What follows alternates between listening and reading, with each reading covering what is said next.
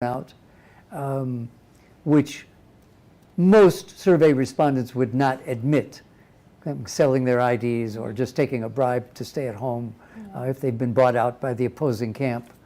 And I think we have to also appreciate that one of the, in many ways positive, but in this case potentially negative aspects of devolution, we used to have only 3 positions being filled with elections, now we have 6. So that means a much more campaign activity on the ground, both to mobilize their would-be supporters to go and vote, but their opponents trying to disincentivize them to vote through whatever means.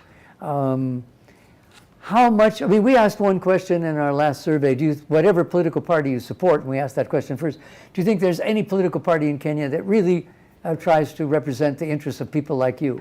And overall, we got only 2/3. So that means 1/3 of the potential electorate right there doesn't think at least the party means that much. Now, I do recall NARC Kenya leader and now deputy presidential candidate Martha Karua saying about a year ago, or maybe a little less distant than that, don't vote for the party, vote for the individual, which seemed to me a bit strange coming from a party leader, but I think it's the reality, as I was again saying last night, that these parties, from at least one election to another, don't have any particular policy, let alone ideological content, because aside from some general ethnic affiliations, they really don't stand for anything different. They're all trying to say, we're going to improve your lives. There's not any, I say, underlying differences. One other thing I would say about turnout, which also could be investigated, and that is, unlike the last couple of elections, at least at the level of the presidential ballot, we had 4 main ethnic groups being represented. On the Jubilee side, Kikuyu and Kalenjin, and on the ODM Cord NASA side, Luo and Kamba. And now we only have 3 ethnic groups being represented because both of the running mates are from one ethnic community. Does that necessarily mean that voter turnout among Kamba, because they don't have a immediate horse in this race, will be lower than it is on the mountain, or at least on the Kikuyu side of the mountain? Again, we have to do some research and find out, first by looking at those numbers. But I think you've raised an important subject about motivation for voting, but I will end by repeating what I said last night. Making a decision not to vote because you don't like the political system, you don't like the way incumbents behave, you don't have trust in the credibility of the process, is not a question of voter education. Yes. Just as I said last night, if I'm a vegetarian and you invite me to dinner and you've only put meat dishes on the table and I refuse to eat, that's not because I don't know about the value of nutrition. Because not choosing to vote is an educated choice in That's itself. right. It is. So let's not blanketly tar these people with the label of being ignorant in terms of voter education until we do the research. Okay. Right, absolutely. Let me weigh in on that. And Smart has asked a beautiful question, but before I get to that, honorable mention to the law enforcement officers who are currently, supporting this particular system. Yes. Of course, they go unforgotten. Even when we were speaking about them, we didn't list them. We just listed the media and Daktari here.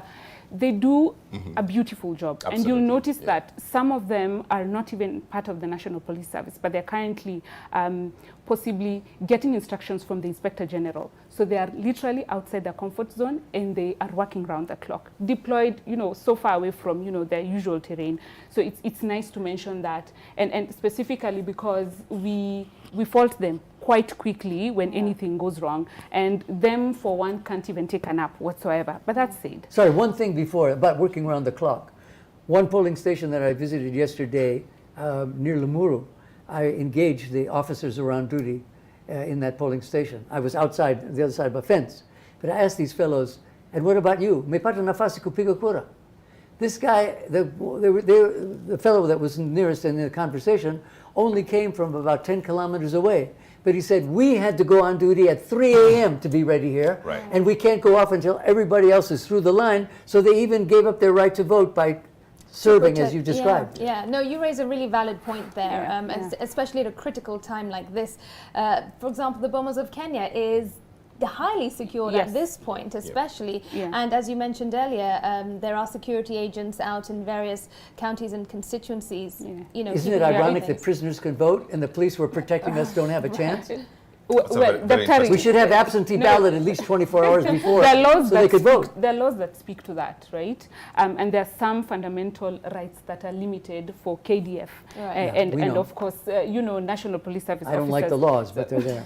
You have to know about them. I've sympathized with them. Certainly, and fine, Article 51. People in prisons can vote. They enjoy the rights, universal suffrage rights, so they can vote. But when you're speaking of people in the National Police Service, the Kenya Defence Forces, their rights to privacy, you know, political rights are quite limited. That's another issue. So I wanted to we have to come to a place where we change how we do things. Laws around We've reached a place in our technological advancements where kids can write a code, where we can vote on an app, and the vote can be secure. And it can be real time. As in, we vote in the morning, and by 5:30, we know who our president-elect is. Everybody in this country knows this, John. Everybody knows it. Everybody knows it. Yes. But how many people are willing to accept it? Let me just give you the background to this. In this election, we have seen a party that had previously gone and argued against use of the physical register at the polling station, going back to court to argue for use of the physical register. We just keep doing that. It's politicians. It's not that there is a lack of trust. No. But I feel it's politicians who look at how do I want to be able to now, play the system. You've hit the nail on the head, because the politics in Kenya has been reduced down to a science. There is a science of how to rig. We know where to find the top-up votes. We know how to top up the votes. We know how to manipulate the system. And that's why I was saying this uploading the Form 34A in almost real time was a stroke of genius, because this is the one place right now we are wondering, okay, now if I say we, now I'm talking as politicians, we're wondering exactly how do we can tamper with the ballot boxes and we can do all this thing, but how do we change that form? And it's already in the public domain. It's become a conundrum. But that's what I'm saying, let's elevate this. Let's take it to a level where we don't even have time to wait. Where, as Michael is saying, send it by the post office. Me, I'm like, scrap the post office. Scrap the papers. Let us go to a place. Up here, let it do the tabulation. This morning I was talking to the BBC, and one of the complaints that they had was persons who are living with disability feel disenfranchised when, if I go and I'm visually impaired, there are almost 5 people who are assisting me to go through this, and this is supposed to be a secret ballot. Yet when you're in other countries out of the country, as a blind person, you can navigate the city, you can travel across the city by yourself, because the society has been rigged in a way that you can operate. Why is it that we throw up barriers for ourselves? So that's what I'm saying. If I go through the wishing tunnel that my brothers are going through and I accelerate, I'm thinking of a place where we will be doing our voting from our phones wherever we will be. You get yourself your ID. Your phone should have a touch ID. Go ahead and touch ID to biometric yourself. We shouldn't even have a voters register. Adult suffrage means as long as you're 18, let's have smart IDs. I mean, the technology exists. We just need the people who will not only think about it, but will implement it. Because where we've reached, we have seen. What we have now is not fit for purpose. Are you prepared for such a day? No, any day. You know, I find our voting system very, very disappointing. For example, you have the kids.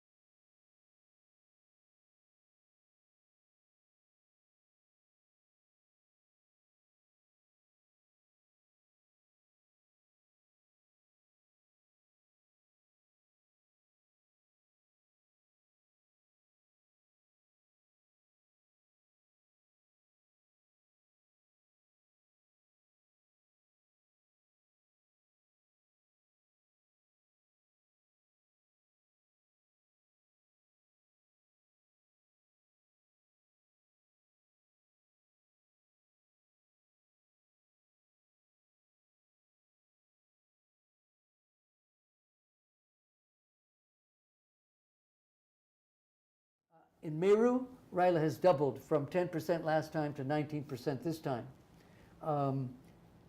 In Nyandarua, from 1% last time to 21% this time. In Nyeri, the same, 1% to 15%. Just a couple of examples where he's come down. He's come down in Mombasa from 69% last time to just 58% this time. 58. And he is also, let's see, was there another example of that? Do you have Nakuru? Yes, in Nakuru he's also gone up, tripled, from 10% last time to 31% this time. I missed some earlier screens, so Right. I wouldn't get them. But we know that the deputy president has made inroads in Western and some other places at the coast Exactly. as So well. Eastern, he's also done very well in Eastern. So if we're to That's check, right. He's made yeah. big gains, and I don't think I have any. Just No, copying them down yes, from we'll the get to screen. screen, but it just shows that even if Raila's numbers last time were, if I remember, about 47%, no, 46. I think Jubilee had 54. According to these interim totals, with about 65% of these polling station 34A forms having been brought together in your totals, still a long way to go. But if Raila is now between 50 and 51%, keeping in mind that last time he was closer to 46%, 46%, yes. we can understand the impact that these gains he's having in these particular counties are making on his total, allowing him now at least, when we're 60, 65% of the way through, to be so much higher than he was last time, about 6% higher. So I was going to ask this just for clarity, because the trend of the numbers has been this. So if we give Deputy President William Ruto sort of the map that Jubilee map had in 2017 and 2013, and then because he was a candidate then allow Raila Odinga to have his numbers from then. The gains that William Ruto has made in areas that were not traditionally Jubilee, which were, say, Western, for instance, and Eastern, Coast and Lower Coast Eastern. and Lower Right. Eastern.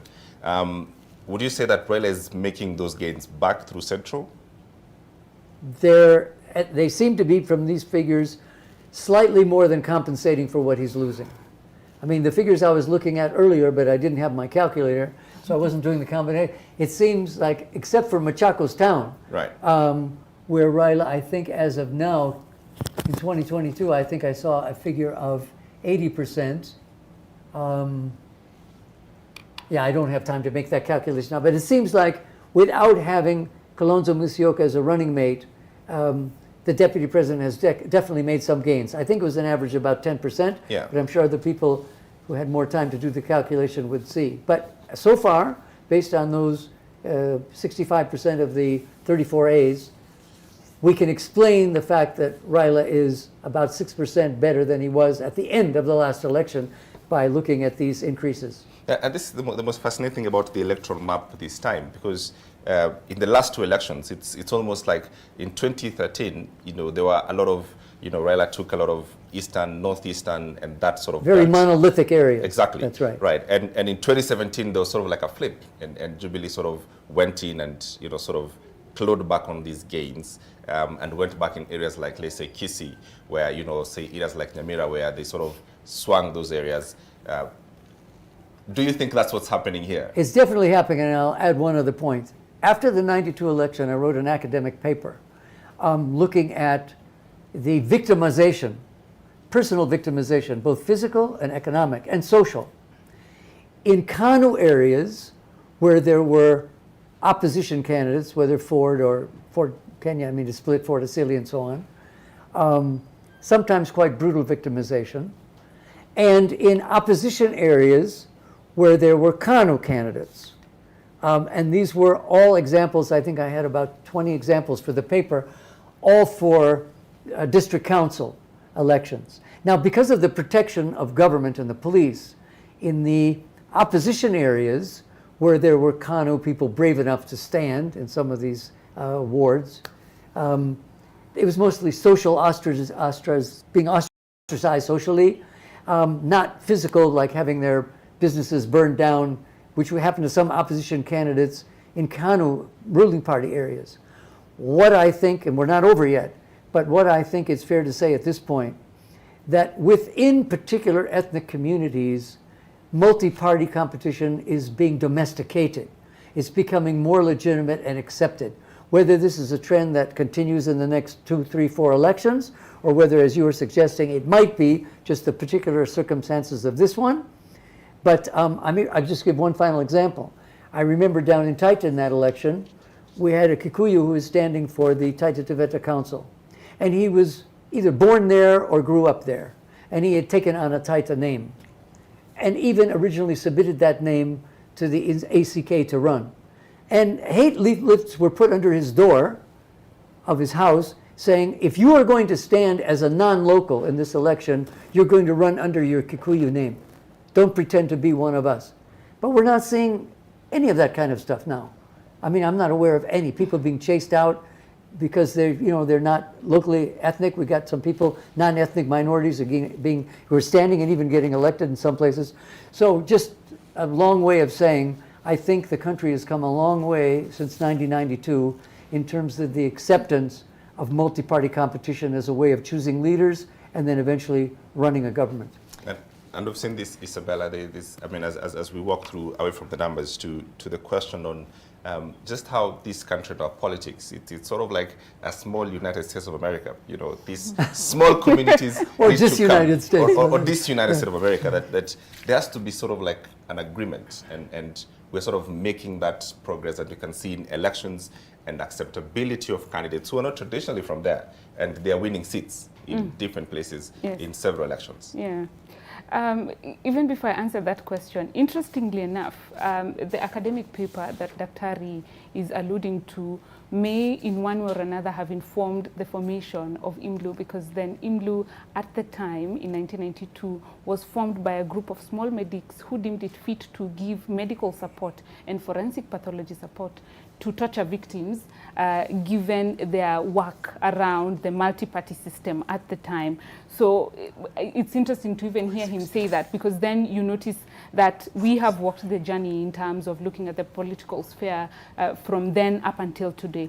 But now, just to answer your question, we are also seeing an advent of a space where you could do whatever it is that you want to do wherever you are, as long as the people have trust in you. And I'm thinking that with or without knowing, there's an appreciation of Chapter 6 of the Constitution, that you just have integrity and you're going to serve, and you're verified or by the IBC or the Commission, and you would be whoever you are, and you are in a different region and you'll get the votes.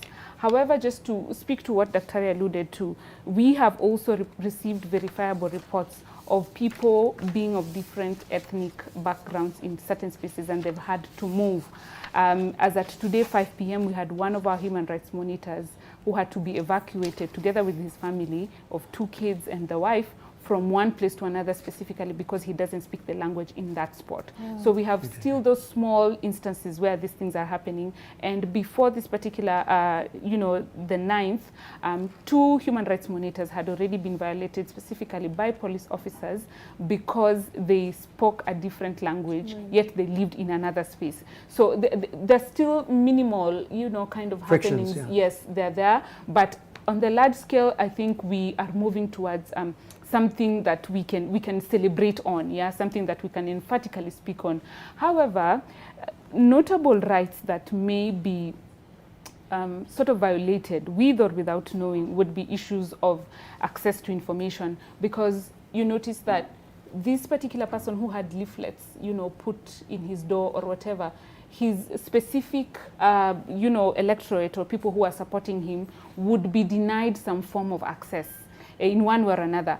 And before these particular elections, we received reports where there are people who would go to a police station and not be given OB numbers or P3s because they were openly vocal about a certain person. So maybe after we are done with these elections, those are some of the things we'd also like to document in our final report, highlighting the beauty of having this particular transition, but noting the small challenges that we still have currently.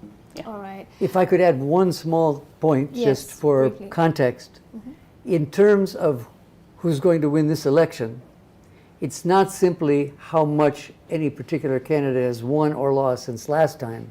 It's also, as we were discussing yesterday, what's the turnout behind those percentages? Absolutely. Because, of course, we could have seen so much support in the campaigns and from the polls as well, but then on the actual day, not as many people Definitely could have lower turned than out. last time. Yeah, all right. We've got to close this block. Isabella and Tom, thanks so much for being with us tonight on Decision 2020. That's Isabella Obara, human rights lawyer with IMLU, and also Tom Wolf. He is a research analyst with TIFA. But before we say good night and our colleagues come and say good morning, let's take you to Homa Bay now and get a sense of what's happening there from NTV's Brian Obuya. It is an anxious moment here in Homa Bay as residents wait for the big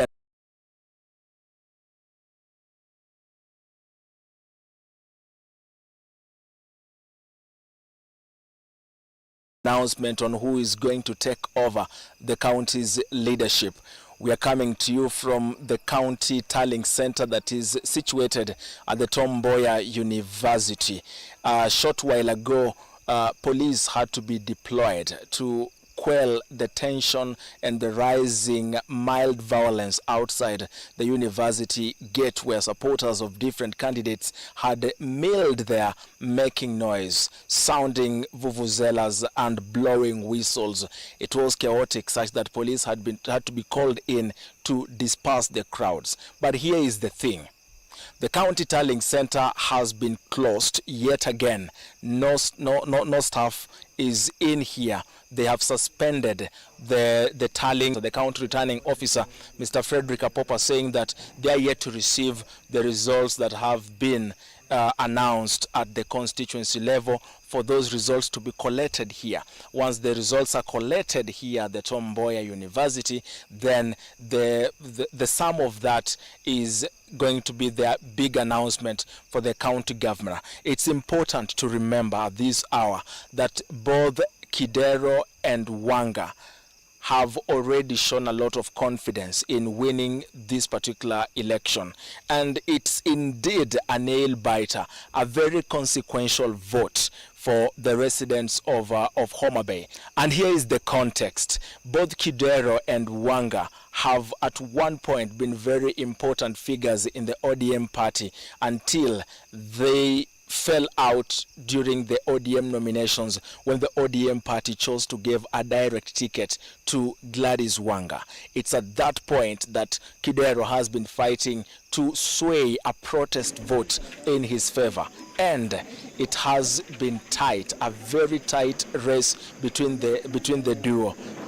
While the County Tallying Center is yet to receive results from the constituency level, we have been traversing quite a couple of those constituencies, which include Karachonyo, Suba North, Suba South, Kasipul, Kabondo, Kasipul, Ndhiwa, and we've been able to get results from two of them, given the distance between them again, and the results were being announced at different times.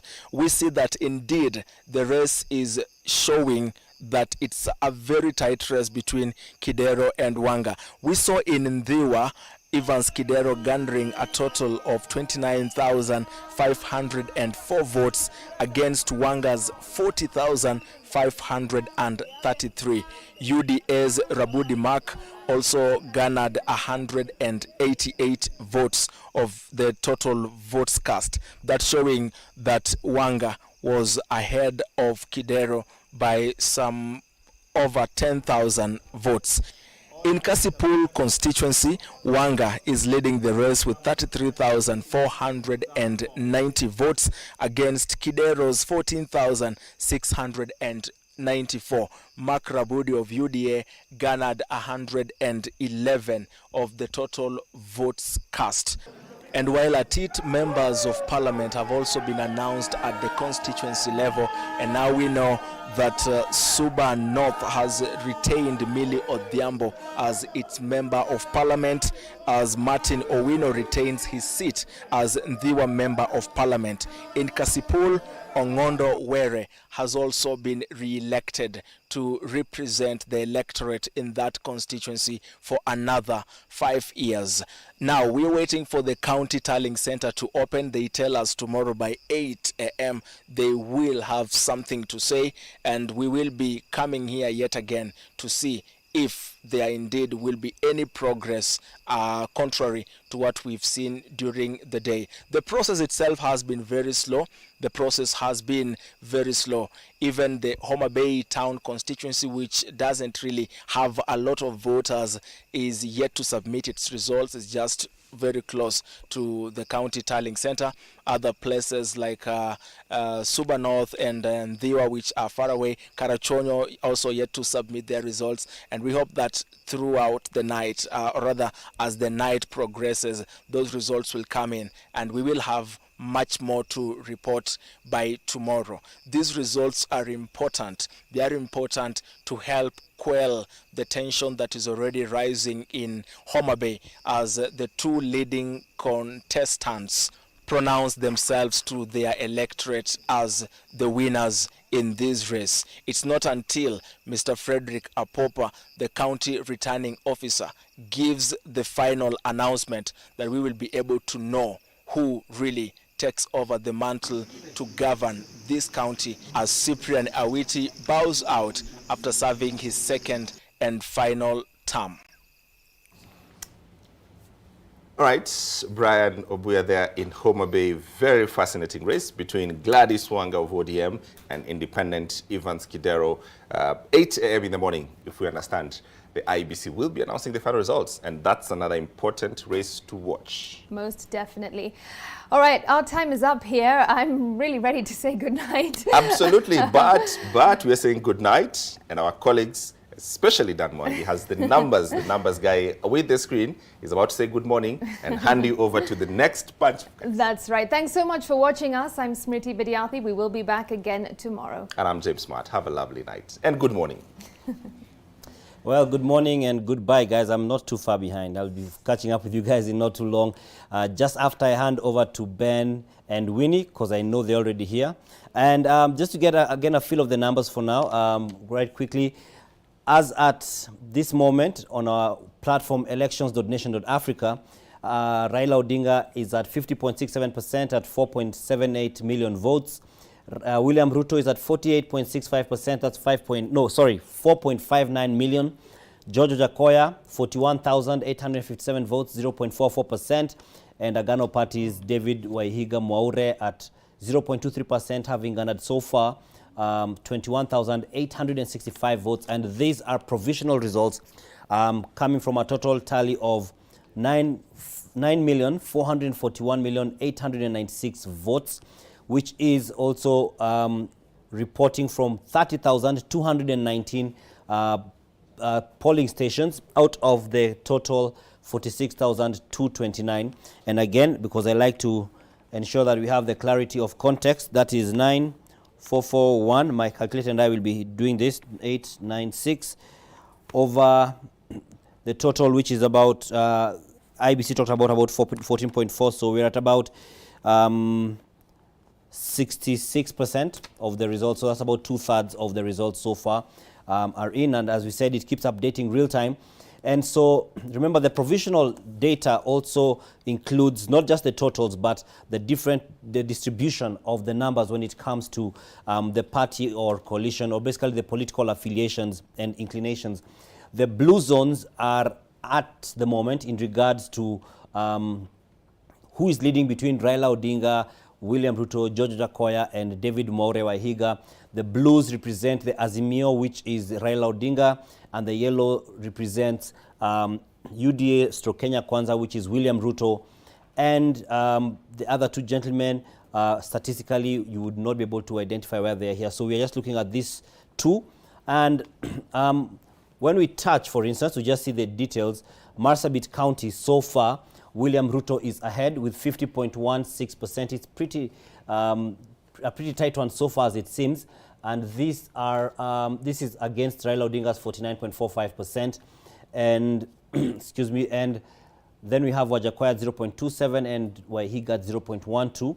And something that we'll be keen to notice now, to look at one of the things that many are looking at to see, to get an idea of the context of the performance by some of these presidential candidates is, for instance, what did Raila Odinga get in the different counties in central Kenya compared to what he's getting now? What were some of the big areas for Jubilee? That is because Jubilee, which is what William Ruto was part of in regards to the presidency ticket, what he got. And so we are going to look at the comparison. Remember, or not, let me not say remember, that's assuming that you already knew. Just for to bring this up is that we can look at the data from 2013, 2017 as well. So let's sample some of these, and as you can see, we'll look at, that is Isiolo County. No, let me actually look for one of the Mount Kenya counties. Tharaka Nithi County. Tharaka Nithi had been known to be the game changer a number of years back. So far, in Tharaka Nithi County, William Ruto is at 89.9%. Raila Odinga is at 9.22%, okay? That's the current provisional result. So let's look at how it was in 2017. Let's look at 2017. That's Tharaka Nithi. Uhuru Kenyatta 93%, Raila Odinga had 5.93%. So we see he's still, as much as Raila right now is far below what William Ruto has, but comparative to the last election, he has had a bit of a rise because we saw he's at about 7%. We could still sample another county from 2017 before we go to 2022. Kirinyaga County, for instance, Uhuru Kenyatta had 98.61, or the Jubilee, the Jubilee team had 98%. Raila Odinga had 1%. He had 1.03%. Let's see Kirinyaga County. Let's see how the numbers are looking currently with the provisional results. I'm really hoping I get the right county there. Yes, Kirinyaga County. William Ruto is at 84.87%. Raila Odinga is at 14.32%, showing that comparative to last time, Raila Odinga has gotten more votes in an area that has not been deemed to be his stronghold. And so these are some interesting nuggets of data to look at. Let's look at if there's any kind of change for the then Jubilee candidate or running mate, and today in what is perceived to be Raila Odinga's stronghold. So when we look at Homa Bay County, for instance, Raila Odinga currently has 98.9%, and William Ruto is at 0.87%. As far as the current results that have been keyed involved. So William Ruto is at 0.87%. That is the current provisional. And so we check Homa Bay in 2017. Is that Homa Bay? Yes, Homa Bay County. And Raila Odinga 99%, Uhuru Kenyatta 0.49%. So the gain for William Ruto is not as huge if you are to just get a sense of it from what he and Uhuru Kenyatta got in the last election. So there's a lot of interesting data to just help get context. Tom Wolf was here earlier on, raises a point that we're discussing earlier on, that it's interesting to see whether the areas that, for instance, William Ruto has eaten into what was Raila Odinga's share of voting block or a preferred candidate area, whether what Raila has lost there has been made up for and possibly superseded or exceeded in the areas that were not his strongholds, be it the mountain region, etc. Then we also look at the areas that were strong points for the Jubilee candidature, which is William Ruto and Uhuru Kenyatta in 2017, whether then whatever William Ruto may have lost from there is being made up for in the areas that Raila Odinga is picking up. And so as more data comes in, it becomes much easier for us to get that kind of interesting data, as we get to also see things like what the voter turnout was in the different parts. So there's a lot to look at, and I don't want to finish the meal for my colleagues. So as Ben and Winnie come, guys, don't worry, there's a whole Kenya to deal with. I've just touched, I think, 3 or so counties. You have the whole of Kenya to deal with. You have the whole night as the rest of us sleep, hopefully. So again, let me not leave it on 2017, lest we look like we are. There we go. So 2022, as I leave studio, the current figures are 9.5 million total votes cast that have been keyed into the system. 4.8 million Raila Odinga, that's 50.71%. 4.6 million William Ruto, that's 48.62%. 42,149 for George Ojakoya, 0.44%. And we have 22,000 votes at 0.23% for David Waihiga Mwaure of the Agano Party. And earlier on, he spoke with our team at the Bomas of Kenya, where he said for him, he considers it a win. He said it's not a time for him to have the conversation about conceding. But he says that for him, he did not campaign for long. He's campaigned for a very short time. His budget has been just over 1 million shillings, yet his competitors have used billions of shillings and have been doing it for years. And so for him to even get more than 10,000 votes is quite a big deal. So that's what he said. And as I close, just to remind you and to reiterate the point about why you will see different figures on our platforms against those of other media houses or other institutions, for instance, but especially media houses, because those are the ones that have been seen very publicly. IBC is having its agents and its officials uploading the Forms 34A on their portal, and their portal is available for all. Even you can go to their portal and get the forms, and so this is the part of the portal that talks about how many of those forms have been submitted. Now, when you go to that portal, you can begin downloading those images of the Forms 34A. Then from there, you key in the data into your system. Now, there's no definite formula of saying take this form first, then this one second. It depends on how you just pick them. So, and we are picking them randomly, and that's why you'll find some people may have started with, let's say hypothetically, Media House A begins by picking them alphabetically. So they begin with, is it Bomet alphabetically? Should be Baringo County, for instance. Some other media house may choose to start taking from County 001, which is Mombasa. So you find the numbers will not throughout the process be the same, but ultimately once you get to the complete 47 counties, you should have the same figure for all media houses, for the observers as well, and for the campaign teams, that's the political parties, the different outfits, as well as the observers and everyone else, and the IEBC. So that is, just the gist of why these numbers are different. So some people may choose to have started to pick their forms in an alphabetic order. Some may have chosen to pick their forms based on different criteria. But here we are doing it on a random, in terms of random sampling. So it's not a definite formula we're using, saying we're using first the counties that are strongholds of person A, B, C, D, or otherwise. No, it's random sampling. So that's why you find the numbers will keep changing. At a point, we've been having William Ruto leading on our numbers for a significant part of the day. Last night, Raila Odinga was leading most of it. Now, not too long ago, Raila Odinga is in the lead. So just to reiterate that this may keep changing. So far, based on the numbers that we have, based on this, we have already done about 67% of the total. So we wait to see as now the numbers start closing in and wait and see how it goes. That's it from me. That's your lesson for today. That's my class. The bell has rung. It's time for me to invite Ben and Winnie Lubembe to come. No, Ben Kitili and Winnie Lubembe to come and take over for the next number of hours as the rest of us take off. My name is Dan Mwangi. Have yourselves a great morning into tomorrow. It's already tomorrow. Today is tomorrow. Have yourselves a good night.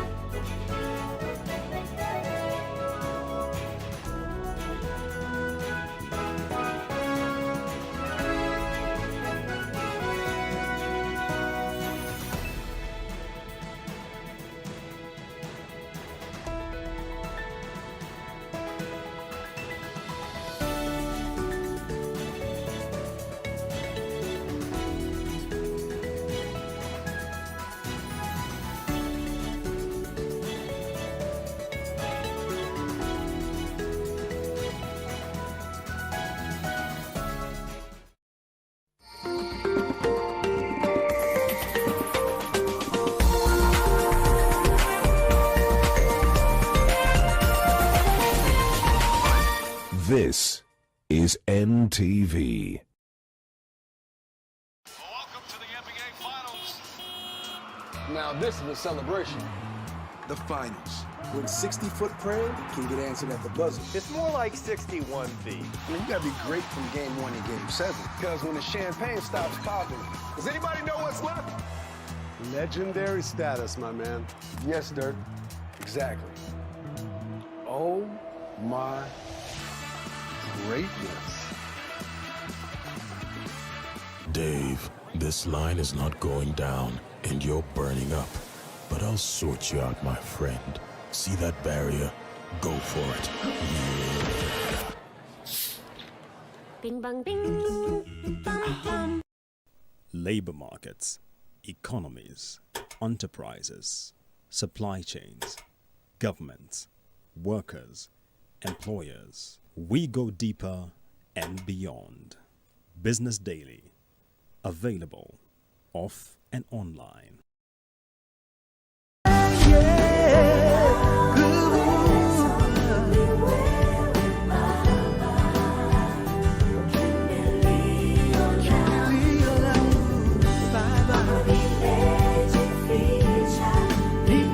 Hamjambo wa Kenya, mimi ni Eric Smith, na kupata wimbo huu kama sikiza tune yako, bonyeza *811 *851 hash. Sikiza na Nation, supporting local talents. Everybody feel it, come around, we grind, we grind. Everybody feel it, come around, we grind, we grind. Everybody feel it, come around, we grind, we grind. Everybody, everybody, everybody, everybody. Oh yeah! Everybody in the front, front, front.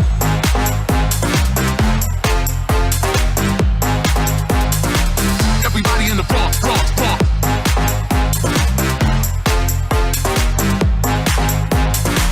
Everybody in the front, front, front.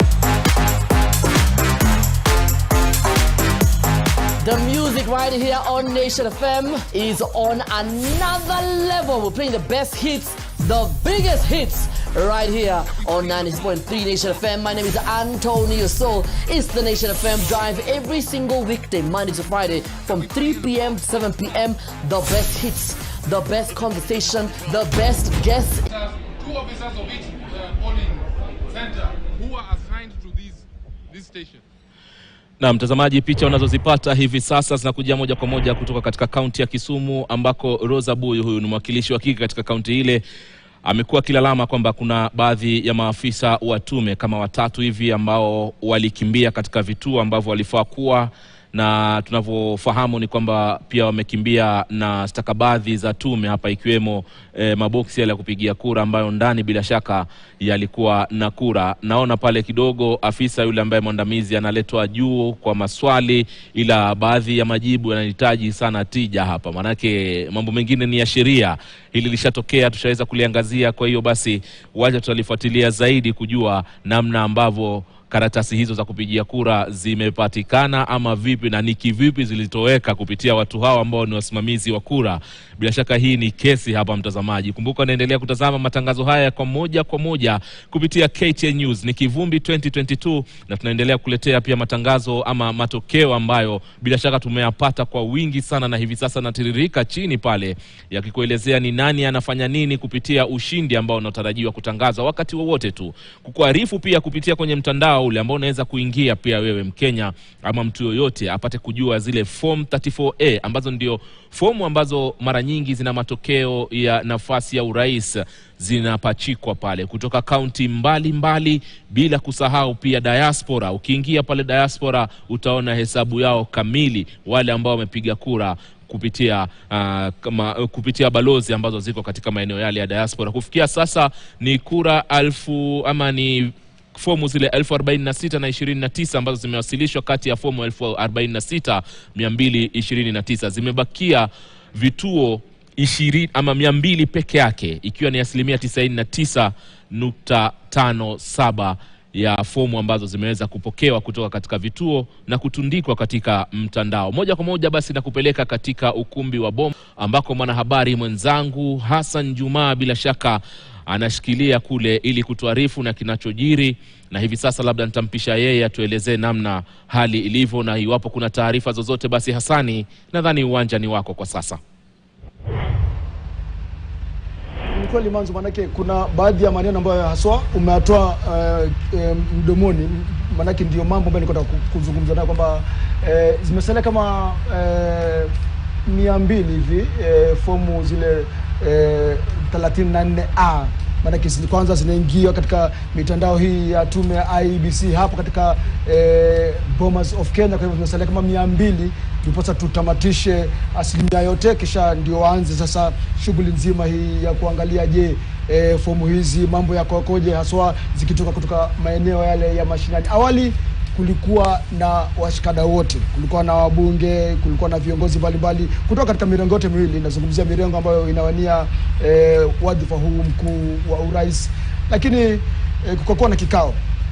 Wanahabari tukaa pale kitako tuasubiri tume hii ya IEBC kuzungumza nasi.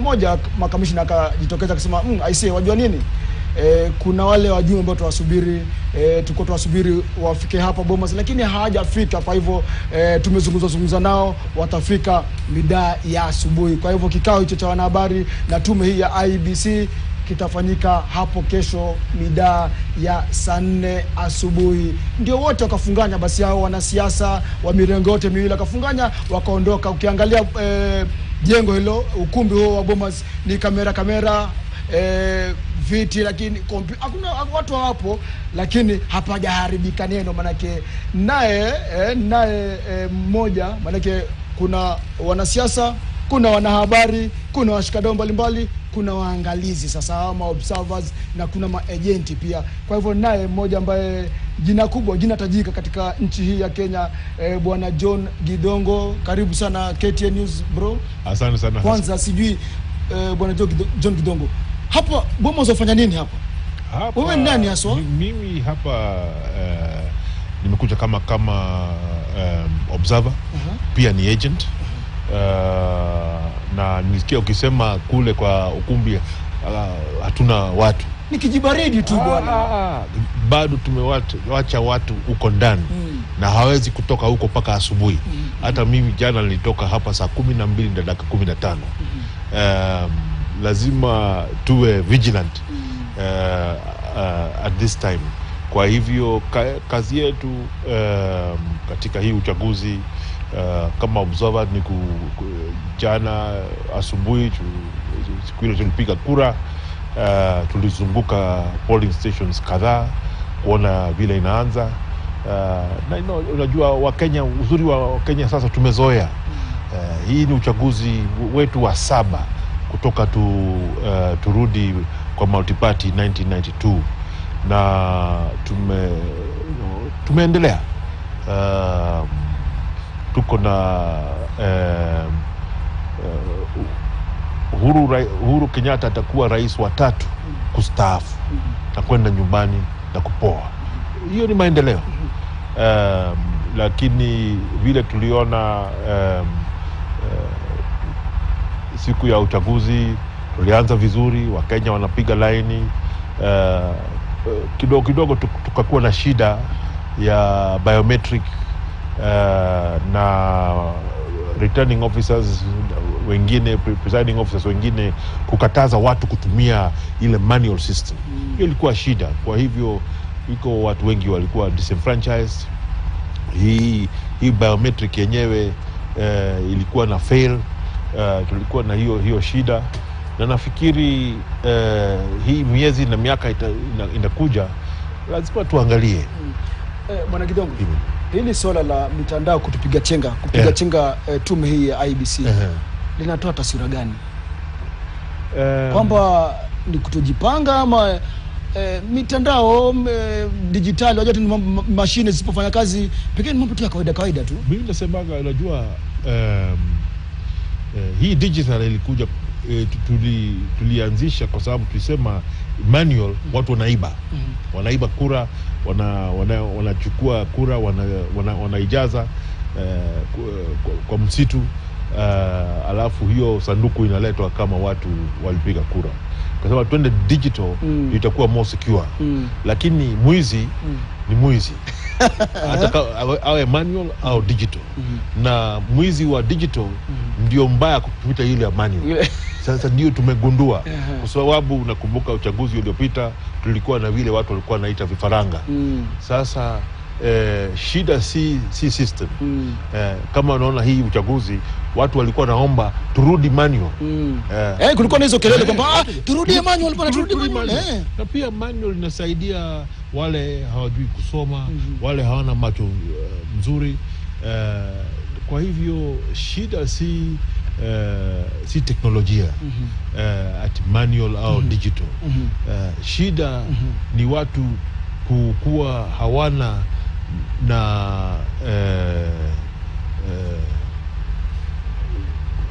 they have no faith in the institution and in the system. There's no trust.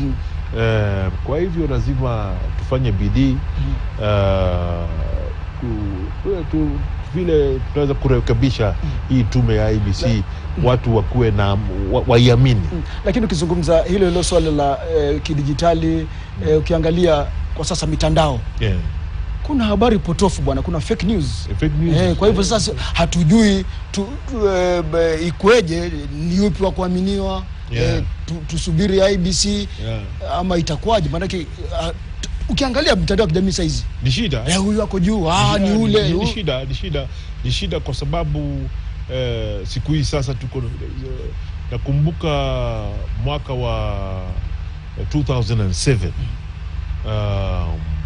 hii fake news ilikuja na SMS. Kutoka 2013 sasa ikaingia ma Facebook na Twitter na WhatsApp. Mwaka huu Twitter imejaa na hii fake news. Kwa hivyo mimi saile naongea na watu nasema angalia hiyo Twitter, kwa sababu saa nyingine iko mtu anasema kitu cha maana, lakini lazima tugoje watu kama nyinyi, vyombo vya habari KTN na wale wengine Citizen Nation, kwa sababu nyinyi mko na pia mko na watu wamezunguka nchi, mnatuletea habari, you are professionals. Ya pili tuko na IEBC yenyewe, constitutionally sisi ndio tunawalipa wafanye hii kazi. So tuko na hao pia, tuko na ma observers na ma agents. Ndio nyinyi sasa. Ndio sisi. Bwana Gidong, pia ukiangalia katika huu uchaguzi wa mwaka huu, wakuta kwamba tume hii ya IEBC imeruhusu, ni kama nafikiri watu wengi sana, washikadau wengi kuingia katika mitandao yao. Wanahabari ndio ona matukio na KTN bana ni hapa, wale wengine ni hapa, wengine ni hapa. Sijui kwa mtazamo wako ilikuwa ni sawa pengine kwa IEBC, pengine tume ya IEBC kuruhusu? Nafikiri ilikuwa sawa. Nikwambie kwa sababu saa nyingine watu wako na ukiwauliza watoe habari tu kutoka IEBC, wanasema hatujui hawa watu, hatuamini hii, kwa sababu tumekuwa na shida miaka iliyopita mpaka tulipigana vita 2007-2008. Kwa hivyo tukalilia, na hata shirika yangu na pamoja na Kenya Human Rights Commission tukaenda kotini kuwauliza tu guarantee vyombo vya habari wapatiwe information instantaneously pamoja na watu wale wengine, kwa sababu mkiwa KTN, mkiwa Citizen, mkiwa Nation, hata nyinyi mko na watu mnafanya tallying, tunaweza compare na wananchi wako na faith kidogo na nyinyi. Shida ile na si shida, tusema KTN inaanza kuhesabu Mombasa 001, alafu Citizen inaanza 0047 Nairobi, alafu Nation inaanza another county 0033. Results hazitashikana mpaka karibu mwisho. Ndio naona results zile ziko kwa vyombo vya habari tofauti, inaonekana kama tofauti, lakini kama unaangalia leo jioni zimeanza kushikana kidogo. Lakini saa 4 za asubuhi leo zilikuwa tofauti sana, lakini si shida. Bwana Gidongo, kama waangalizi mmetembea hapa na pale, mmepiga lundi maeneo mashinani huko, hadi sasa umeridhishwa na shughuli hii nzima ya uchaguzi? Ama kuna mambo yote pengine ambayo unahisi kwamba haya bana hayakuenda kulingana na vile tulikuwa tunatarajia? Kitu moja kimenitia hofu kidogo na lazima tuishughulikie. Vijana hawakujitokeza. Kule nilienda kuobserve kwa laini, hii ni mwaka wa kwanza kutoka 1992 mimi sikuona vijana katika wale wa kutoka miaka ya tuseme 18 years old tuseme mpaka 30 walikuwa wachache. Wazee ndio wazungu wanasema vote apathy. Mbona kumekuwa na vote apathy? Kulikuwa na apathy kubwa. Kwa nini sasa? Apathy pengine ukiulizwa, tukifanya observation tunasema hii hatukuwa na ideas za kuchangamsha vijana na pengine wamechoka.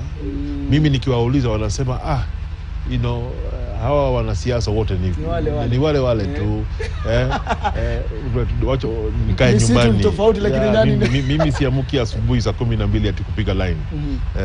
Bwana Gidongo, Kenya is an African giant. Yes. From this region. Yes. Na wanasema hii Kenya hii ikishikwa na homa, huu ukanda wote wa Afrika huu utakuwa na homa. Sijui mchakato huu mzima wa uchaguzi tumejifunza nini, ama ukanda huu wa Afrika wajifunze nini kutoka katika uchaguzi huu wa Kenya? Ya kwanza ni kila miaka 5 tuko na uchaguzi. Kutakuwa na ugomvi, iko wale wataenda kotini, ni kawaida, lakini ni vizuri Kenya kila miaka 5 tunafanya uchaguzi na watu hawajui ni nani atashinda. Tuko na nchi zingine zinatuzunguka, warafiki yetu, wa ndugu zetu, wanajua wanajua mapema uchaguzi. Tunaambiwa itakuwa mwaka huu unakuja March, lakini wanajua leo nani atashinda. Tuseme hapa hatujui. Kwa hivyo hiyo ni demokrasia. You should not know, you should not know in advance. Ya pili, ni mwaka huu na tuseme kutoka 2013 2017 wanawake wale wamesimama kwa vyo governor, MP, MCA, women's rep, inaendelea kupanda. Positive sana. Positive sana. Sifikiri tutaona siku ingine hapa Kenya tutakuwa na mtu anasema mimi nasimama rais na hana running mate. Kama yeye ni mwanaume, running mate ni mwanamke. Kama presidential candidate mwanamke, running mate mwanaume. Hiyo that's a major step for us as a country. Ya tatu, mpaka sasa hii imekuwa uchaguzi ya amani. Na mimi niliona, unajua tumezoea hapa Nairobi, unajua hii magari inauzwa by the side of the road, magari kubwa iko showrooms zinakuwa kwa barabarani. Watu wanaondoa hiyo magari, si ndio? Wanaficha. A week before the elections hizo gari zinawekwa kwa warehouse, wanagojea matokeo, wanaangalia, alafu wanarudisha magari. Mwaka huu watu hawakuficha magari. Kenya tunazoea na demokrasia haingii mara moja katika vile watu wanafikiria, vile wanaishi pamoja, na ni vizuri watu hiyo atmosphere ya amani na utulivu ni kama tunayozoea. Tunaomba siku itakuja tunakuwa na uchaguzi, mtu anapiga kura asubuhi, anaendelea na kazi, unangojea kusikia nani ameteuliwa kuwa rais, na kuna shida kubwa. Lakini tunaendelea kama tunapanda gazi pole pole, one step at a time. Asante. Naam, demokrasia hiyo ya Kenya, Bwana John Gidongo anasema kwamba kidemokrasia Kenya inazidi kupaa, inazidi kuwa sana ikilinganishwa na nchi za ukanda huu wa Afrika Mashariki. Ali Manzi, utazidi kukita kambi hapa maeneo haya ya Bomas, manake hapo kesho ndio shughuli yenyewe pevu itakuwa inajulikana, manake hizo fomu ambazo kila saa ukisema form 34A, 34B, 34C zitakuwa sasa zimefika hapa katika jengo hili la Bomas. Manzu. Asante sana Hassan Juma, huyo akiwa katika ukumbi wa Bomas. Asante Hassan kwa kutuletea pia mgeni huyo mmoja wa waangalizi ambaye ni mwangalizi tajika hapa nchini Kenya kwa sababu ya mchango wake ambao aliofanya katika masuala ya vita dhidi ya ufisadi. John huyo ambaye alikuwa akizungumza naye Hassan Juma. Kukuarifu tu mtazamaji ni kwamba vituo ambavyo vimesalia kupeana zile karatasi za form 34A, yani fomu ile 34A, hivi sasa zimebaki karatasi 192 baada ya kadhaa kupeana kama 8 hivi, na hivi sasa ni 99.58% ya karatasi hizo ambazo zimepokezwa na pia kuthibitishwa na tume ya IEBC. Kumbuka matokeo hayo pia tunayachukua upande wetu, na baada ya kuyathibitisha kuwa yanalingana na matokeo ambayo yametumiwa kwa tume ya IEBC, basi huwa pia tunakuwekea pale katika nafasi ambayo unaiona hapo chini ili uweze kufuatilia kile ambacho kinachoendelea. Naweza pia hivi sasa kumpisha mwanahabari mwenzangu Purity ambaye yuko katika studio ya pili pia atuelezee takwimu ambazo zimeendelea kuingia hivi sasa, na vile vile kando na kutuelezea takwimu pia, maana kuna matokeo mapya haya ambayo yamepeanwa hivi sasa, na nina uhakika baadhi yashawekwa katika mtandao wetu pale, ambao kuna wenzetu ambao wanapokea matokeo hayo na kuyahakiki na vile vile kuyarusha upande wa pili tayari kuingia kwenye nafasi hiyo ambayo tumekuwekea hapo ya matokeo kamili ya wawaniaji wa urais peke yake. Lakini kwa mengi zaidi nadhani sijui kama Purity amefika. Naam, naambiwa Purity hajafika, lakini wacha tuende katika eneo la Canada kule ambako Amin Mwidao pia tuko naye atueleze zaidi kuhusiana na matokeo, namna ambavyo yanatiririka. Ni ushirikiano gani ambao uliopo kati ya taasisi ambazo zinazosimamia uchaguzi sehemu ulipo na vyombo vya habari ambavyo mara nyingi vinahusishwa kwa karibu kuhakikisha kwamba matokeo yanafika kwa wakati kwa wale ambao wanaofuatilia taarifa kama zile? Amin.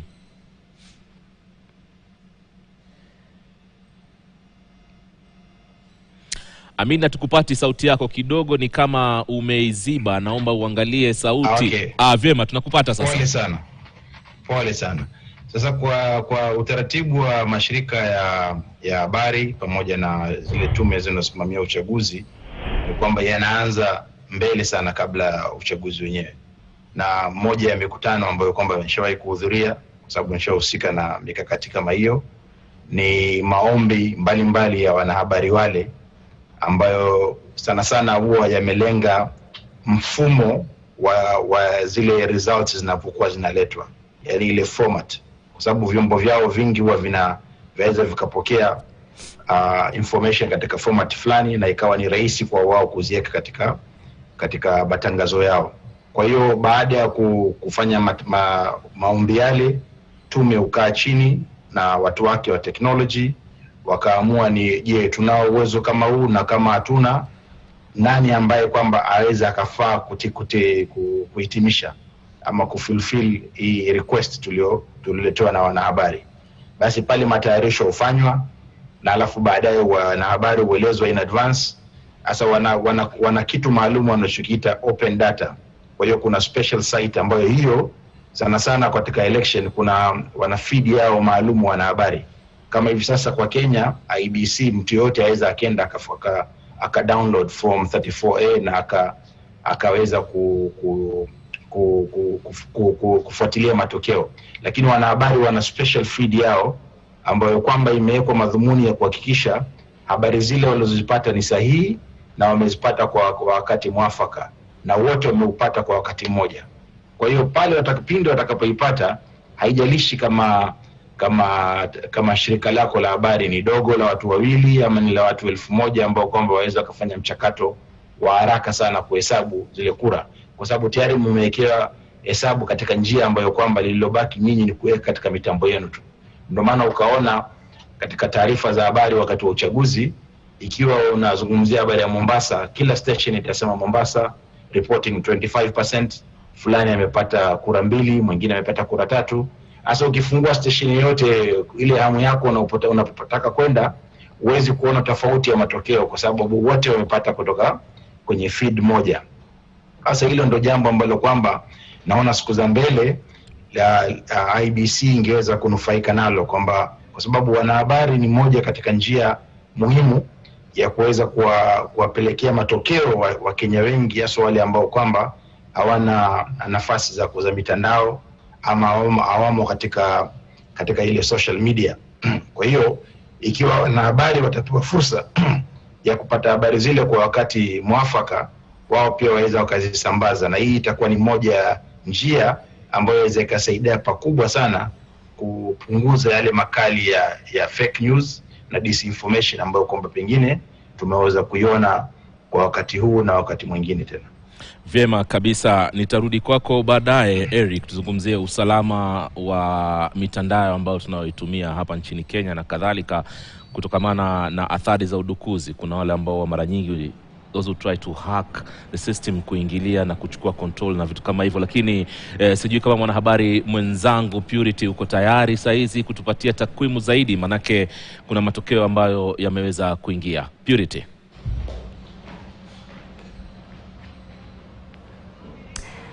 Asante sana Ali Mansu. Of course, the map keeps updating, and the last time we updated it was at 9,030,621 votes. But let's update right now and see whether that has changed. Yes, of course, it has, Mansu, 9,000, and right now we have over 300,000 more, and DP William Ruto, from what we have, is currently leading with 4.6 million votes. That's 4,664,669. That's 49.74% of the total votes, which are 9 million, and Raila Odinga coming in very closely with 4.6 million. That is 4,653,101. Also in the race we have Professor Wajakoya, who has 38,324 votes. And lastly, it's Waihiga Mwaure of Agano Party, and he has 21,711 votes. So that's how the map looks like at this hour. Over 9,377,805 votes that we have been able, with the help of our team, of course, to tally thus far. Remember, IBC says that over 14 million Kenyans votes. Of course, Kenyans were able to cast their votes by on Tuesday, and therefore we expect, of course, this number to pass the 10 million mark before we are already morning, but before dawn. So let's see which counties which counties are blue and which counties are yellow. Remember, blue here represents Azimio's Raila Odinga, while yellow it's UDA's Deputy President Dr. William Ruto. As we speak, IBC has reported 99.60% of the forms 34A, and this represents 46,042 out of 46,229. So we have less than 200 forms that have not been sent to the portal yet. So far, of course, there are counties that have been, since yesterday, have been yellow, and there are those counties that have been blue. For instance, Turkana County has been blue since yesterday. So let's see, especially from IBC, which counties have submitted the 100% of their forms 34A. Let's begin with Bomet County. Bomet County has already submitted 100%, 855 out of 855. Therefore, let's have a look at Bomet County. Here it is. Bomet County currently it's yellow, but this is what we have been able, all the constituencies, actually we already have all the forms in the portal. So we have 1, 2, 3, 4, 5, the 5 constituencies. Out of the 5 constituencies, 4 of them are yellow, and that is Sotik, Bomet Central, Chepalungu, and Bomet East. And then we have Konoin, that is blue. Therefore, DP William Ruto is leading, and that's why you're seeing that Bomet County is yellow, but it doesn't mean that Raila Odinga doesn't have votes in this particular county, but majority of the votes in Bomet County belong to DP William Ruto, and Bomet County has been able to send all the forms to the IEBC portal. 855 out of 855, that's 100% of all the forms are in, so we do not expect more votes from Bomet County. And then we also have Baringo County. It's also one of the counties where DP Ruto enjoys a lot of support. Let's see what is going on in this particular county. So these are some of the counties that are currently yellow, where DP Ruto is leading, but of key interest are those counties which have already submitted 100% forms 34A. So let's have a look at another county that is Elgeyo Marakwet County, 100% forms already submitted. We also have Kakamega County. Kakamega County, 99%. Let me have a look at the counties that have submitted 100% of their forms. Busia County has also submitted. Here it is. Busia County is currently blue. There we go. We only have, out of these constituencies, the majority of the constituencies in Busia County have submitted, and we have the votes, tallied the votes in majority of these constituencies. Remember, we are tallying these votes, but Busia County has confirmed 100% submission of the forms 34A. Therefore, from the constituencies that we have been able to tally, Nambale, Matayos, Funyula, Butula, Budalangi, all of them are blue. They have voted. The voters here have voted in favor of Azimio's Raila Odinga. We are yet to tally the votes from Teso South and Teso North, but we can have a look at how these constituencies looked like in 2017. In 2017, Busia County was all blue. Therefore, are we expecting then the two of them that are yet, we are yet to tally votes, Teso South and Teso North, to turn blue again? That's something that is ongoing. But also in 2013, it was again all orange, and orange was in favor of Raila Odinga, Odinga's party, Orange Democratic Movement. Therefore, Busia County has turned blue, but we have not counted all the votes in all the constituencies in Busia County. Let's go back to our map and see some of other counties that have been able to submit all the forms 34A. Another county that has submitted the form, let's have a look at Kilifi County. Kilifi County has submitted all the forms, and they had 1,300 out of 1,300. So Kilifi County currently is blue. Let's see how many constituencies we've been able to. We have Ganze, Kaloleni, and we also have Kilifi South and Rabai. But we can predict and see what happened in 2017. Did we have Magarini? Because the larger Magarini, we are yet to tally votes in Magarini and Malindi. Malindi, that's where the current MP of Malindi, Aisha Jumwa, comes from. She's also contesting in the race for the governor's seat. Therefore, let's see how Kilifi County looked like in 2017. It was all blue, and blue here representing NASA, which was led by Raila Odinga. In 2013, let's see how Kilifi County was. Again, it was orange. That's how Kilifi County looked like. But we have dynamics in this particular county. We have another party in Kilifi County, the Power Party, which is led by which is led by the governor right there, and also we have Aisha Juma. Remember, in 2013 and 17, she was in support of Raila Odinga, but right now she's in UDA. So let's see whether this race is going to change. We have not tallied votes from these constituencies: Magarini, Malindi, Kilifi North, and part of Kilifi South. So that's another county that has been able to submit all the forms 34A to the IEBC. Then the neighboring, we also have Mombasa County. Remember, the governor's contest in Mombasa County was postponed, and the elections, the by-elections, will be on the 23rd of August. So let's see how Mombasa County looks like. All right, Mombasa County, let's see whether it's been able to submit all the forms to the IEBC. Mombasa County, yes, it has 100% forms 34A. So what we have here on our screen, all the constituencies in Mombasa County, Kisauni, Nyali, Mvita, Likoni, Changamwe, and Jomvu, they are all blue, and therefore, again, not all the votes in this particular county have been tallied, but majority of the votes that we have been able to tally here belong to Azimio's Raila Odinga. That's Mombasa County. And again, we can have a look at how Mombasa County looked like, and this is the coast region especially. Let's go back and see how Mombasa County looked like in 2013 and 2017. Okay, let's see. 2017, Mombasa County, there you go, it was still blue, and this was NASA. This time it was representing NASA, so Raila Odinga was taking lead in Mombasa County.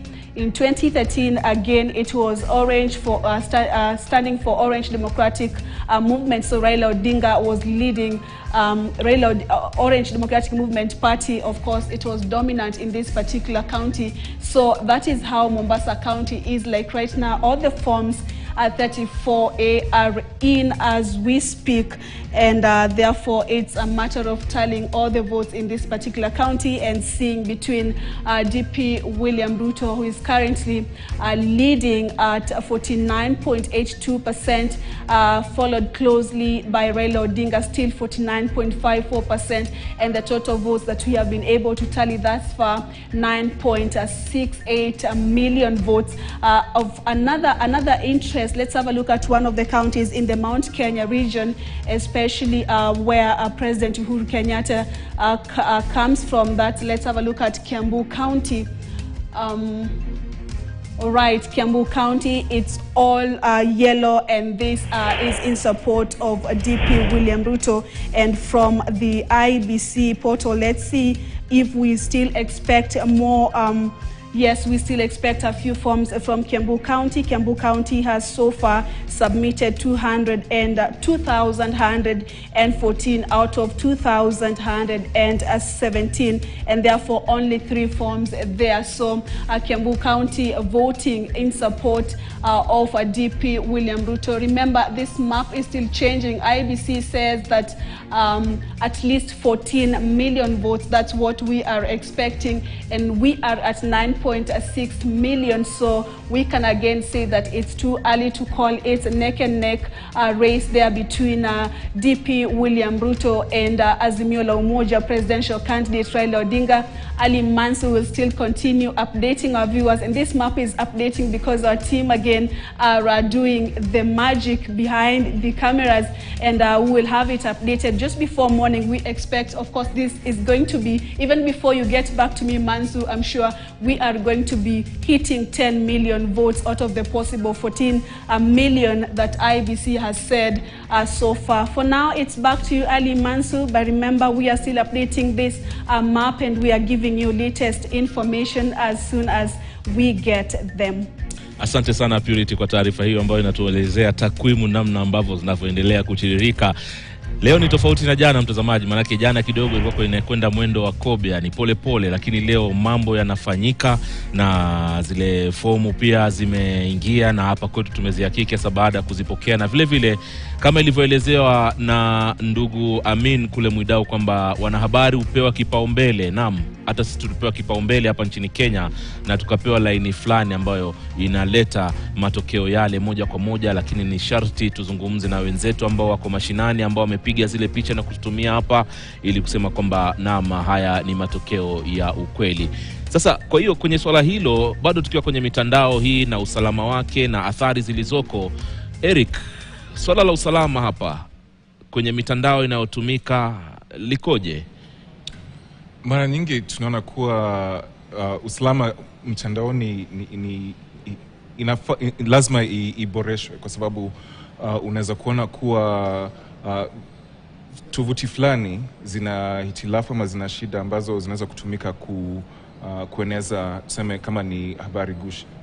Alafu mara nyingi tunaona kuwa kama yule ambaye ako kwa kampuni fulani anajaribu kuzingatia masuala ya usalama ama cyber security, hajui jinsi kazi inavyofaa kufanywa, kwa sababu mara nyingi unakuta kuwa wale watu ambao wanajaribu kupenya ama kuhack. Ndio.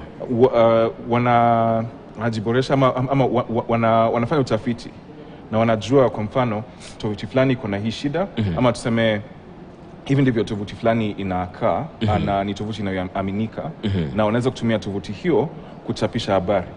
Na tumeona kuwa watu ambao wanachapisha habari gushi pia wanaanza kujenga tovuti zao ambazo zinafanana na tovuti za kuaminika kama tuseme unaweza kuna mtu anaona hivi ndivyo tovuti ya Standard inakaa. Ndio. Kwa hivyo ataenda anunue domain ama jina ambalo linafanana na Standard lakini kuna tofauti kidogo. Kwa hivyo unaweza pata kama ni standardmedia.com na yenyu ni standardmedia.co.ke. Ndio. Kwa hivyo anaweza kutumia hiyo kuchapisha habari ambazo anataka. Kwa hivyo ni muhimu kama ni mtu ambaye anazingatia mambo ya usalama mitandaoni kuchunguza kama tuseme ni jina hilo jina la domain, hiyo domain name lisiachwe tu hivyo ama lisiachwe tu ovyo hadi mtu yote ambaye anataka kununua anaweza kununua alafu atengeneze kile anachotaka. Tutakuja kwako Meja mstaafu, lakini moja kwa moja tunaelekea Canada pale pia tusikizie swala hili la usalama. Unadhani mikakati imewekwa vilivyo? Manake hilo ni mojawapo ya taifa amini ambalo limesonga mbele sana kuhakikisha kwamba hata kama si asasi ama si raia wa kule, masuala yake ambayo anayoyafanya mengi ama shughuli zake anazozifanya kupitia mitandao ni salama, na iwapo kuna hatari yoyote serikali ama asasi zilizoko kule zinafanya nini? Ulikuwa kwenye mojawapo ya mipangilio ya kuandaa uchaguzi kule katika sehemu ya Canada nadhani. Sijui swala la usalama lilizingatiwa vipi hapa? Amin. Kuna mbinu nyingi ambazo kwanza wanazitumia. Mbinu ya kwanza kufanya ile threat assessment ama risk assessment, kwamba katika wakati kura inapofanyika, ni vitu gani ambavyo kwamba kuna uwezekano vikatendeka vikaathiri usalama wa mitambo ya teknoloji. Kwa hiyo baada ya kutokana na historia ya ndani ya nchi na nchi za nje pia wanatafuta mbinu za kuweza kupambana nazo. Moja ya mbinu ni ile kuweka kama mwenzangu alivyosema, kutafuta domain kama ile moja ambayo kwamba ni ya uhakika, ile open data ambayo ina jina lake maalumu na jina lile ambalo liko huwezi kulipata kwa urahisi, na sana sana ndio lenye kutumiwa kila siku kupeleka taarifa zile za kwa public ama kwa jamii.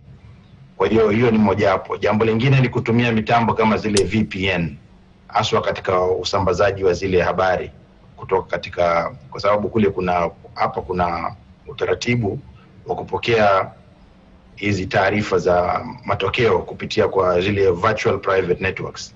Kwa hiyo ni mfano wake ni kama ukiwa uko barabarani, kila mtu yuapita, mwenye gari, mwenye baskili, mwenye malori, barabara ya kawaida. Lakini katika internet ukipata ile virtual private network ni kama ambao umetengezewa private road wewe. Ni kwamba una tunnel yako na hakuna mtu mwingine ambaye zakapita kakuona. Mfereji ule ni wako wewe mwenyewe. Kwa hiyo sasa pia wao hutengeza mbinu kama hizo, kwamba yale mawasiliano yanayotumiwa katika kupeperusha habari za taarifa ya matokeo hupita katika zile virtual private networks. Lakini jambo lingine ambalo wanalolifanya pia ni kuhakikisha kama hilo ambalo tumelizungumza, kwamba taarifa zile muhimu ambazo zinahitaji ziende kwa watu kama wanahabari wamewekewa mtambo wao maalum ambao ni tofauti kwa sababu ya usalama wao. Kwa hiyo watu wanaingia pale ni watu maalum. Hasa wale watu maalum, kwa mfano kituo chenu ni cha Standard ama KTN, mtaulizwa address yenu nyinyi iko mahali gani, mtasema address yenu. Atakayekuwa akija kupokea hizi habari atakuwa nani, ni mtu fulani, atakuwa mahali gani. Mtakapojua hasa ile mitambo itatengenezwa kwamba ikiwa kumetoka traffic kutoka sehemu nyingine yoyote ambayo ni tofauti na zile address zilizotambulika.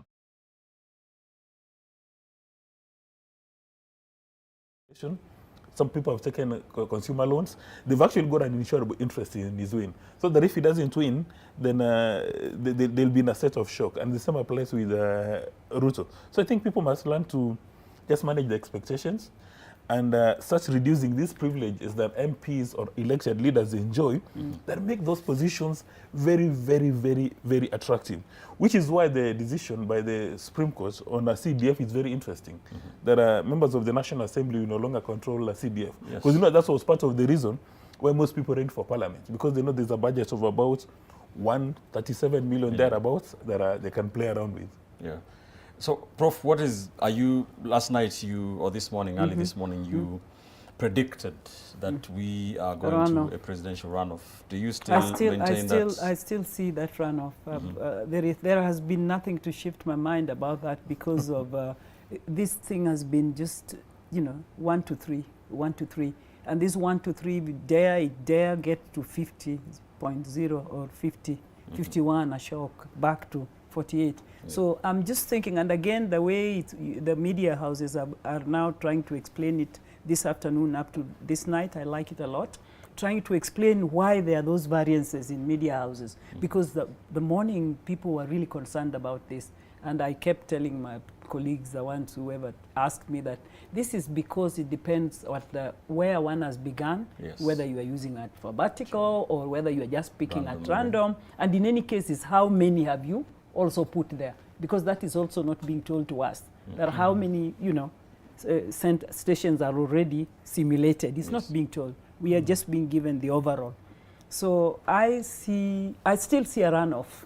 I still see a runoff. And I think if I was to have better time to look into the, strongholds and weak holds and whatevers and stimulate that, then maybe I might come up with, no, so-and-so is still having a whole pool but waiting so far, somewhere. The way you see it still? It's I still see a runoff. Yes, and our numbers, you're right, we have been throughout the day trying to explain it was very good. It's been very why useful. It is differing. And also we added to our tallies. If you see it at the bottom end of that screen, we are showing this is numbers from 31,000 out of the 46,000. So it gives perspective. Improvement. It gives context to rather than just showing numbers. Oh, numbers, those were terrible.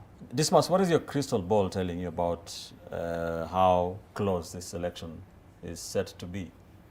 Not enough. No, I'd like to be conservative because I've not had a chance to socialize with these numbers from an objective perspective.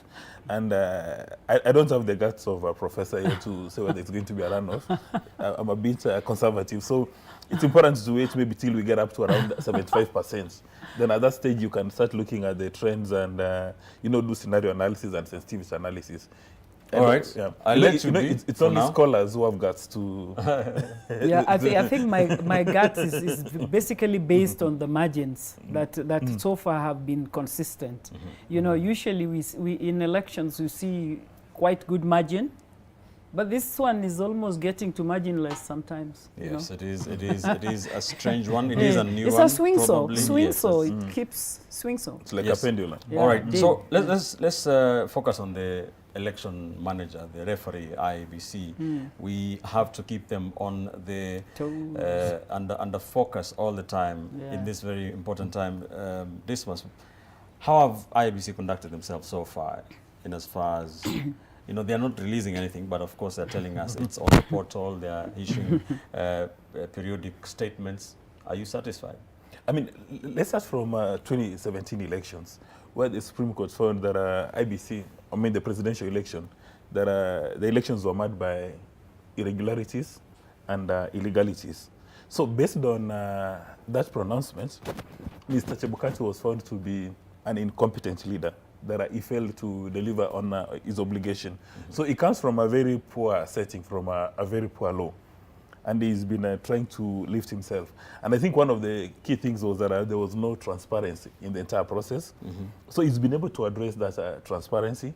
So he's given Kenyans too much information that we are now even confused, that most of us have no capacity to even tally. And therein there could be mischief. If there's too much information that we are not able to pick the trends, as Professor suggested, there could be mischief. Then number two, last time he had a challenge with communications. He didn't have regular news conferences, but now he's having news conferences on a regular basis, which is a very good thing for managing stakeholders' expectations. So he's sort of creating those systems that people can actually understand what is happening. And then number three, what I found strange is that he's gotten some choirs from Tanzania to come and perform at Bomas. I don't know the rationale of that. I'm unable to understand. I don't know whether he's following in the footsteps of Azimio la Umoja when they got another Tanzanian music. Or maybe, you know, those are Christian choirs, so maybe he's also preparing Kenyans for the healing process. And then, of course, finally, he's been very responsive. Wherever any party leader, a presidential candidate, or indeed Edward has requested for information, they've been forthcoming. And he's done it in a very professional manner. In the past, he'll do it in a very casual manner, but he's done it in a very professional manner. So there's a very high probability that whoever Mr. Chebukati is going to declare as a president, Kenyans will take that word to the bank. Because now we can see all these systems, we see all the information. Probability of rigging this election is almost zero, anchored on the Maina Kiai ruling. So I think he's inspired a lot of confidence. The only challenge is speed, which is 7 days. But Kenyans have become impatient. You know, now the world has come to, or rather, actually, Kenya has come to a standstill. Even some people from outside Kenya who want to have Zoom meetings with Kenyans, they're saying it's impossible. There is no traffic in the roads. Nothing is going on until we have a new president. Yeah. So which begs the question, how come elections in Kenya are so critical? Because, you know, in other parts of the world, when you're having an election, it's not even a public holiday. So you go work in the morning, in the middle of the day during your coffee break, you go cast your ballot. You don't see a policeman anywhere. You don't see a queue anywhere. I mean, it's a business as usual. But in Kenya, it's like a security process, which goes back to the earlier conversation that winning an electoral office is a factor of production. That's why people like Kenya Kwanza have been talking about state capture. Yeah. That for a gentleman who can't afford a cup of coffee today, but at the moment he wins an electoral office, the following day he owns a 5-star hotel. I think that's the reason why there's a lot of interest in the outcome. All right. Away from that, do you think it's a good or bad thing that elections are such huge affairs in this country for Kenyans, for the voters, that for the past 2 days nothing has been ongoing? People are, in fact, Kenyans were giving a public holiday. I tried to access the barber shop yesterday and I couldn't find one. You know, the mall was completely closed. Is it a good or bad thing that Kenyans are switched on and in touch with their democratic process? Actually, the same thing happened to me. I was looking for a barber shop. I went to 3 outlets, and there was nobody. There was nobody inside. I think it's a very bad idea. Having an election should be a normal occurrence. It should be a public holiday, but a business shouldn't come to a standstill on the day you're having an election, or even 2 days after. Okay, having a public holiday is okay, because again, for some reason, majority of Kenyans who stay in Nairobi, say they come from Kisii, Murang'a, Mandera, they want to vote back in the village. So it's useful to have a public holiday so that people can go back to the villages. But now having the entire nation come to a standstill for a week, I think it's a bad practice that we must run away from. Prof, why do people go to the village to vote, yet you live in the city? But first of all, we don't have a week holiday. We have only 1 day holiday. And then institutions have decided to do it as they wish, because they've taken the context, the existing context of this country, in that we are both rural and urban. We transit in between the two. They know that people may have been transferred, they may not be living where they are. And that's also attached to the electoral process and electoral management, in that our design is a design where you do it 1 day and you do it manual and all those. If we were to go totally electronic, we could do this voting anywhere, in our offices, in our rooms. You just need your 5 minutes in your office, at a corner, you are done. But so long as the structure remains what it is, that is 1 day, and it is manual, then we will definitely have to take longer, but not a week. Not a week, not a week. The 2-3 days, I think, is acceptable for those who work away from their stations. If you work in Nairobi, 1 day is enough. But if you work out of Nairobi, then you need to travel and back. So maybe max 3 days. So to that extent, I think that's okay. But then when you ask about must people go rural, it's very problematic, that thinking. Because, you know, we know that if you invest in the rural and you invest in the urban, then you have interest in both. So if you have in both, because representation is all about taking care of your interest and your whatever, somebody who can represent your interest well. So it means you can be represented both. And in that case, I think you can only vote in one. So I think if you are urban, you should just vote in urban. But the most unfortunate thing is that most of us don't even know our local representatives.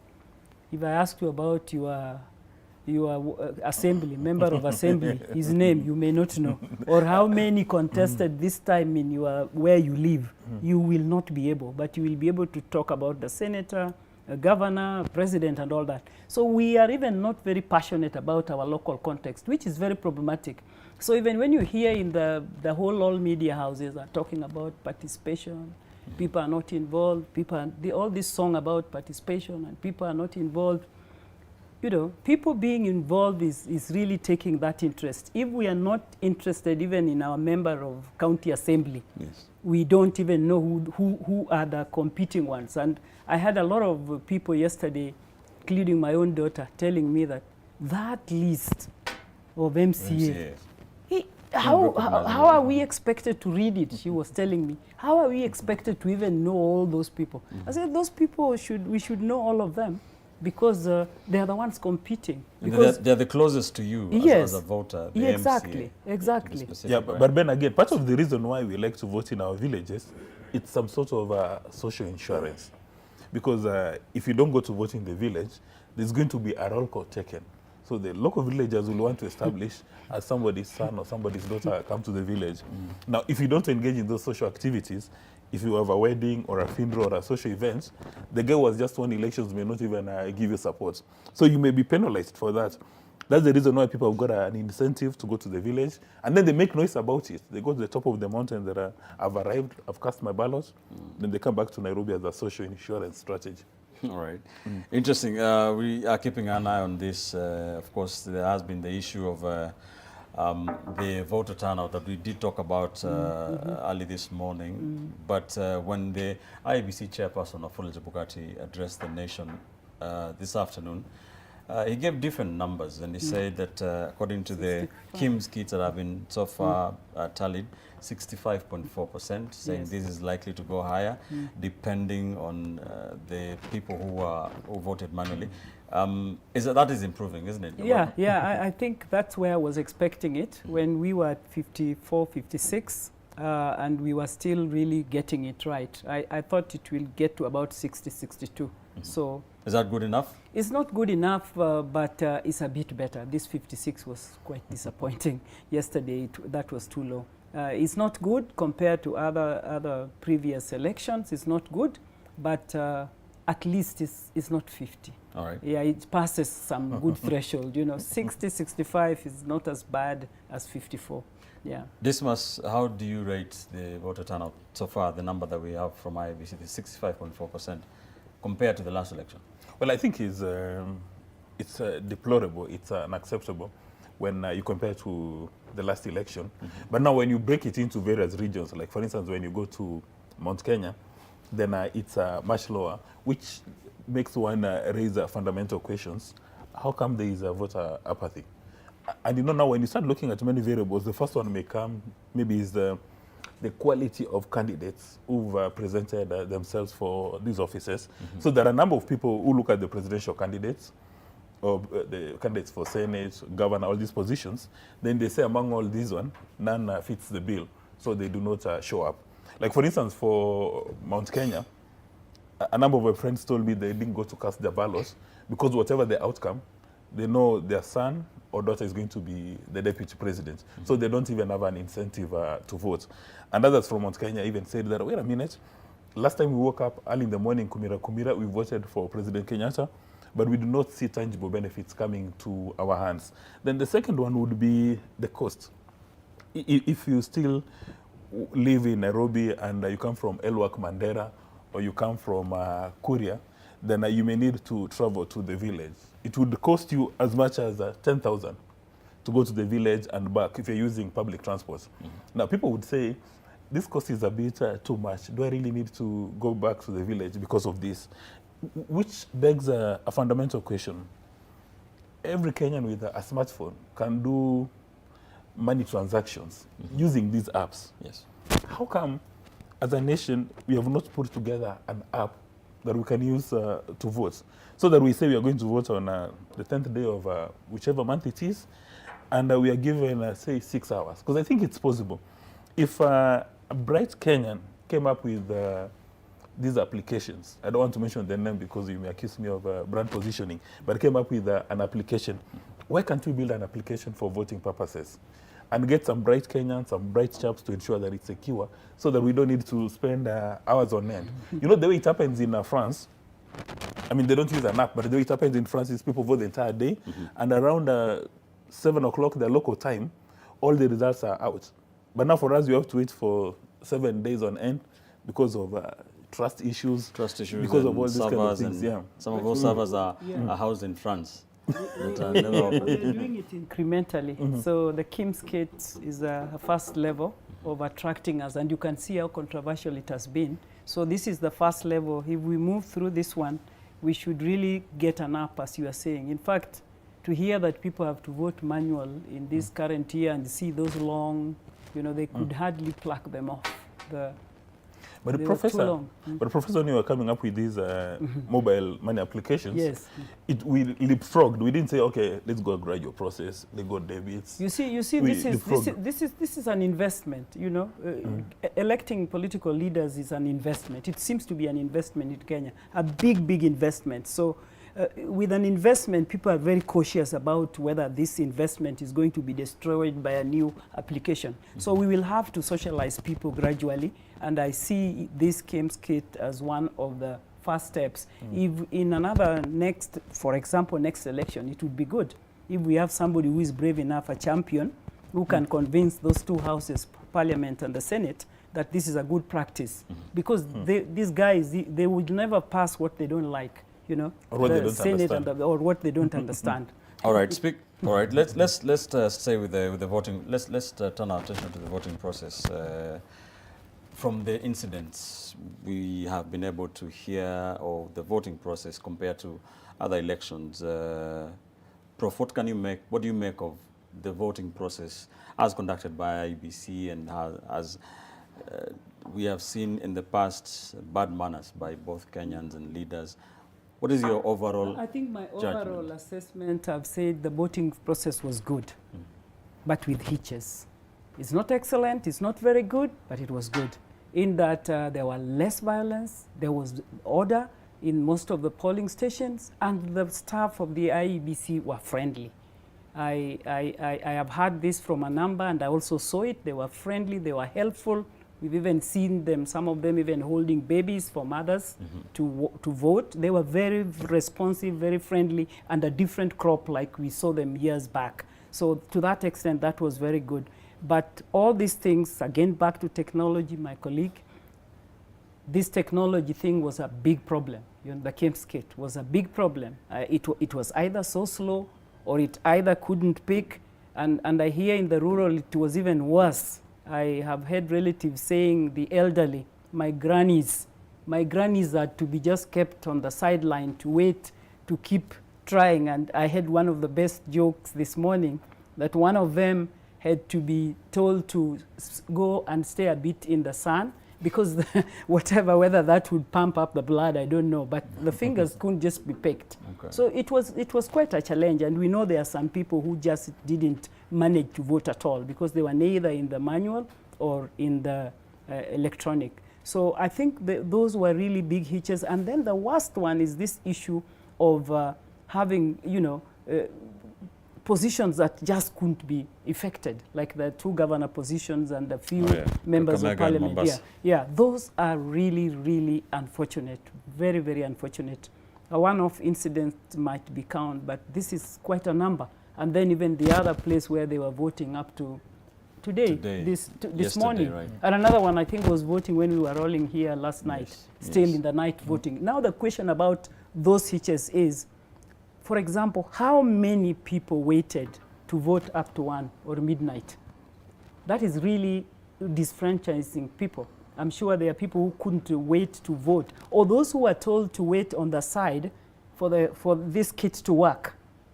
and waited like 2, 3, 4 hours. They did, because they were determined to vote. But how many can now, knowing the voter apathy that we've talked about, how many can offer to wait that long? Right. So we really lost votes also. And we must say that because of these hitches, they have definitely contributed to the less voter, what we are seeing as a voter turnout. Yes. Some of it could have been a turnout that was turned back. So you have to see it in two ways. So to speak. Yeah. All right, Dismas, you mentioned about the 2017 election in that Supreme Court ruling where it was said to have been marred by irregularities and illegalities, and some of those were in the voting process and the subsequent processes. What do you make of the process so far from what you've seen? When you, like, for instance, when you talk about the situation of cancelling the votes in Mombasa and Kakamega, that is unacceptable. Because when you look at absolute numbers, you'd say that we had elections in 95% of the counties. Mm-hmm. But the fellas in Mombasa and Kakamega did not vote for their governor. One would easily say that, I mean, if you go to the extreme side, one would easily say that is a voter suppression strategy. Okay. That there was a deliberate effort to ensure that these people do not cast ballots in favor of their governor. And we need to ask ourselves that who is the likely beneficiary of that? And did it happen by design, or it was just default? That is number one. Then number two, when you have IBC saying that we are not going to have elections on account of ballots, mm-hmm. one would have expected that IBC would engage in very solid quality control. It was very disappointing for one of the commissioners to say that we're going to reschedule the elections, and in any event, it's not our mistake. It's the printer's mistake. Mm-hmm. How does IBC shift responsibility of the ballots to the printers? And I recall a few days ago, they got a high-powered team to go to Greece to go to that factory. So yes. One wonders, these guys from the political parties as well as IBC, what were they doing in that factory if they did not pick out? Was there any sampling to establish that this is the way the ballots are supposed to appear? And then the third question, who is going to compensate these candidates? Mm-hmm. Because they're going to incur extra costs. Yes. Because, you know, for them, I mean, doing a campaign is a very expensive affair. So you've done your campaign, your budgets are supposed to take you to a particular point, and then you're told you're going to begin all over. So for these encumbrances, I think IBC should have been more accommodative, mm-hmm. even offer an apology. But, you know, now I saw one of the commissioners waving his hand and saying, it's not our fault, it's IBC. So you see there's nobody within IBC who wants to take liability or responsibility for their mischief.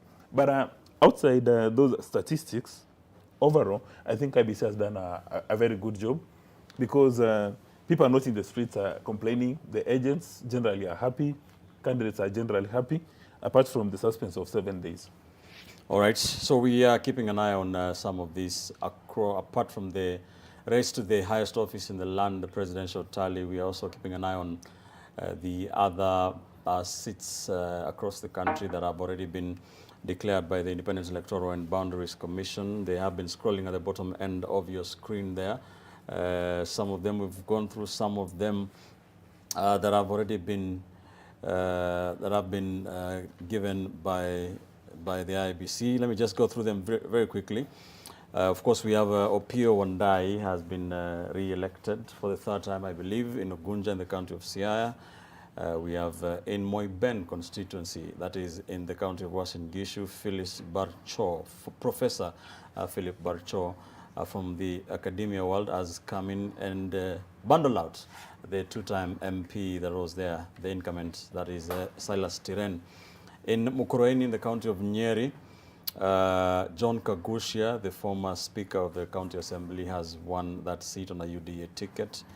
That is, of course, in the county of Nyeri. We also have in Bomet East, in the county of Bomet, another of those William Ruto strongholds. Richard Yego has been elected. He's an MP-elect for Bomet East on a UDA ticket. Going back to the county of Nyeri, in Kieni constituency, the constituency that have been represented in the National Assembly by the Honorable Kanini Kega, as Kanini Kega has lost that seat to Wainaina Njoroge, that is Kieni in the county of Nyeri. That is one of the big surprises so far from the numbers that have been tallied so far. Kanini Kega losing that seat. We also have Millie Odhiambo has won a re-election in Suba North in the county of Homa Bay. She has won that seat on an ODM ticket. Remember, Homa Bay County is one of those very closely contested, especially the gubernatorial race. And NTV's Brian Obuya has been keeping us abreast on what's happening there. By the daybreak, we believe we should be getting to know who may be the leaders, the various constituencies, and of course the gubernatorial race, where it is, which way it is going. We also have Marianne Keitan, a former chief of staff in the office of the deputy president, has won the Aldai parliamentary seat on a UDA ticket. She will be a first-time member of the National Assembly in the 13th Parliament. In Baringo Central, a constituency that was represented in the National Assembly by the late President Daniel Arap Moi, has been won by one Joshua Kandie. Remember, it has been a battle, pundit saying, between KANU and UDA. The UDA candidate, Joshua Kandie, has taken that seat that has been announced by the IBC. He is the MP-elect, is a winner of Baringo Central. In Ndia, in the county of Kirinyaga, George Masharia Karaoke is the MP-elect. He has been elected on a UDA ticket, that is Ndia constituency. And of course, we have Julius Meli, MP-elect for Tinderet, again on a UDA ticket. And some that have just come in the last few minutes. Tom Odege has been elected as MP for Nyatike constituency in the county of Migori. And in the county of Kisumu, James Nyikal has been re-elected as the MP for Seme in the county of Kisumu. Those are just some of the, we are working to see, to get those results as soon as the county and the constituency returning officers announce those results. We are keeping an eye on those. And our team of journalists is still keeping an eye on this for us. Some of them still awake, trying to follow up what is happening, where they are. Many of these polling stations and tallying centers, rather, are right now not active. We have been able to take a look at some of them, and many of those IBC officials and the observers and the agents by the various political parties, and of course the media teams are, getting some rest for a few hours before they come up again at daybreak to be able to see if they will be able to get all the votes tallied. Let's take you quickly to the county of Uasin Gishu, where we have been pitching camp in several places. NTV's Lois Wangoi has been trying to move around and crisscross that county across those 6 constituencies to tell us what has been happening. Lois.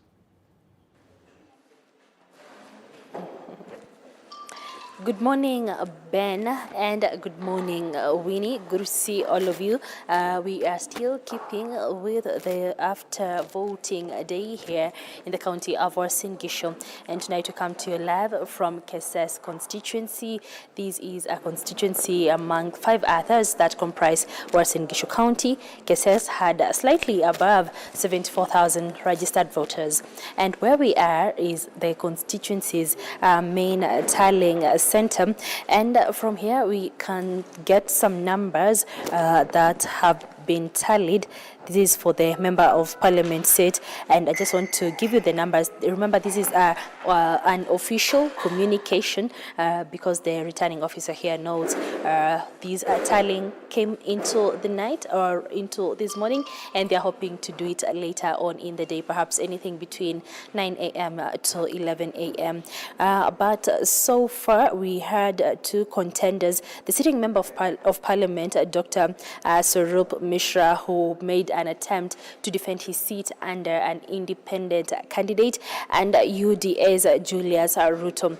As it is with many independent candidates here in the county of Uasin Gishu, Dr. Swarup Mishra did not manage to convince the electorate of Keses to continue having him sit in parliament as their member of parliament. And I just want to give you the numbers.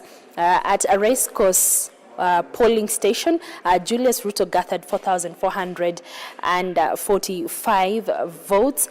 Mishra would get 7,538. At Cheptiret Kipchama ward, Julius Ruto of the UDA party gathered 7,022 votes, while Dr. Swarup Mishra gathered 3,386 votes. At Tuluet Chuyat, Julius Ruto gathered 10,884 votes, while Mishra managed 3,809 votes. At Tarakwa, Julius Ruto got 7,119 votes at Tarakwa ward, while Mishra managed 4,004 votes. In total, Julius Ruto has managed 29,470 votes against Dr. Swarup Mishra's 19,087. That goes to show Julius Ruto of the UDA party has beat Dr. Swarup Mishra for the KSS parliamentary seat by around 10,383 votes. I want to repeat, Ben and Winnie, this is still an official communication, and we will be here later in the day when the returning officer makes these declarations and pronounces Julius Ruto as the winner of that parliamentary seat. Elsewhere in the constituencies of Tarbo, we understand tallying also continued late into the night and into this morning, and so we are not able to come to you with the official results, but we understand that UDA's nominee for that particular seat, Madam Janet Sitiene, who is the current member of parliament and who came into office under an independent ticket, has gathered impressive numbers, and that is the lady to look out for. And I think she's the only other lady, if everything goes as has been tallied tonight, to clinch a member of parliament seat in the county of Uasin Gishu. In Kapseret constituency, yes, in Kapseret constituency, the sitting member of parliament, Oscar Sudi, has successfully, I would say has successfully, but not yet officially, been named as the member of parliament elect for the Kapseret constituency. Also, the returning officer there said they had reconciled most of the matters, but asked for more time for them to release those results, and we expect them later in the day. But that goes to say that Oscar Sudi has sort of cleared a great difference between him and second incoming, an independent candidate, Franklin Morgor.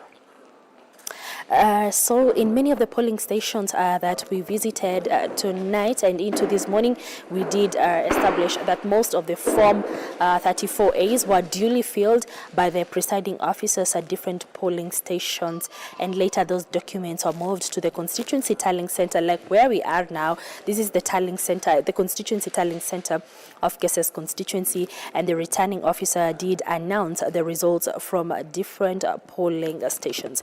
From there, a sum of all the votes from the polling station is being done, and the figure realized is filled in Form 34B, 35B, 36 to 39. That is pretty much the activity that is happening in many constituency tallying centers here in Uasin Gishu County.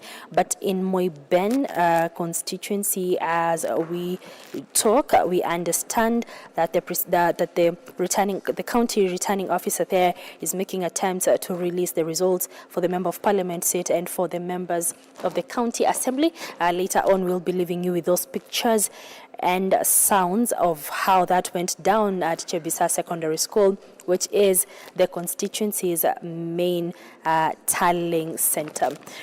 So from there, I would say that there's a lot of reconciliation to do, and most of the party agents, election observers, and also journalists are now following with the needed forms from the county, from the constituency returning officers and all the way to the county returning officers.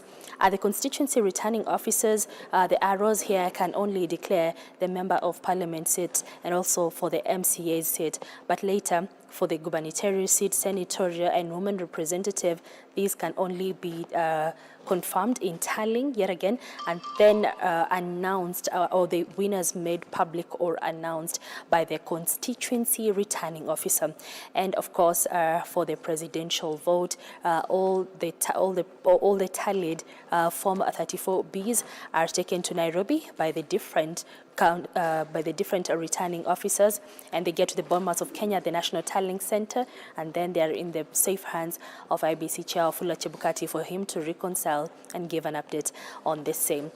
So that is pretty much what we are expecting from the county of Uasin Gishu.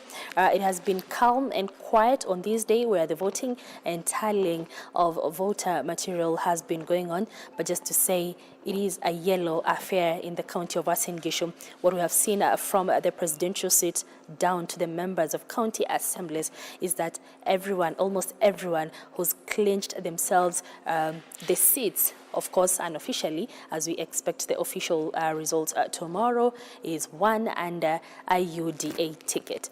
On the presidential ballot, of course, most of the support going towards a Deputy President William Ruto, the son of the soil from the North Rift, and this is something that will also be keeping in tabs.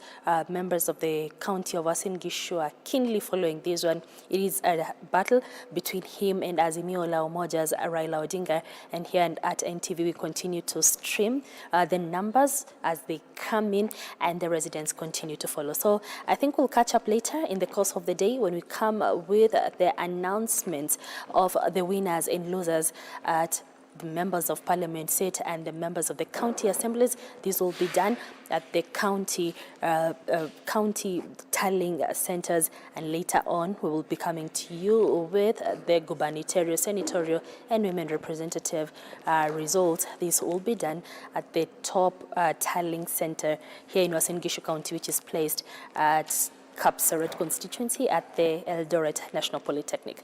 So we want to take it back to you now in Nairobi, and we'll be coming back to you much later in the day, perhaps with the winners and the losers, but from an official point of view from the IEBC officials' announcements here in the county of Uasin Gishu. Thank you, Lois. Lois Wangoi there, coming to us from the county of Uasin Gishu. Go and get some rest. We shall be coming to you at daybreak, see if we can get some of those county tallies, especially the county seats, the woman rep, the senatorial seat, as well as the gubernatorial race from the county of Uasin Gishu. If you can touch on that real quick, Dismas. We have seen some results from a few parliamentary units there. And a trend that we have seen is that there's a number of MPs, incumbent MPs, who were referred to as the Rift Rebels, that they were going against the UDA grain in the Deputy President's home turf, including Swarup Mishra, Kiprop Mishra, the outgoing MP for Keses. He has been defeated. He vied on as an independent candidate. We have Silas Tireno of Moiben. He has been a rebel against the DP's politics for quite a while. He was a two-term member of parliament. We have also Nandi Hills MP, outgoing Alfred Keter. All of these have lost their seats to UDA candidate. What do you make of that trend?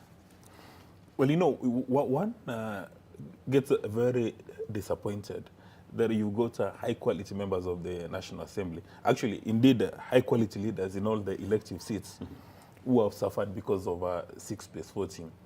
Because Mr. William Ruto went back to his village and he said that I need numbers in the Council of Governors, in the county assemblies, in the National Assembly and Senate. Please elect UDA members, give them power. Yeah. And it's the same thing which Raila Odinga did, that I need more Azimio troops. So if there's somebody who is running as an independent, please do not entertain their interests. And as a result, a high-quality leader like Dr. Mishra has lost that position. And if you look at what Dr. Mishra has been able to do for the constituency, he's among the few people actually who gave a report card of what they've done during the last 5 years. And his leadership trajectory, the project he has implemented, is very, very impressive. Actually, one would easily venture and say that he's a model member of the National Assembly. But because he decided to run as an independent, he has suffered as a result of the wave. Now, you would understand where Dr. Mishra is coming from, that I want to run as an independent. I don't want to align myself with any political group, Kenya Kwanza, nor Azimio, because I want to serve my people. But the dominant player in the region, he wants troops in the National Assembly, Senate, and Council of Governors to assist him execute his political agenda and his legislative agenda. So as a result, he has suffered. But in my view now, the bigger picture is we need to ask ourselves, why do we have people looking at that route of running as an independent? It's for several reasons. There are, number one, the political parties. In good part, they are special purpose vehicles. There is no democracy. In most of these political parties, there is no democracy. So that the word of the party leader is as good as law. I know many people wanted to run, say, on ODM in Nairobi, including in Langata, that they were not given the opportunity to participate in that process. So as a result, people would say, because I want my name to be on the ballot, I'm not even going to participate in the party primaries, I'll go straight and run as an independent. There are those who say that sometimes it is the party looks at the more popular candidate, that some of those candidates who run away from the political parties and run as independents are not, very popular on the ground. That's why... Not true. Because then why are they... Professor is very quick to say it's not true. Yeah? Not true. All right. It's not true. I think they are popular. It's more of who the party has felt close enough to and gotten used to. And I think parties are also failing to broaden their scope, because they may think Winnie is very competent and they would like to have me around. But at one point, they may not know how useful you can be to them, even better than me. Yeah. So they're really not getting out of that jacket to try out others. So once they bring this kitchen cabinet around them of fiefdom, so that fiefdom is protected. And even those that are being protected protect themselves. It's self-serving. And then they block others from penetrating this. So if they were to be one, objective and transparent and democratic, they would just say, okay, a pool of you want. And then it's made very competitive. But even the losers in that pool of 5 or 3 who are competitive, you don't lose them. You negotiate after you've given them a fair trial. Right. But what we saw is people being persuaded not to try to compete, which beats the purpose of democracy. So they ought to have been given a chance to try, but you know they are equally all good. Then you find 4 have not made it, but have not made it fairly. So you still look for where they can fit within the party.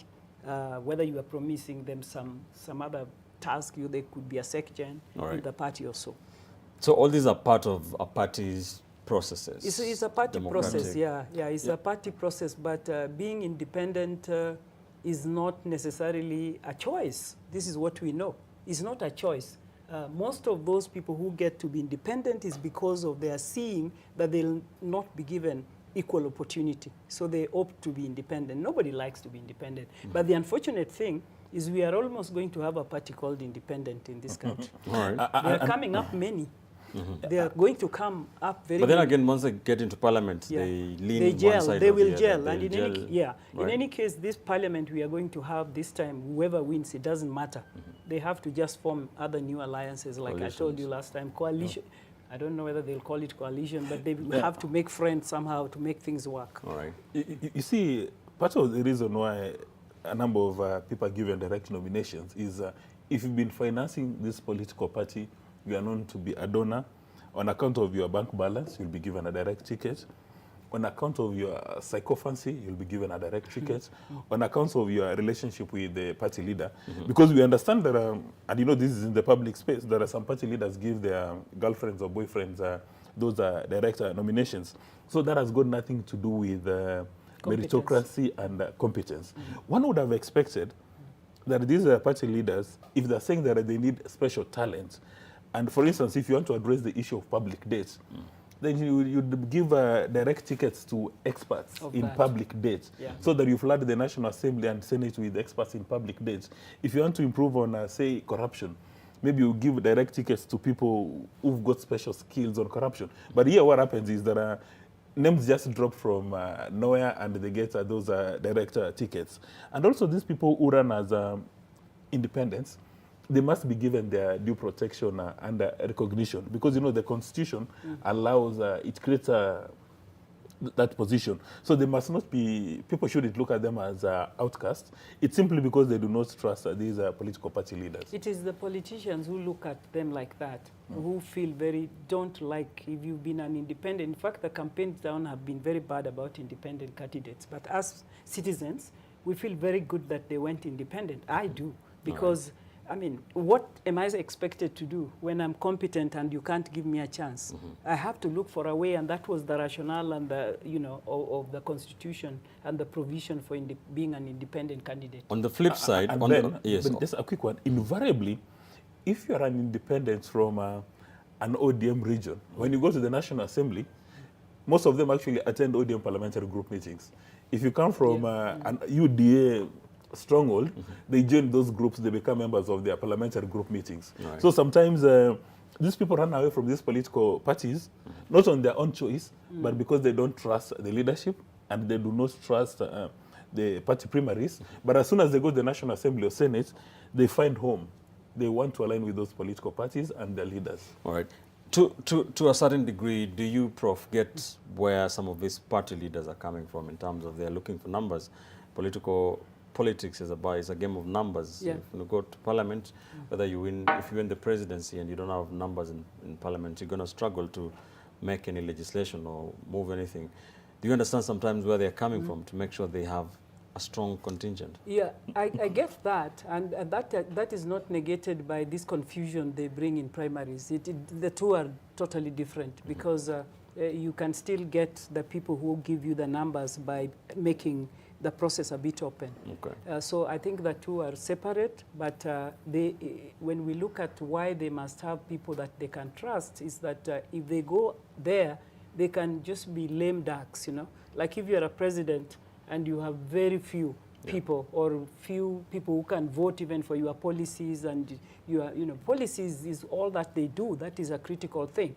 And the policy is passed by consensus, by people discussing, by having the vote at the end of the day. So if you don't have a good team behind you, or if you don't go and form alliances after you split up, like this is likely to split up, that whoever wins this particular election is not going to have any, is not going to be dominant. Yeah. They'll have to work it out now if they have to really pursue. And you see, if you look at the manifestos, these are very strong manifestos. A very strong manifesto from the Kenya Kwanza and a strong one from Azimio.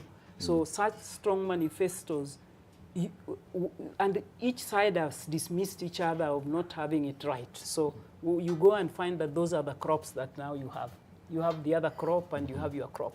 So for you to really get anything meaningful in that parliament or senate, you have to play a new game. Yeah. After next week, Yes. they will begin playing new games. This was? But I had an interaction with a friend from Tanzania, and he gave me a powerful Swahili saying. Yes. He said, siasa haina msimamo, fuata upepo. So I think now this is the challenge of people who decide to run as independents. Yeah. Because, they have a position on issues, and that's the reason why they suffer. So if they follow this saying from Tanzania, that siasa haina msimamo, fuata upepo, then they would have no problem. They would align with their party leaders' interests, and they would not even participate in the party primaries. They'll be given a direct ticket. So maybe they need to consider siasa haina msimamo, fuata upepo. All right. I like that. All right. So as we continue to keep an that's interesting from Tanzania. That one. As we continue to keep an eye on some of these results that are coming in, and that we're able to analyze them, away from the North Rift, from the Rift area, we have seen some results from the Nyanza region. We have seen a couple of them from the county of Siaya, Piondai winning in Ogunja. We've seen Atandi winning in Alego Songa, and James Nikal winning in Seme, Tomodege in Nyatike. So all these are ODM, they are ODM members of parliament elects, Prof. And we, like Dismas was saying the other time, we did see some kind of issues coming from that part of the country where Raila Odinga wanted troops, and he was telling the people that, look, if vote for ODM, 6-piece. And it brought some issues, especially in Siaya and Homa Bay, where some of those people, we have quite a number of smaller parties and independent candidates, like we're having in Homa Bay between Evans Kidero and Gladys Wanga. How would you, Prof, I can begin with you, how would you assess that dicey situation between a very dominant political party for some years and smaller parties and independent candidates? Is this democracy on trial? It is not democracy on trial. It's democracy. It's democracy because if you think that the party you belong to does not articulate what you think should be the vision, you can articulate yours. But these particular ones that we have in Kenya is not arising from that issue of articulation of interest or vision. It's more of failure to be brought in. Because this, if you look at the ones that we are reading, like the Wandai one, I think those are the people who could have been likely been independent or been left out at one point or the other. So you can find that a lot of people that don't qualify in the primaries tend now to join these smaller parties.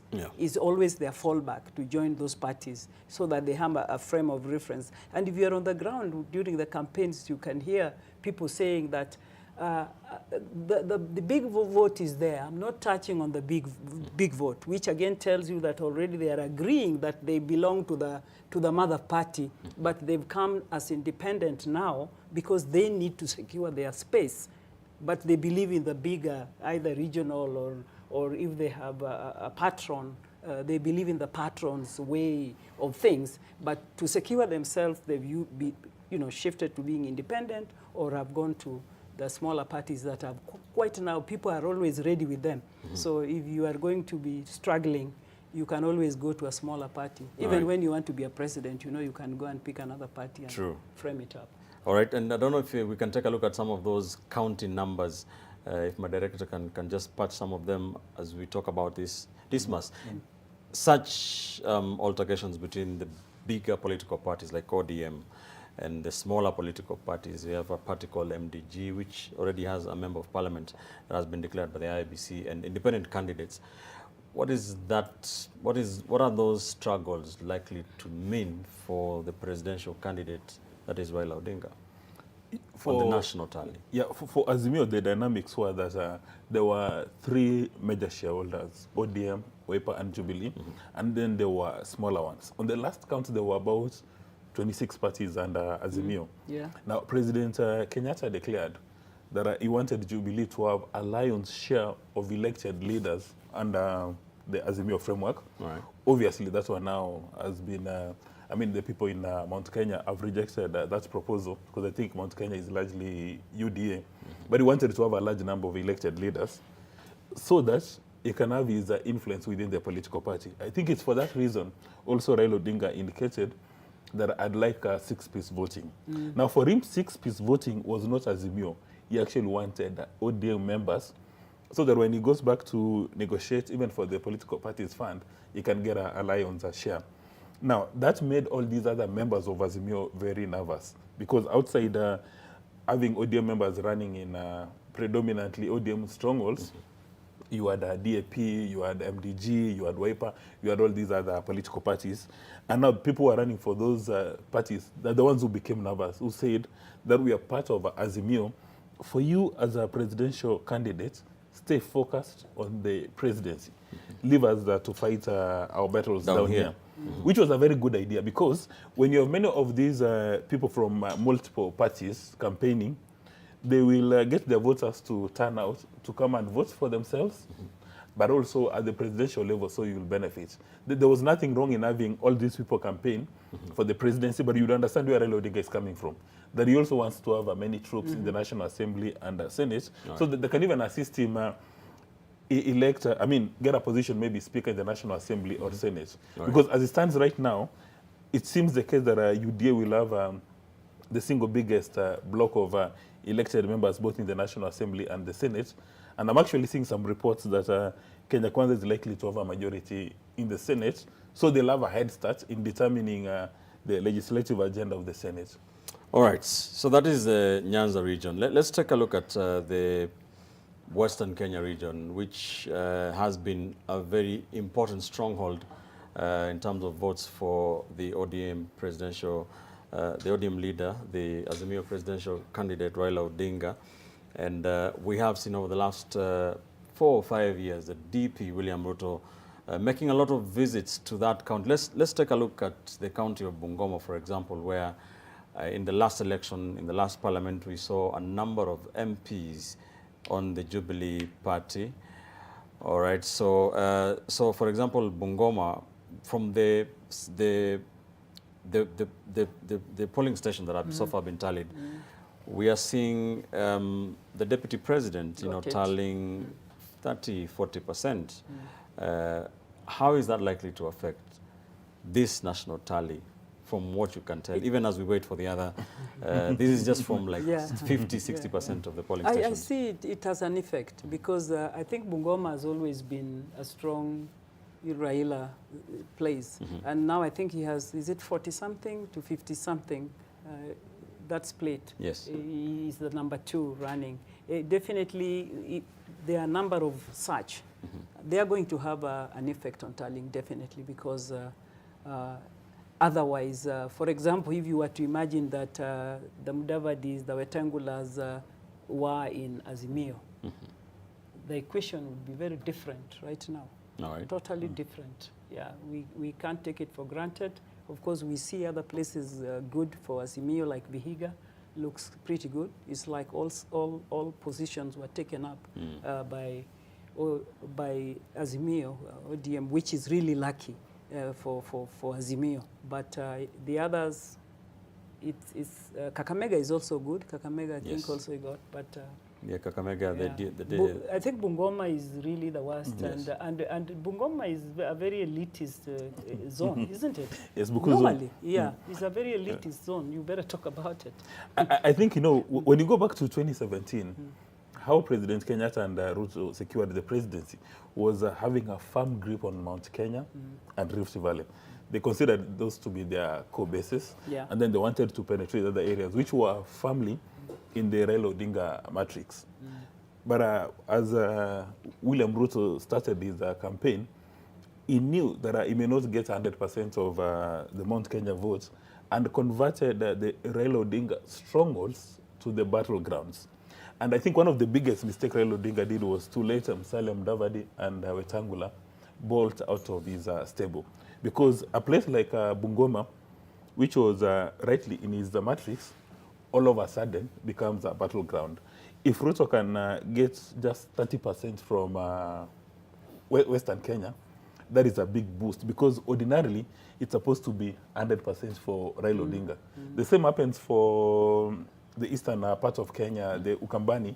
If Ruto gets even 30%, that is a big boost, because ordinarily it's supposed to be 100% for Raila Odinga, and even in the coast. So I suspect that there was a lapse in judgment when the leadership of Azimio did not work hard to retain Musalia Mudavadi and Wetangula in their mix. Because, I mean, this election, as we have said, is going to be 50% +1. So when you allow two powerful leaders to move out and they move with their masses, then it becomes a tragedy. I like that. So you don't allow them. It's a struggle. It's a struggle. I mean, they would have loved, I think, Azimio or ODM or Raila would have loved to keep them. Just you see how the Kalonzo was a struggle. Eventually, he was looped. But if you had capacity to retain Kalonzo, you should have deployed the same capacity to retain Musalia Mudavadi and Wetangula. Maybe he lost out. All right, and also when you still look at Western Kenya, there was that promise or something that has been doing the rounds on social media that the two leaders in Kenya Kwanza, Moses Wetangula and Musalia Mudavadi, were given a target of, is it 30%? Is it 30 or 70? 70% to get 30%. To deliver. So that they can get 30%. How do you see that going so far? Even as we wait to see more of these polling stations. Are they getting anywhere near? We haven't seen the full numbers, but at least in Bungoma, you see there is considerable effort. I mean, the people are going towards Ruto's side, even from Vihiga. Even from Musalia's polling station, I think he secured 76. Yeah, it's 76%. Yeah, but the same cannot be said of Martha Karua. The same cannot be said of President Kenyatta. I mean, in President Kenyatta's polling station, I think it's called Mutomo. The delivery was not as good, and even Martha Karua. And you know, when you're given these targets, it's not necessarily the case that you must hit the target, but you know you must work hard towards attaining that objective.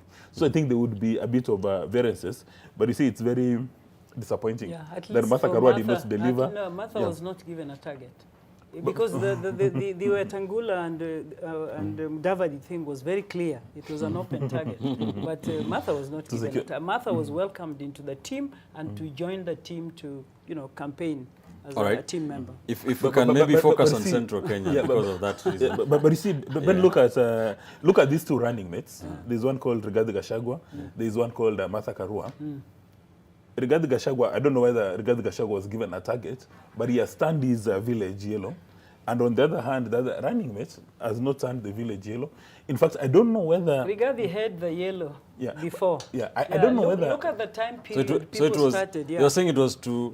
So there was a feeling that the naming of Martha Karua as the presidential running mate would help boost. Well, so there was going to be a Martha effect to the mountain. What was the Martha effect all about? That's politics. That's politics. The reality is now. I mean, Professor, just look at this scenario. That you are Raila Odinga's running mate, but there's not a single elected member of your political party. No, it's very problematic. I quite agree. It's very problematic, and I'm still to get those figures right and to look at who is this here that their own daughter is going to contest and does not see the need to support the daughter. Now, what kind of thinking? Now, Professor, politics. Politics. I can't understand the thinking behind not getting all the votes in her polling station. That's why I still want to see this. Once I see it, I'll come back to the station to talk about it. Politics is all about numbers. Rigathi has proved that it can bring the numbers, whether it's by design or default. He didn't prove. He had proved before. But people they had been campaigning for 4 years. But who stopped any other person from campaigning for 4 years? It was not a campaign time. It wasn't. What about the president? Because the president was also, has picked his side, has picked his candidates, and he has been campaigning for him. Do you see, when you look at these numbers, even though they're trickling in ever so slowly, do you see the president's impact in Raila Odinga's numbers? If there is very minimal. If there actually the president's generals, all of them are fallen by the wayside. They've not achieved the objectives. Even the desire by Jubilee to have many members of the National Assembly, or rather elected positions, has come to a naught. In fact, if Raila Odinga wins, he can easily look at the people who gave him support from Mount Kenya, and he says that I'm unable to quantify your contribution in my presidency. That could be a point of conversation, because you can say that, Mr. President, you supported my candidature, but when I look at the scoreboard, I don't see your numbers. Look at Martha Karua, I named you as a running mate. I have not given you any targets, but there was a valid expectation that you would bring some numbers. The way you've indicated, even in our own village, at our own polling station, there are these people did not find it necessary, or they did not find any wisdom in supporting their daughter or their mother or their grandmother. Those are the questions that if Raila wins when they are in a round table like this and they're discussing cabinet positions, even on a roll, people will start saying, wait a minute, numbers do not lie. Can we see your numbers? But for Rigathi Gachagua, if he goes to any meeting with Ruto, he can walk into the room tall with his head raised high. But for Martha Karua, I think she'll come in with a bit of I wish she fear. convinced them to also vote, all of them to vote, because my thinking, and I may be wrong, is that those that didn't like Ruto and didn't like Raila just stayed home. That's a possibility. They just stayed home. But again, because of the poor voter turnout, again, one would easily, because now we're trying to look at the variables. It could be a good reason that because they did not have a presidential candidate of their own, they decided not to show up. You remember a gentleman by the name Mr. Jimmy Wanjigi wanted to run for presidency, but he was stopped. So maybe they said, if we can't get the presidency, if there's maybe Jimmy Wanjigi is not in the ballot, there's no incentive to vote for the deputy, because whether or not we cast our ballots, our daughter or our son will become the deputy. Maybe there was no strong incentive. And you know, this is the first time you're having a very low turnout from Central Kenya. All right. And you know, these are the people who understand politics and who understand power. We may also be asking, and we will keep asking, because this is still really an investigative research kind of thing, is it that Central or the Mountain can only vote for their own? And what does that tell us about what we are trying to, because in this election is where we are saying that we are lucky that we didn't go so region, so ethnic, we are trying to crack out that. But if we are seeing that the place where we are always sure of a good percentage of voter turnout, so we gain one and we lose another? All right. That's a good question, and it brings me to something that I want to get your views on real quick. The UDA phenomenon that has been said on the campaign trail, and we are seeing some of it on the results from the IEBC. Sure. We are seeing a lot of parliamentary seats being won by UDA in the Mount Kenya region, and also, of course, in the Rift Valley, which is the DP's home turf. There has been this dream by the UDA people to have a national political party, a party that is not specific to certain regions.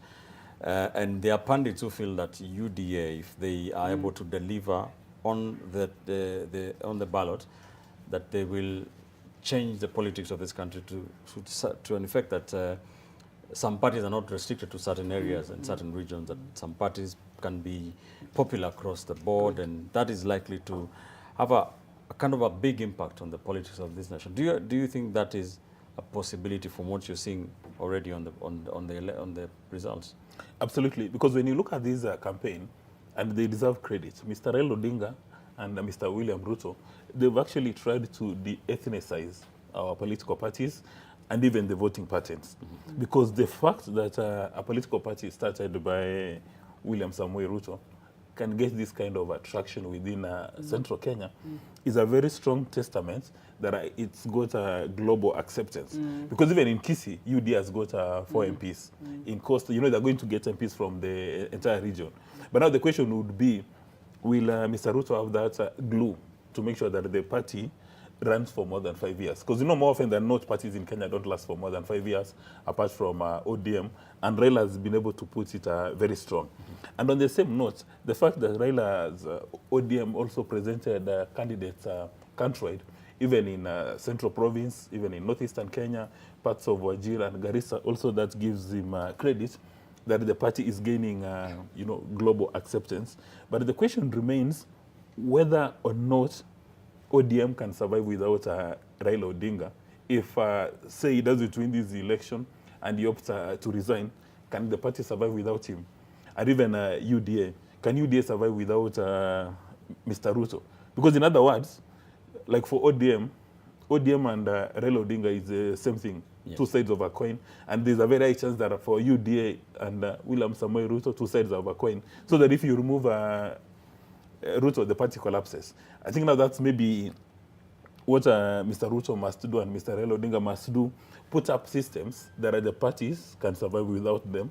The way we have a CCM, the way we have a ANC.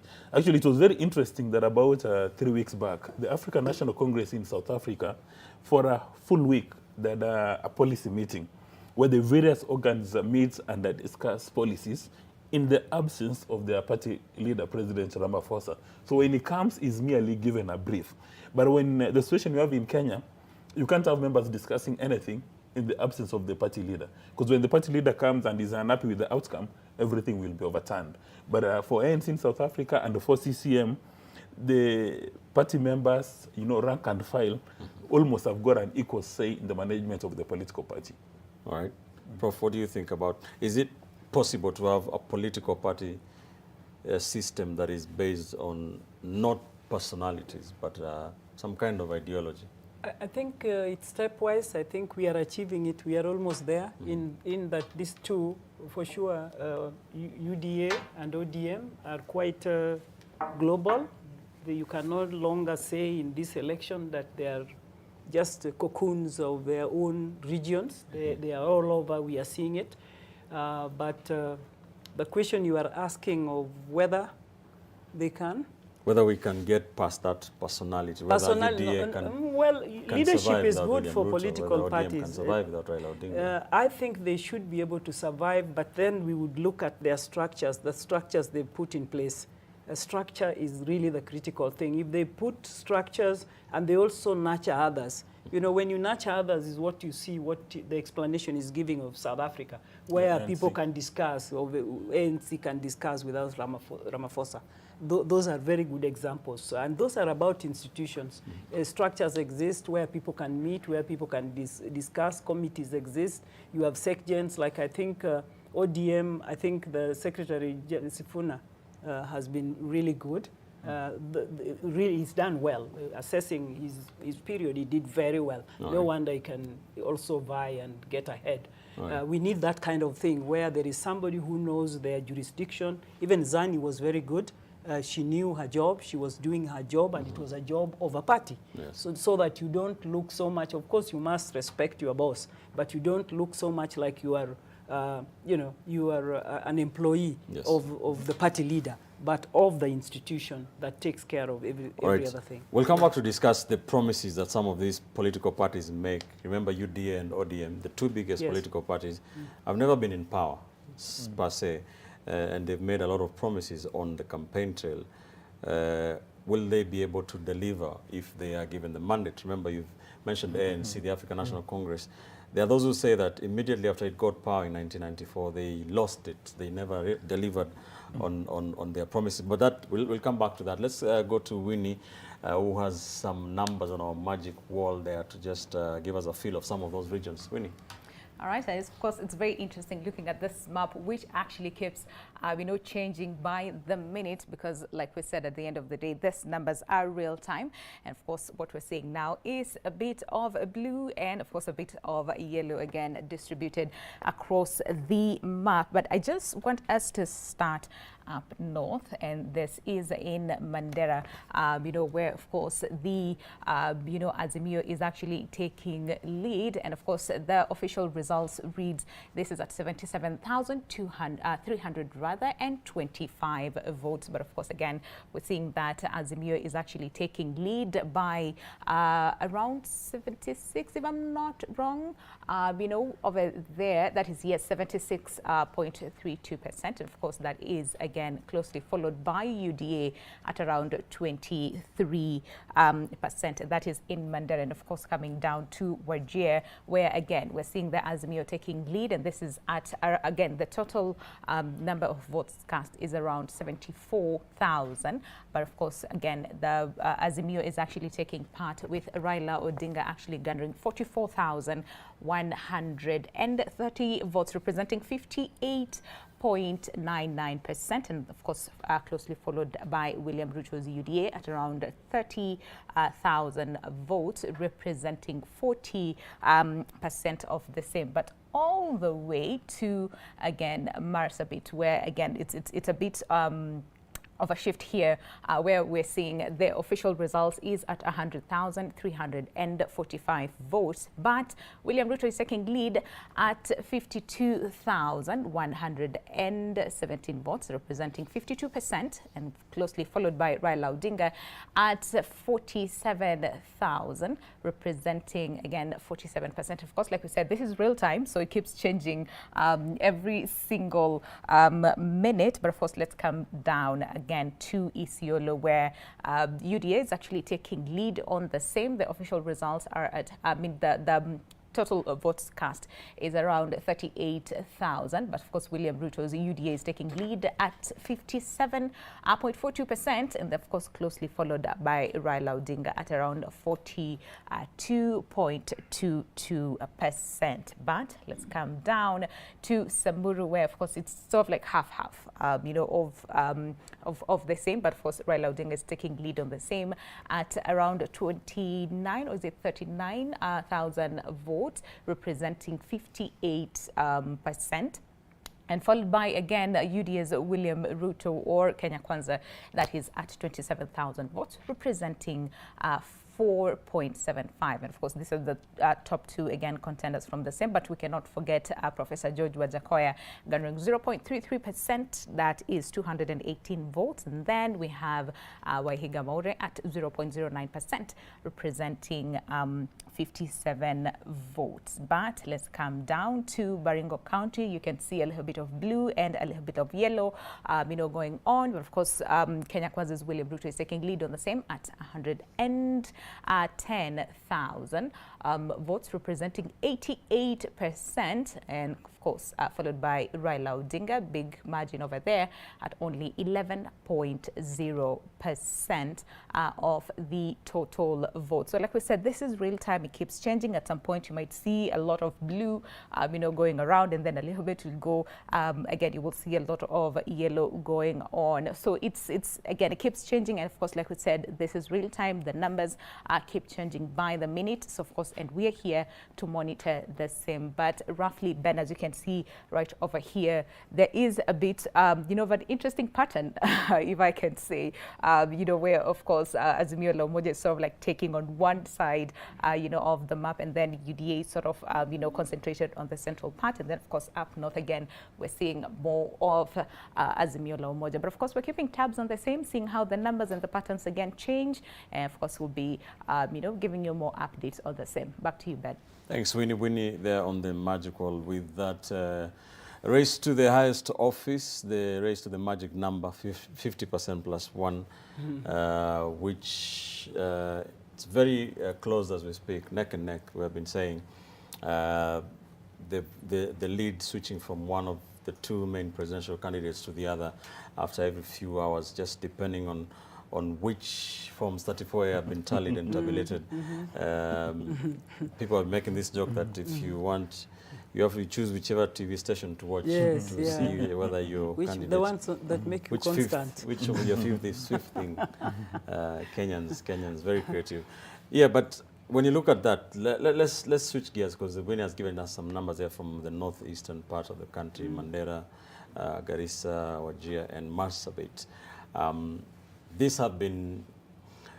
have been so-called battleground areas where Ruto has been popular. Remember from his days with the URP party and the ardent dwellers of this office of this world, but also ODM and Jubilee. The President Uhuru Kenyatta has also some following there. So, what do you make of what you've been seeing from the northern frontier?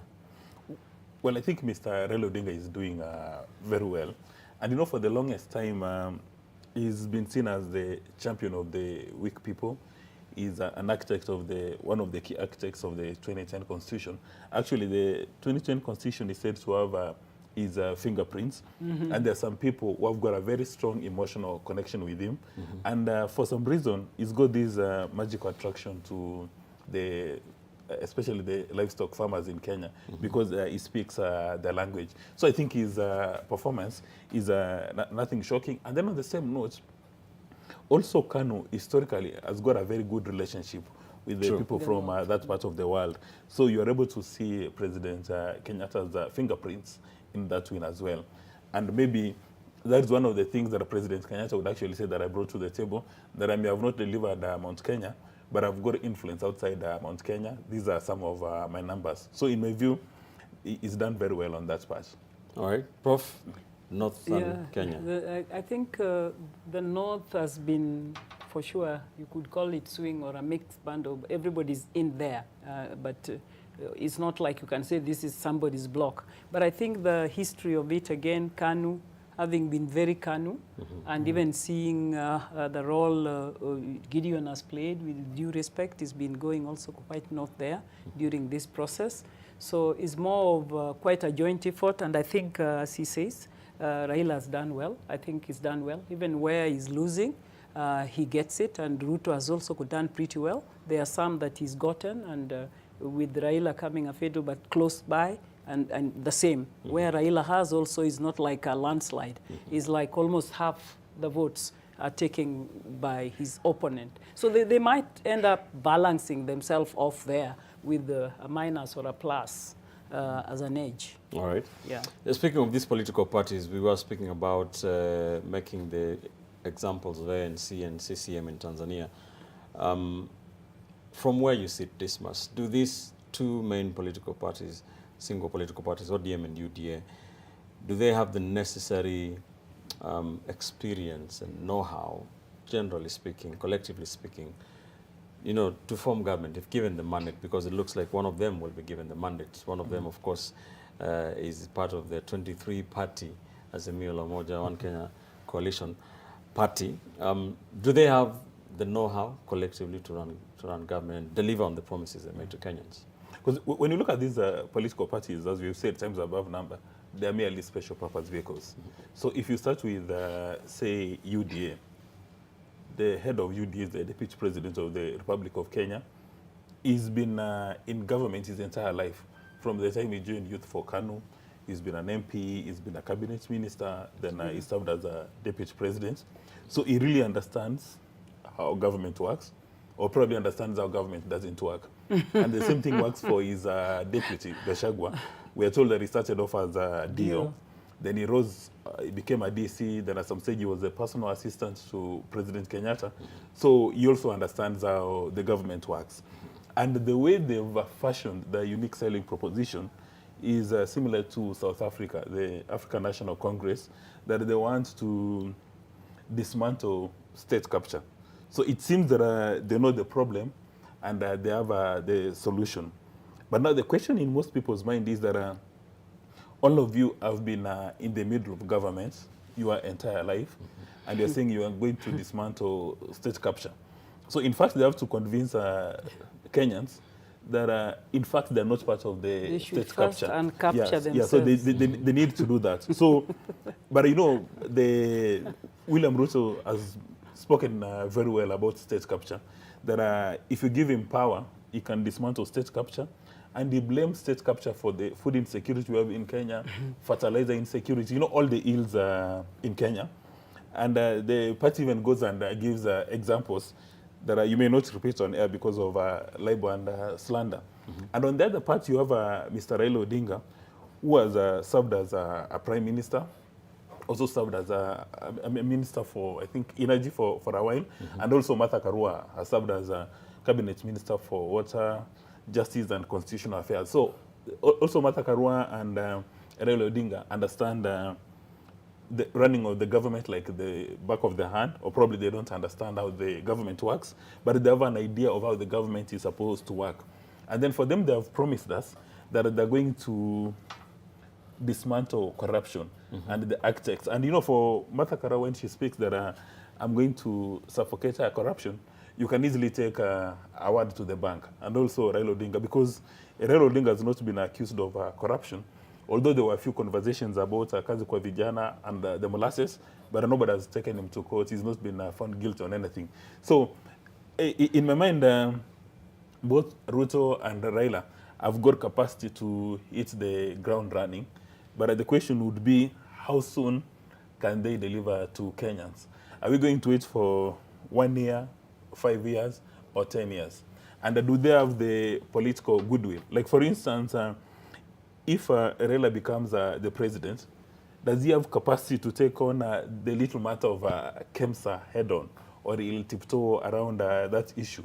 If it's Ruto, will he take on state capture head-on, or he'll take some time to establish, will he be stepping on the toes of his political friends? I think those are some of the issues.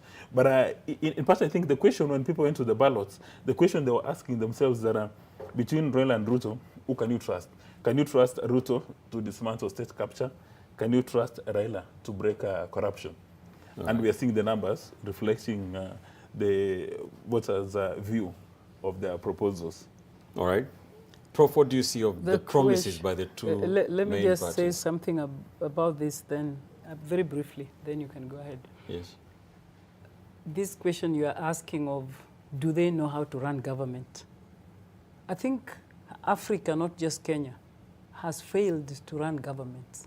So even the question itself, do they know how to run government? Because we almost need thinking out of the box. Because if you go to look at the frame that is there, the cocoons that have been created, the so-called state capture, which is basically ineffective governance, State capture is where you do more of patriarchal, patron-client relationships and the entrepreneurs and all that. You don't use the resources allocated for effective governance and service delivery to the people. So you are short of that. So when we are looking for people who know how to govern, if we look at what Africa is and what Kenya has been, all these people have been in government, and what we would be asking of them is really to change the game. To change the game, not to just rule the way we've ruled throughout, because it's not working for us. Yes. So both of them are talking like they're able to crack out this jinx that is making things not work for us. All right, so as we continue to do this, to talk about this, of course, we are keeping an eye on what's happening across the county and constituency tallying centers across the country, keeping an eye on different races, parliamentary races, gubernatorial races, and senatorial races, and we're getting information from the county of Bungoma that John Waluke, the incoming member of parliament, has retained his Sirisia parliamentary seats. John Waluke has retained his Sirisia parliamentary seat in the county of Bungoma. Remember, that has been that is a former constituency of the senator right now, Moses Wetangula. NTV's Sydney Chazima is traversing that county to tell us what's happening even in the dead of the night. We hope to hear from him in a short while, but that is some news just in from the county of Bungoma. John Waluke has won re-election for the Sirisia parliamentary seat. Remember, he was vying on a Jubilee party ticket. What are your reactions to this? Dismas, let me begin with you. It's you know, the Kenyan voter is peculiar. The Kenyan voter is supposed to punish impunity, mediocrity, and corruption. So this gentleman has got serious allegations hanging on his shoulders. Boulders, very heavy boulders on his shoulders. But the voters, in their wisdom or lack of it, have decided to give him a mandate. In their wisdom. Yeah, or lack of it, they've decided to give him a mandate. And you recall the Cabinet Secretary for Interior had indicated that about 40% of the people had presented themselves for elective positions are members of this thing called wash-wash. So a number of them will find their way to the National Assembly. So now you're beginning to wonder, this Kenyan voter, what do they look for when they go to the ballot box? Because if you have been implicated in corruption and you've been found guilty, is there a chance that when you go back to the National Assembly, you will come up with any legislation which will make a crime or corruption a nightmare? Probability of that happening is zero. So really, you know, Ben, the way they say that the Kenyan is peculiar. That is a confirmation. That you know, some of these things we've been discussing them times above number. The Stockholm syndrome. That the average Kenyan voter is emotional and irrational and has fallen in love with his captor. Yeah, I think that is a very strong demonstration. Prof, the Honorable Waluke, like this was saying, has very serious charges hanging around his neck, and Kenyans wagged their tongues when he was cleared, when he was actually cleared to vie. But now he has won the seat. What are your thoughts on that? I think this is, for me, where I go back to integrity as embedded in our constitution and the individual. Some of these things need not even go to court and to arguments over whether you should contest or not. You should just stay aside. Just stay aside until things... Just from your conscience. Just conscience. So it tells us that we are basically a country where most of us don't have self-conscience. And that goes to the vote as well. So the voter does not see a reason why he should not... They voted him. And then, you know, we talk about democracy. So it's like when you now follow him, even now, it will be like you are haunting him. It's witch hunting. It's witch hunting my brother, my sister, my person, my community. So I think there is a problem with our society. And that's why I was saying there is none of these two teams going to lead Kenya that knows how to govern. We need to just recreate ourselves even our constitution, everybody, you know, this constitution is loved so much. There are many media houses where you go, it is on table. So sometimes I wonder why it is on table, because in any case, we now know it, and when we need it, we can pull it. But it's on table. In other words, we regard it, it's our pillar, we respect it. But that theory, totally theory, we don't respect our constitution in terms of our governance. And this is not to the governors only or the leaders that are going to lead us from next week. It is us citizens. We've fallen short of the glory. The people we should go and block from entering offices are the people we are glorifying. So at the end of the day, a Kenyan is not able to say white is white and black is black. They'll insist white is black. And this is a problem of a nation that we have to slowly get out of it. And we are not going to get out of it because we have good leadership. They have given up.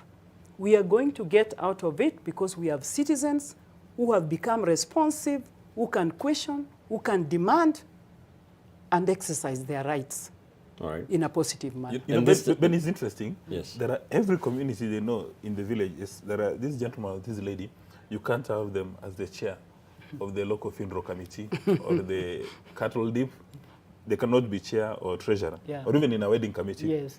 But these are the same people that are we elect to very serious leadership MPs. position. And then we expect miracles. So this confirms that really there is a mismatch, that probably the average Kenyan voter is not able to join the dots between his or her vote and leadership.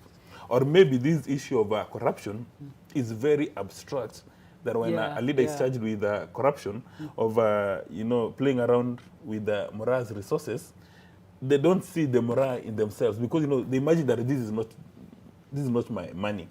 Or on the other flip side is that they say, we've sent you to Nairobi, go and steal, provided you give us give us a portion of what you've stolen.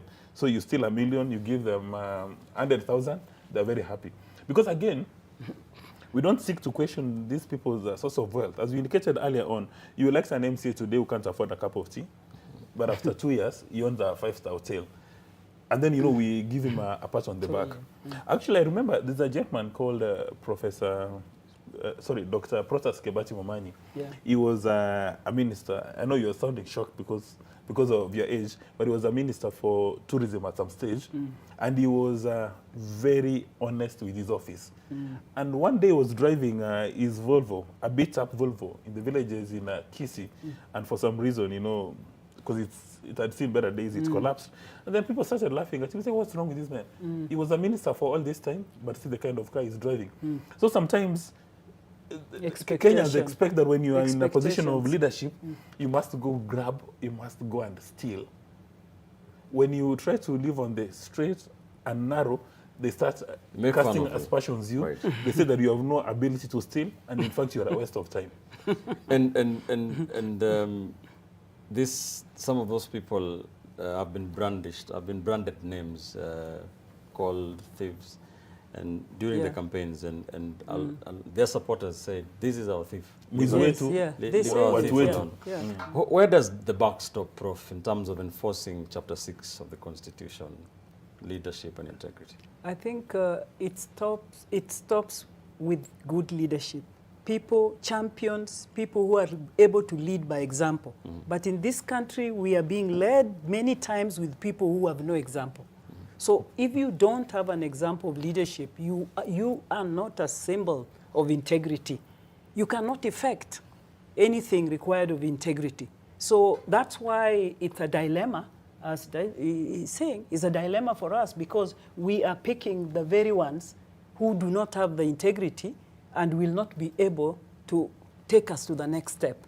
So that is where sometimes we might say that we need a radical approach, but where will the radical approach come from? We have to have it from within.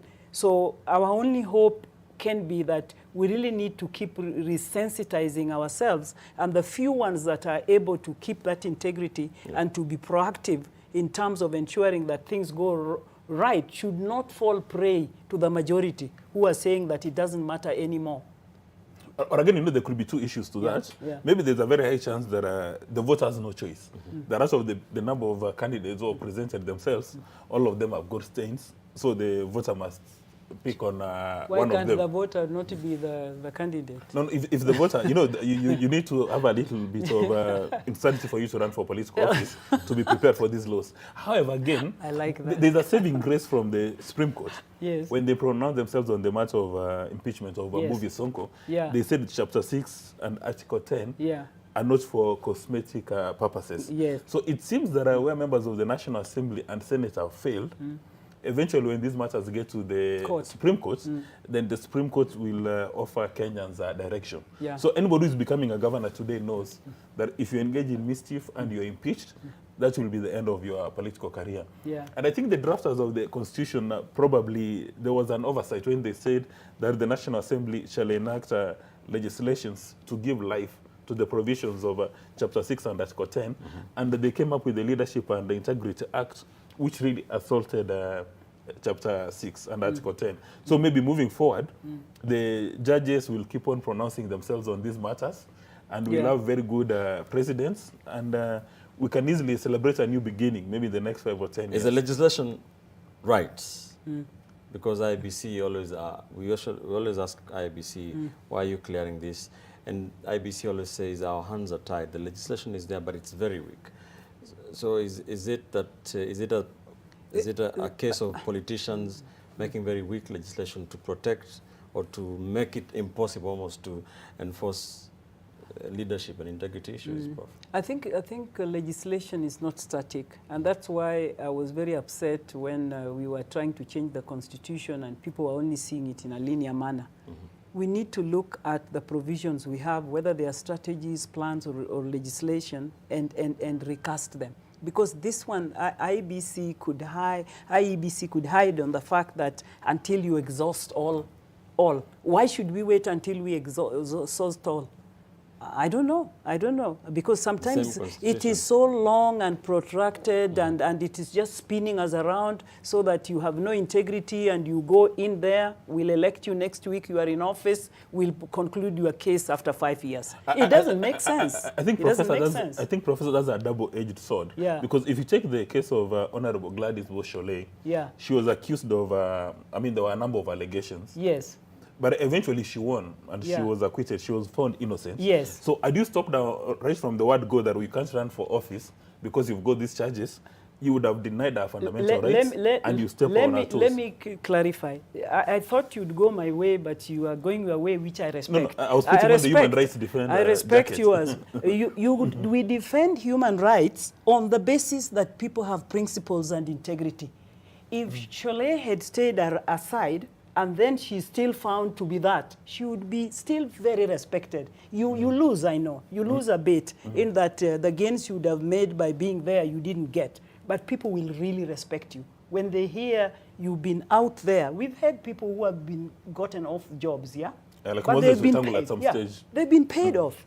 And that's the only way we can arrest the situation. Because if we just say, unless we make the court processes faster, pretty faster, then we can do what we are trying to do. We can make them fast, make it law that if you must get to the Supreme Court, it must be within the year or within 6 months.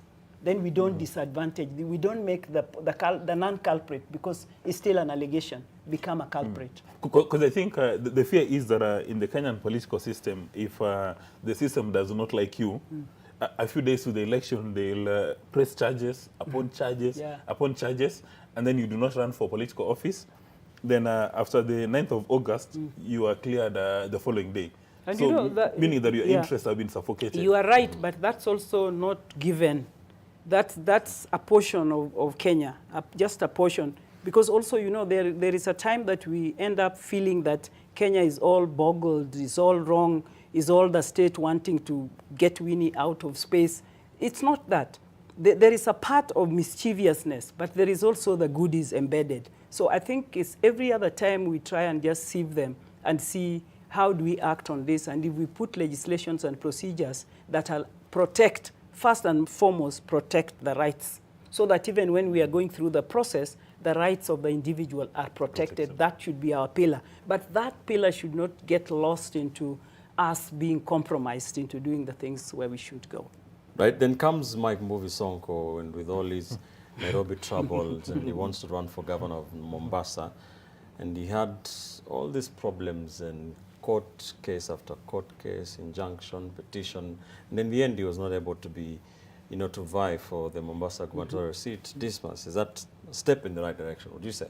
Yes, it's a step in the right direction, because I think for him he was saying that till I exhaust all my mechanisms. And he went all the way to the Supreme Court. Yeah. He went to the Supreme Court. East African. Yeah, even after the Supreme Court had rendered its judgment, because he's a very clever man, he said, I want the Supreme Court to review its own decision, hoping he would go to IBC and tell them, wait a minute, they're still reviewing. I haven't exhausted the appeal mechanism. Then he also wanted to go to the East African Court of Justice, and he forgot that in these issues, when the Supreme Court of the Republic of Kenya has pronounced itself, these other courts cannot come in. I mean, did he actually think that the Supreme Court of Kenya is subordinate to the East African Court of Justice? Maybe it's a case of his lawyers. Ignorance. Yeah, but again, no, I suspect he knew, because he's a very bright man with he keeps the company of good lawyers. But I think he was trying to just look for every single loophole hold the system, to be in the ballot. Yeah. Because had it been in the ballot, it would have caused an earthquake or a tremor in Mombasa. Because I think for him, he really wanted to be in the ballot.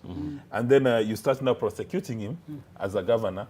At that stage, he's got a political capital, and managing his situation could be complicated. All right.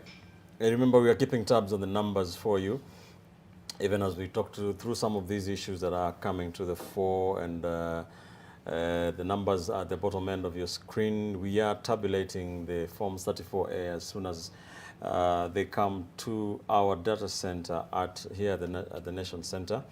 And we have the most advanced numbers in terms of the provisional results for the national tally, the presidential race, the race to the highest office in the land. The latest is that Raila Odinga, according to the Form 34A we've been able to tabulate here, the Nation Media Group has 5,063,146 votes. That is 51.16% of the votes. William Ruto is close second on 4,767,130 votes. That is about 48.17% of the vote. We have Professor George Ojakoya of the Roots Party with 44,119 now votes. That is about 0.45% of the votes that has been tallied.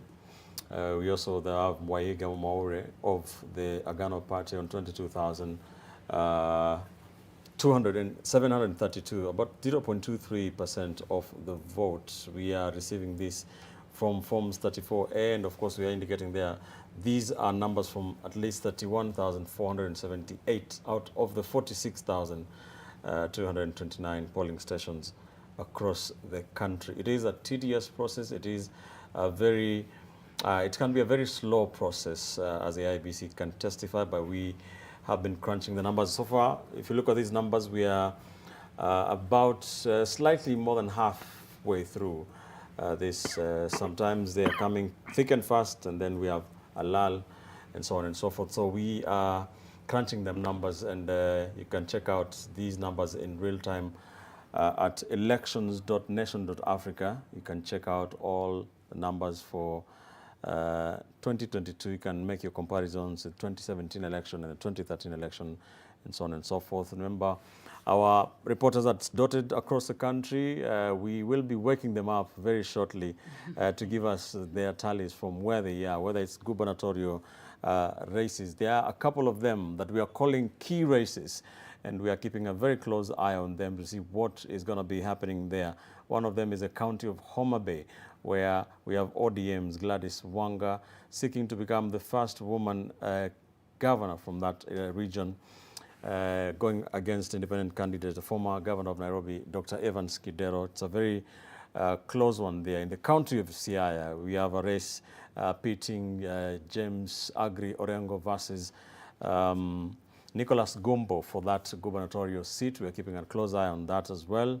from that region. Also, we have in Migori, Ochilo Ayako going against the likes of Dalmas Otieno and Boaz Okoth. We also have in Kisumu, the incumbent, Professor Peter Nyang' Nyong'o, going against his predecessor, Jack Ranguma, and Ken Obura. We're also keeping an eye. Our team is, we have several teams in that particular county to keep an eye on those for us. Of course, Kirinyaga as well.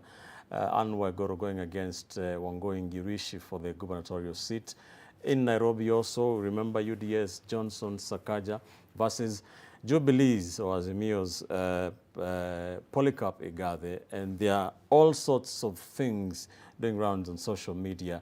But keep it here on NTV, Decision 2022, as we give you the correct picture of the numbers as tallied by the Independent Electoral and Boundaries Commission. So some of these races have been predicted to be taking shape as the day breaks. So our teams will be waking up to give us some of those numbers. Remember, in the last few minutes, we have reported that John Waluke has been re-elected as Member of Parliament for Sirisia in the county of Bungoma on a Jubilee Party ticket.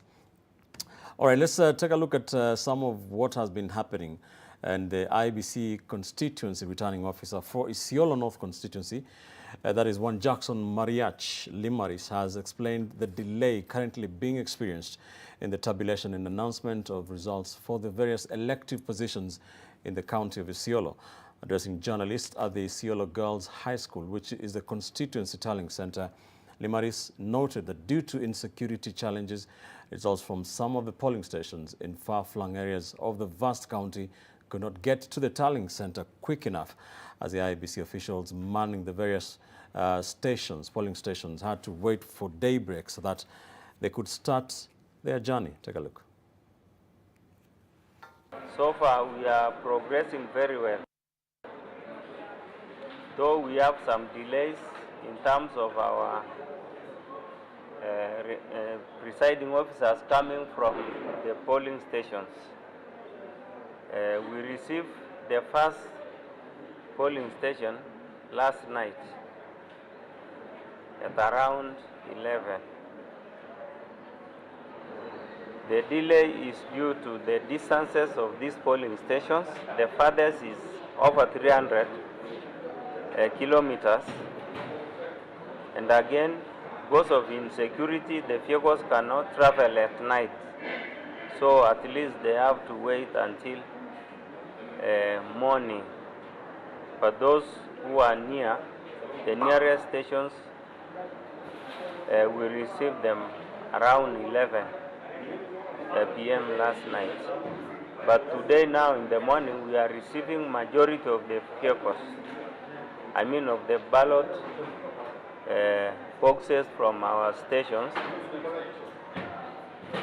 which is more than 100 polling stations now that we have received, but we have not yet processed the counting. Yeah, so the counting will be going on today, and I think by tomorrow we'll be concluding. Yeah, we hope to actually maybe conclude the exercise tonight, because we still have most of our polling stations have not reported. They are on the way, and those are the farthest polling stations, which are over 300 kilometers. So that means we might go up to the night. And also in some areas where the polling stations are just on the fields and there was no lights, so we had to, so that caused some of the delays. So counting took place very late because some polling stations had no lighting system. Yeah, so that is what made the counting to take long time. So far, the one we have processed are around 11 polling stations, but the rest are still on the queue. Yeah, what I can tell them is that all is well, although because of the distance and the small challenges that we have experienced, all the ballot boxes now, majority of the polling stations, the POs have reported, and we are going on with the tallying of the results. So they should be patient with us until we tally and count all the results. Yeah. Otherwise, we have not had any major problem so far or challenge. Less talking. He doesn't want to really communicate. All right, so let's cross to the county of Kisii, where police are investigating an incident in which 26 ballot boxes were found in a bus in Iterio Tallying Center, Bonchari constituency, is what the Kisii South OCPD Charles Machinji had to say about that incident. Tulianza exercise jana ya kubeba masanduku na kuleta hapa main tallying center hapa Iterio High School. Exercise imekuwa mzuri tangu jana mpaka wa leo. Kufika jioni masaa kama saa 10, shida imetokea kidogo. Ikasemekana iko masanduku imeonekana hapa, imekuja na bus na si ya hii constituency na hata si ya hii ward. Tumeenda tukachukua masanduku ambayo ni 26 in number. Tumechukua yote 26 kwa sababu tatu ndio imesemekana si ya hapa, lakini sasa kwa sababu ya uchunguzi tumechukua sote. Tumepeleka police station Kesonzo, uchunguzi ikiendelea. Already tuko na suspect wawili, kwa hiyo tunachunguza, wako kwa seri ya polisi, tunachunguza ili tuone ni kitu gani ilifanyika ndio sikapatikana hapa. Hata tuko na commotion, yes. Wananchi walikuwa a lot of curiosity. Sasa shida ikatokea, wakaanza kufurukana, hata wenyewe wanaanza kupigana. In that process askari amekuwa injured kidogo.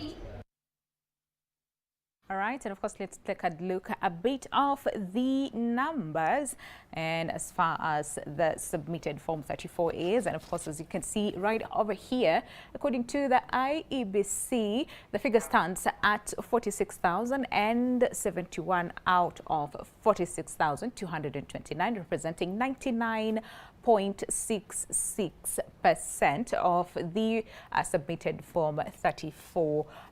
And of course, a number of counties, again, majority of the counties have actually submitted their Form 34. Again, look at a case of Bungoma, which again, they have submitted, as well as Bomet, 100%. That is, especially for Bomet, 855 out of 855.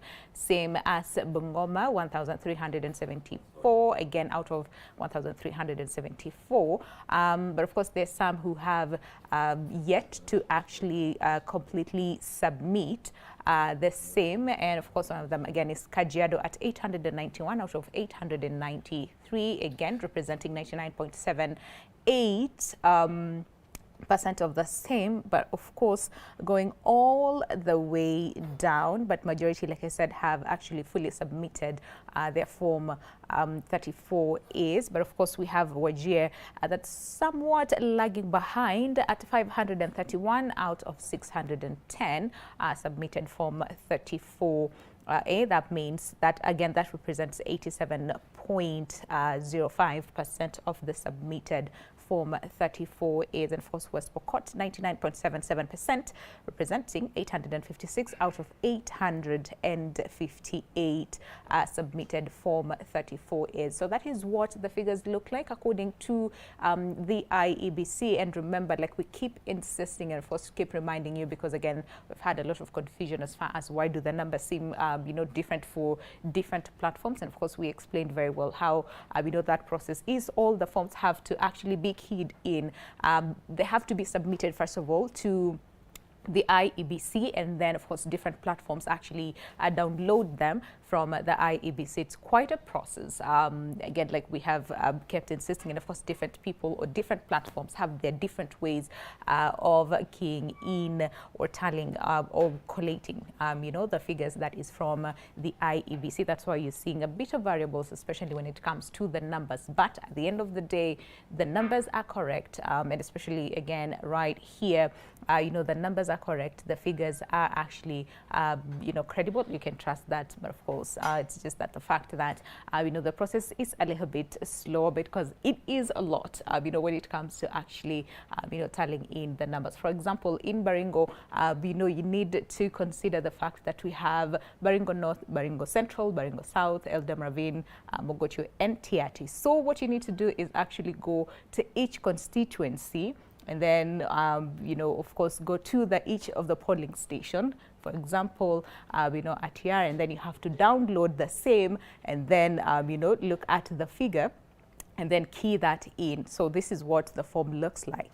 So what you need to do is just then key in, the numbers. For example, what we're seeing here is that Raila Odinga garnered 4 votes, and then we have William Samoei Ruto, who has 171, again translating to 175 of the total votes. So you have to key that in, and remember, you have to do that for all, the polling stations. That's why we said, again, the process can be a little bit tedious, but it doesn't mean it is impossible. It is possible. You just have to be patient, like the IEBC chair, that is Wafula Chebukati, who said earlier on, let's exercise patience.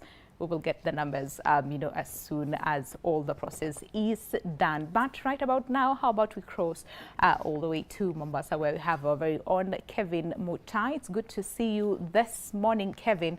How are the figures looking like this morning? What's happening wherever you are? Have you, finished with the whole, tallying process? What's going on? Good morning to you, Winnie. Indeed, it's a tedious process, and what I can see right now here at NITA Tallying Center in Nyali constituency, some of the agents have even retreated to take a rest, and of course also some of the IEBC officials. This is a process that has been happening for more than 10 hours, and still there are a lot of ballot boxes that are yet to be verified at this particular tallying center. This is a constituency tallying center that has 195 polling stations spread across 5 wards of Kongowea, Freetown, Ziwa la Ng'ombe, Mkomani, and Kadzandani. But according to preliminary results that we were that the IEBC officers availed to us, displays that the UDA parliamentary candidate Mohammed Ali is on the lead in terms of the votes that have so far been tallied, followed closely by ODM's Said Abdallah. But of course also this is a contest that had attracted 9 candidates. Remember, Nyali is one of the areas that of course also has attracted the focus of the big political bigwigs in the country.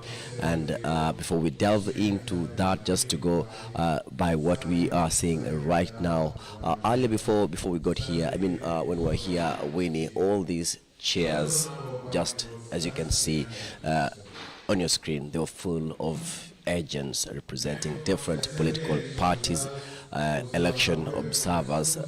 We saw the European Union observers, we saw the African Union observers, and of course also others from the human rights organizations, among others representing different entities. But right now, what you can see, people are tired. They have just decided to take a rest because it's a process that perhaps they never expected to take this long. And even what I can see from the announcements that are happening right over there is that even the returning officer who is in charge of this particular station, identified as John Ole Taiswa, has taken a break because he's been here since the first ballot boxes were brought here from the polling stations within the Nyali constituency, and I understand that they're taking shifts now to ensure that the remaining ballot boxes are verified, because I can see there's still plenty more, probably more than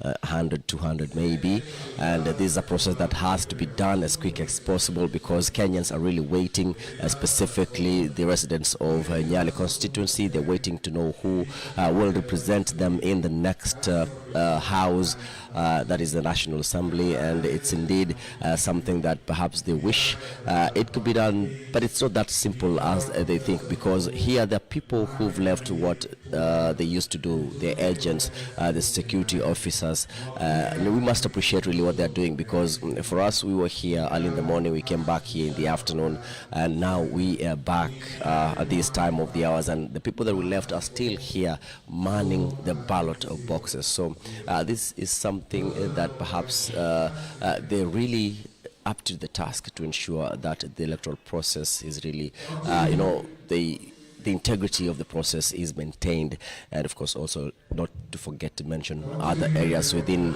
the county of Mombasa. Mombasa has 6 constituencies of Kisauni, Nyali, Jomvu, Mvita, Likoni and Changamwe. So I understand that this tallying exercise is also happening across the other constituency tallying centers, and it's an exercise that perhaps we're expecting to conclude probably from 10 a.m. tomorrow. What we understand is that the first constituency tallying center to call in the first candidate to win the 2022 parliamentary contest should be happening in Kisauni, because I understand the leading contender in that particular race is Rashid Juma, commonly known as Bedzimba of the ODM party, but of course also there were other contenders like Lukshan Ngala of Wiper Party, Beatrice Mbodze, an independent candidate, Willis Odhiambo, also an independent candidate, Mbarak Hamid of the United Democratic Alliance Party. There's also Hagenson Mwandawiro, an independent candidate, Henry Chiguba of Tujibebe wa Kenya Party, and lastly David Audo of Audo is an independent candidate, yes.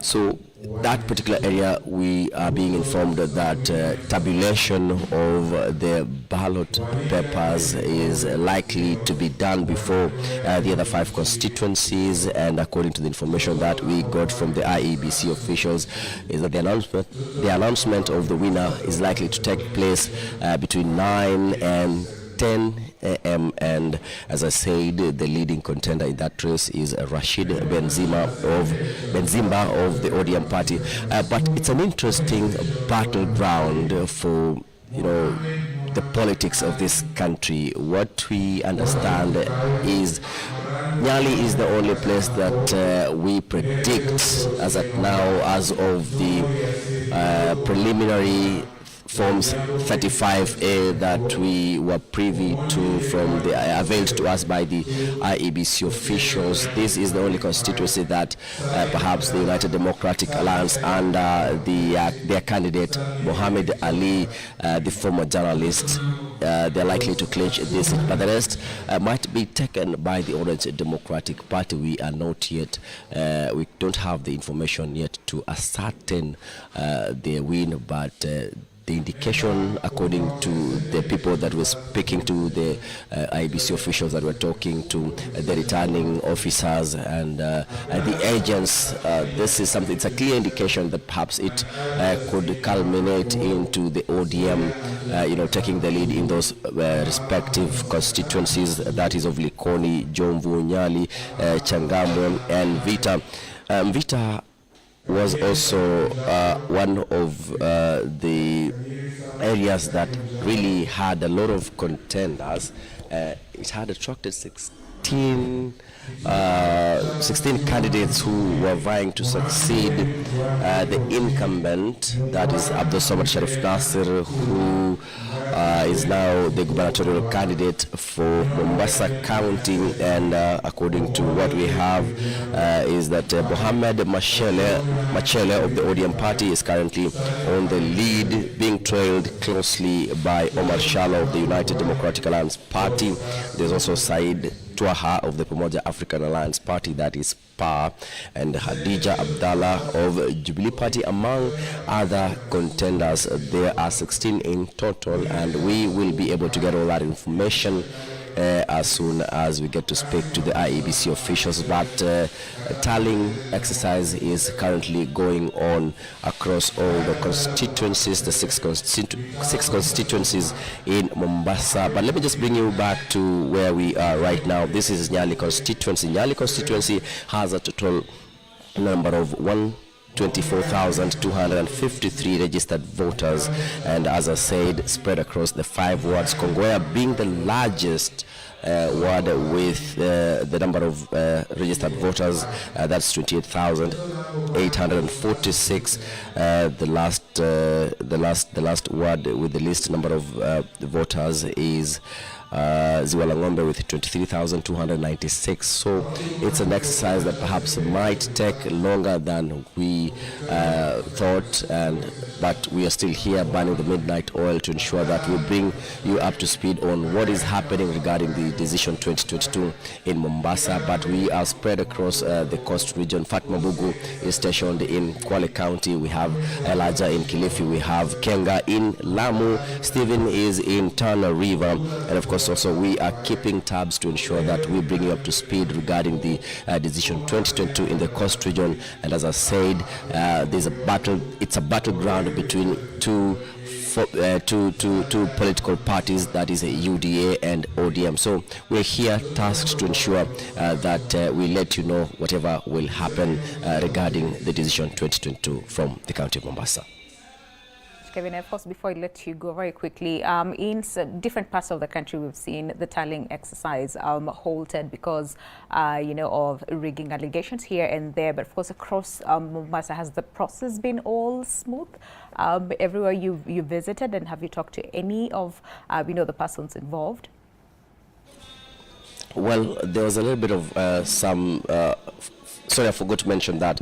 But earlier today, the police officers arrested 2 IEBC officials from Utange Section 3 on grounds that they declined to count the votes, and they were arraigned before the principal magistrate, that is Yusuf Shikanda, at the Shanzu Law Courts. The 2 denied the charges but were released on a cash bail of 300,000 shillings or an alternative of 500,000 shillings bond. But what we understand is that investigations have already been launched, and we will be able to get verification from the authorities conducting the investigation. But this is an exercise that perhaps has had a lot of hiccups, starting from the suspension of the gubernatorial race that the IEBC had to postpone because of the mix-up in the ballot papers. But what Mombasa residents have to know is that they will have to go back to the ballot on the 23rd of this August to elect their governor, not only in Mombasa, but of course also in the county of Kakamega. Despite, apart from what I've mentioned also, there was just a little bit of push and push earlier before here after one of the vehicles that came here with allegations that it had brought some unverified ballot materials from unknown location. But the OCPD Nyali, that is Mombasaba, intervened with the IEBC officials, and I understand that particular issue was resolved and calm returned. And as you can see, the situation is the tabulation of results is currently going on. So so far everything is okay, and we will be keeping tabs and traversing all other constituencies to ensure that we bring you up to speed regarding the 2022 decision 2022 here in Mombasa. And very quickly, what happened then to the officials? Because, like you said, they were released on a cash bail. Did they find replacements for the same? Are they still taking part in the tabulation? What happened?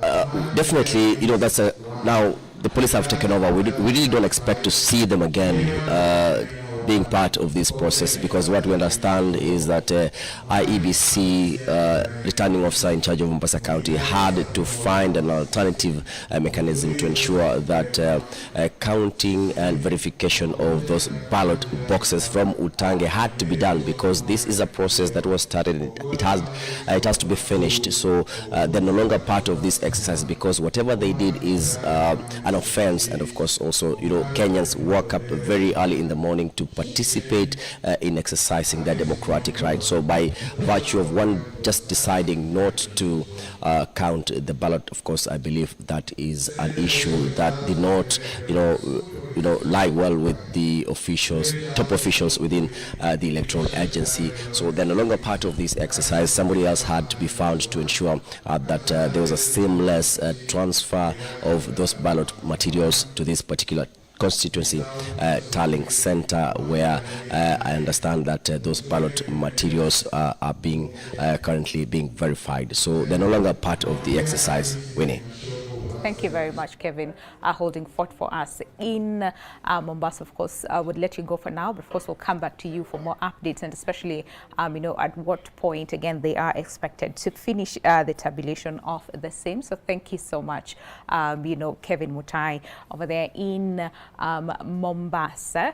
But let's take a bit of stories here, and of course we'll come back with an update as far as persons who, again, are continuing to celebrate their wins. But before that, elsewhere, CI Police are actually investigating a case, if we could have that story, where the police in CI again are investigating an incident where a parliamentary candidate in Rarieda constituency drew a gun and fired in the air. CI County Police Commander Michael Mushiri says the candidate, Agustin Neto Adola, discharged one bullet in the air during a scuffle at the Aram Trading Center. He also said that the gun has been recalled and will be taken for ballistic examination. And of course, this is not the only case that has been reported. We also had another case where, again, Kimilili, Member of Parliament, who actually has been re-elected, gathering 26,000 votes against Brian Kaimba of DAPK, gathering 9,000 votes. But of course, the DPP, that is Nurdin Haji, has actually ordered the arrest of the same, and that is Didmas Baraza, who has not been, arrested at the moment. He's still on the run. But of course, we will bring you updates on the same. But again, two other persons who are celebrating their wins. If we can have them just to see who else is actually celebrating. We have Charles Kamuren, who is, again, will be representing Baringo South under the UDA ticket. Of course, a member of National Assembly is among the persons who are celebrating their wins this morning. We also have Francis Kuria Kimani, who again will be representing Molo constituencies on the ODM ticket. Very interesting over there. And then let's see who else will actually be, who else is actually celebrating their wins this morning. Joseph Cherorot, who will be representing Narok East under the UDA ticket. Of course, again, these are just members of the National Assembly. Remember, the votes, again, still being tabulated. And of course, we will bring you more on the same as we continue. But do we have someone else who is also celebrating their win? This morning, Wilberforce Oundo, who will be representing Narok East constituency under the UDA ticket as well. Again, like we said, it's interesting to see how this is actually turning up. That is the numbers. But of course, we also talked about Joseph Cherorot, who will be representing Narok East under the UDA ticket, together with Ken Aramat, who again will be representing Narok East constituency under the UDA ticket. And of course, most of these people are actually sort of like newbies who are coming in. We also have Rafael Wanjala, again, will be representing Budalangi constituency under the ODM ticket, as well as Joses Lelmengit, who again will be representing Mgwen under the UDA ticket. And of course, we'll be bringing you more on the same. Remember, they're not only winners, but we also have losers. And of course, majority of them, or most of the name is actually, some of these big names. And something that we said, which is very interesting to see, is that most of them have actually conceded, and they've actually took to their Twitter platforms to just, social media platforms rather, to just say they congratulate, some of this, members, again, of Parliament or different contenders on differences. To just say congratulations, make sure that you serve the people well. So, of course, we'll bring you, the list or some of these big names. But, of course, amongst them, again, like we said, National Assembly Majority Leader, that is Amos Akimunya. again, who actually conceded defeat, among other persons, including former Lang'ata Member of Parliament, Nixon Korir, again, who lost to Jalango. We also have Naomi Shaban, four-term Taveta Member of Parliament, who actually also conceded defeat, as well as Moses Kuria, again, who lost the Kiambu governor race, who, again, the party leader, that is Chama Cha Kazi Party. All right, so of course we'll bring you more details as and when we get them, but of course, Ben, I'm just gonna throw back to you, but of course a question to the panel, and that is interpreting, because earlier on we used to look at the mammoth of crowds who are actually participating during the campaigns, but the question is comparing the crowd versus the opinion poll versus what we're seeing, right now as far as the numbers are concerned. Again, so what do you make of the same?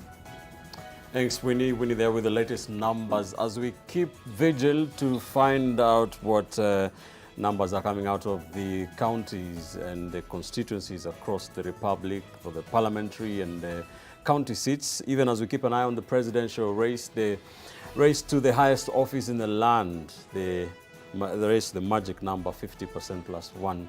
The race, of course, we are giving you the latest numbers as Nation Media Group. We have our data center where our data analysts are working on the latest numbers, punching in those downloaded Forms 34A as soon as we get them and as fast as possible to be able to give you a tally. And of course, we are giving you context for it right now. Of course, the latest numbers are scrolling at the bottom end of your screen there.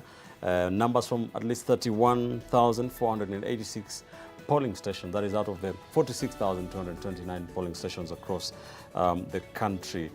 We are keeping an eye on what's happening. We shall be going very shortly to Sirisia in the county of Bungoma to see what the latest there is after the announcement of John Waluke as a MP-elect, winner of that parliamentary seat on a Jubilee ticket, that is Sirisia in the county of Bungoma. We shall also be checking out what's happening at the National Tallying Centre, the Bomas of Kenya, the nerve centre of the IEBC, the election referee. In the meantime, let's take you to the coast, to the county of Taita Taveta, where NTV's Bill Otieno is also burning the midnight oil with us. Bill, good morning.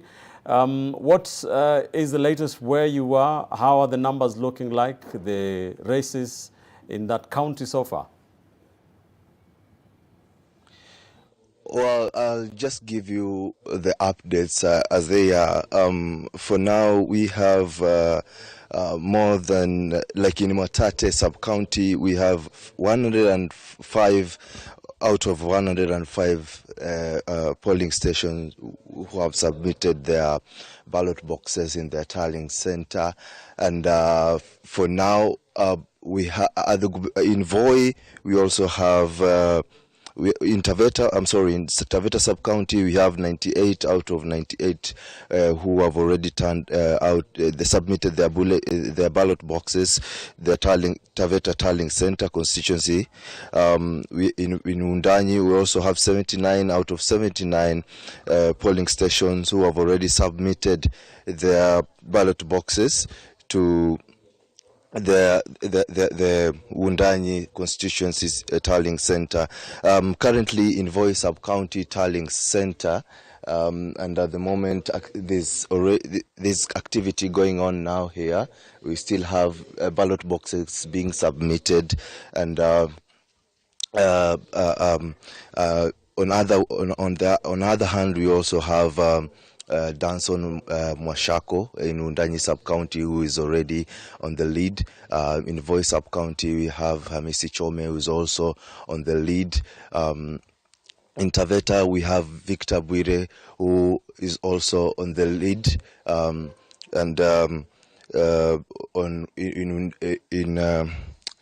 In gubernatorial position, we have Andrew Mwadime, who was Mwatate sub-county, Mwatate constituency MP, who is now leading of all the 13 contestants or candidates. He is leading now, and at the moment we have a number of gubernatorial candidates who have already conceded defeat, including the first governor of this county, John Mtuta Murutu, who wrote on his social media wall saying that he agrees with the decision that the residents or the locals here in Taita Taveta have made by, overwhelmingly choosing or voting for Andrew Mwadime. That's all that is going on for now, but nothing has been, officially been released. Maybe, for instance, IBC have not yet released official details of the winners, but this is the polling station this is the tallying center that has so many polling stations compared to the 3 tallying centers across the county. And we expected to be here to this time, because they're still submitting these ballot boxes, and it's a very careful exercise. It's very sensitive that they're taking their time. So I'll be keeping you on tabs on as this development, or we'll be getting more updates on all that is happening. From here, we'll be moving to Taita Taveta University, where we'll be doing the final tallying, where all the 4 sub-counties submissions, tallying center will be submitting their numbers there that will be projected, and also official announcements of winners will be done at that particular university or a particular point. So for now, I'll just have to hand it over back to you at the studio, and I'll be keeping you on tabs as things unfold. Back to you, the studio. It's Bill Otieno. They're coming to us live from Taita Taveta County, where some numbers are trickling in. A total of 13 candidates for the gubernatorial race. Bill tells us that's the longest list the county has ever witnessed. Thank you, Bill. And of course, eyes on key contenders like the incoming governor, Granton Samboja, the former governor, John Rutu. Bill reports that he has conceded defeat on social media. Also eyes on the former Senator Danson Mwazo, as well as current Member of Parliament for Mwatate, Andrew Mwadime, who Bill says is leading that race currently. We shall be going back to Taita Taveta to find out how things are. Let's now cross live to Western Kenya, to the county of Bungoma now, where Sydney Chazima has been crisscrossing to check out what's happening there. Sydney, good morning. I understand you've been keeping an eye on a couple of parliamentary races. What can you tell us? Good morning, Ben. It's been quite a long time here in Bungoma County, just following up on the results, and some of them have been trickling in. And so far, we can confirm that 2 of them are confirmed, and that is John Waluke of Jubilee has just been re-elected as the MP for Sirisia.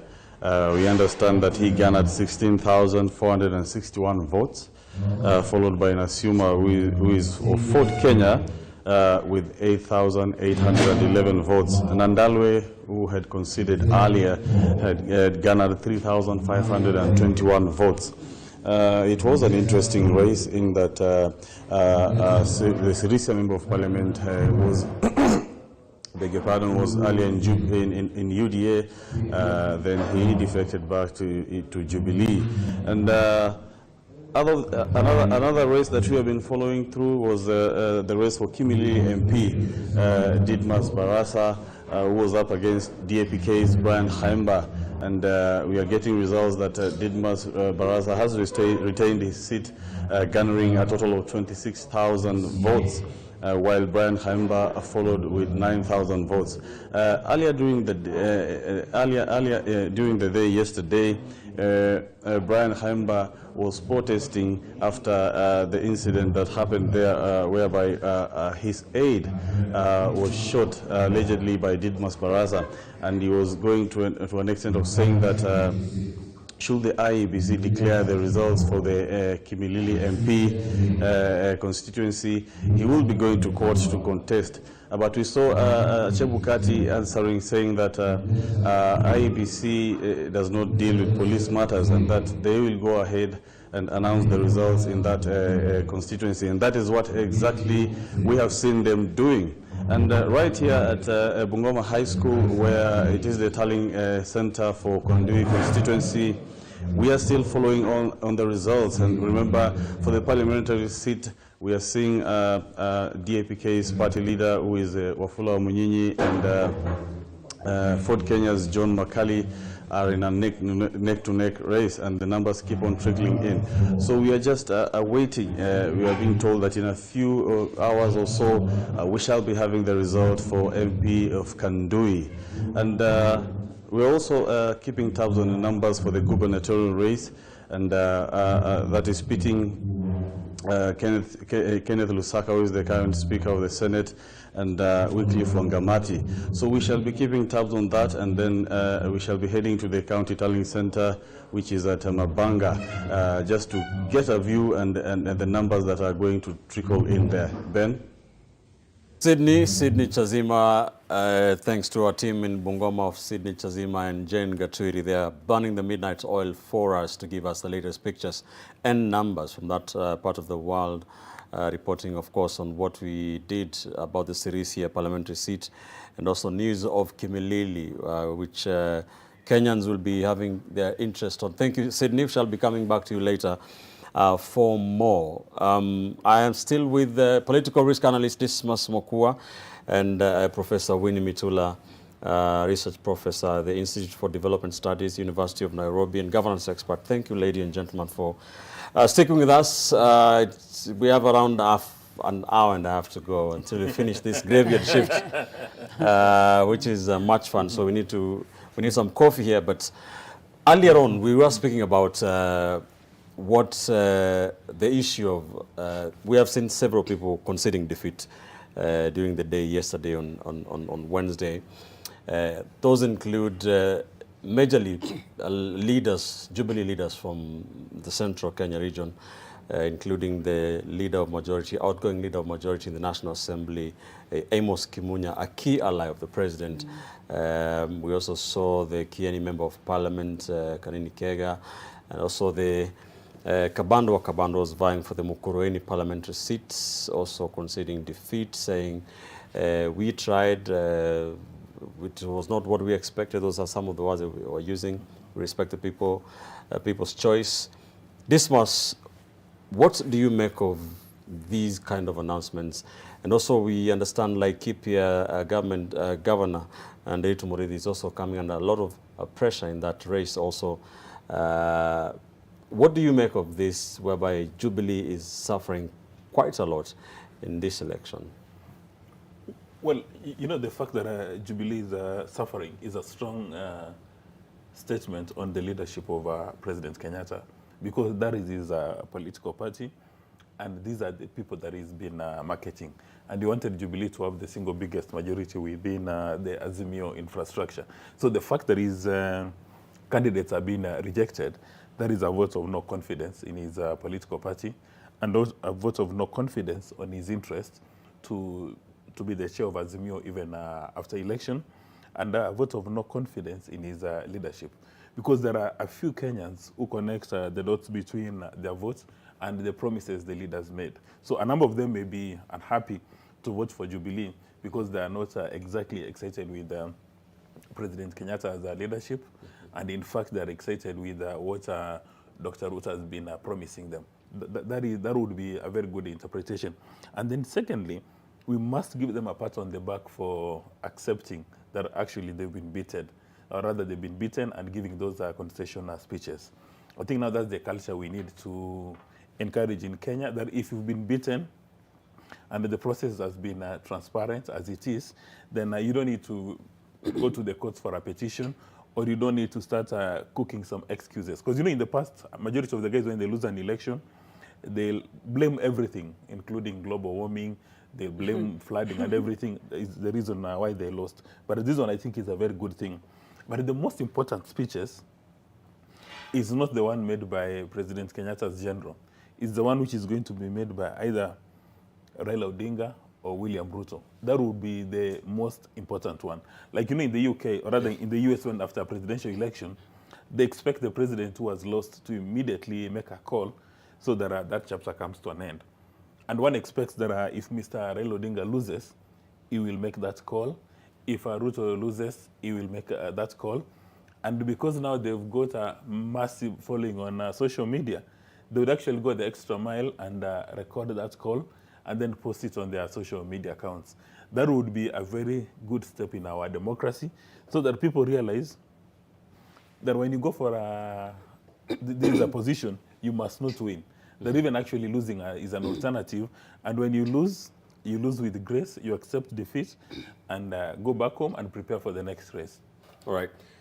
Jubilee, the Jubilee Party, the leader is President Uhuru Kenyatta, Prof, and he was defiant when Ruto and his troops, walked out or were kicked out, that he was going to revive the party. It looks like it's not working, as judging from the numbers we have so far that are involving Jubilee Party candidates. I think John Waluke is the first parliamentarian to get elected on a Jubilee Party ticket. Sure.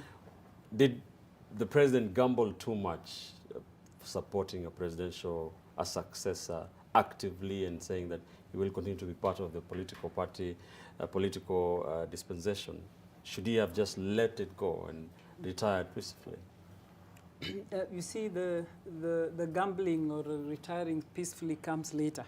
But let's look at it from where it began. From where it began, I think he was a very brave man to push it the way he did. Jubilee, knowing that Jubilee is exiting, the party is like killing itself. It was exiting. So you are remaining almost with a shell, but you're still holding on with a shell. And I think I should tie this also to how these losers are accepting defeat. They must have worked in a very difficult context. It was so difficult, it was so glaring that they were losing. They were just pushing against the wave. So when eventually they lose, it's like, so be it, we pushed enough. So it's a real demonstration of this happened, but it just didn't work. The program didn't work. So we can then now get back to all those careless statements we heard from UDA troops, the ones who are talking about with Jubilee. There is no Jubilee. We are Jubilee, but we are UDA. There were a lot of reckless talking for those that exited. So we had the split that became UDA and the ones that were retained. So we saw that tension, and it just never ended. So when the president comes to try to recoup and try to save it towards the end, and even start supporting, getting into Azimio, getting a stronger, Azimio with Jubilee and ODM strong in it, thinking it will sail.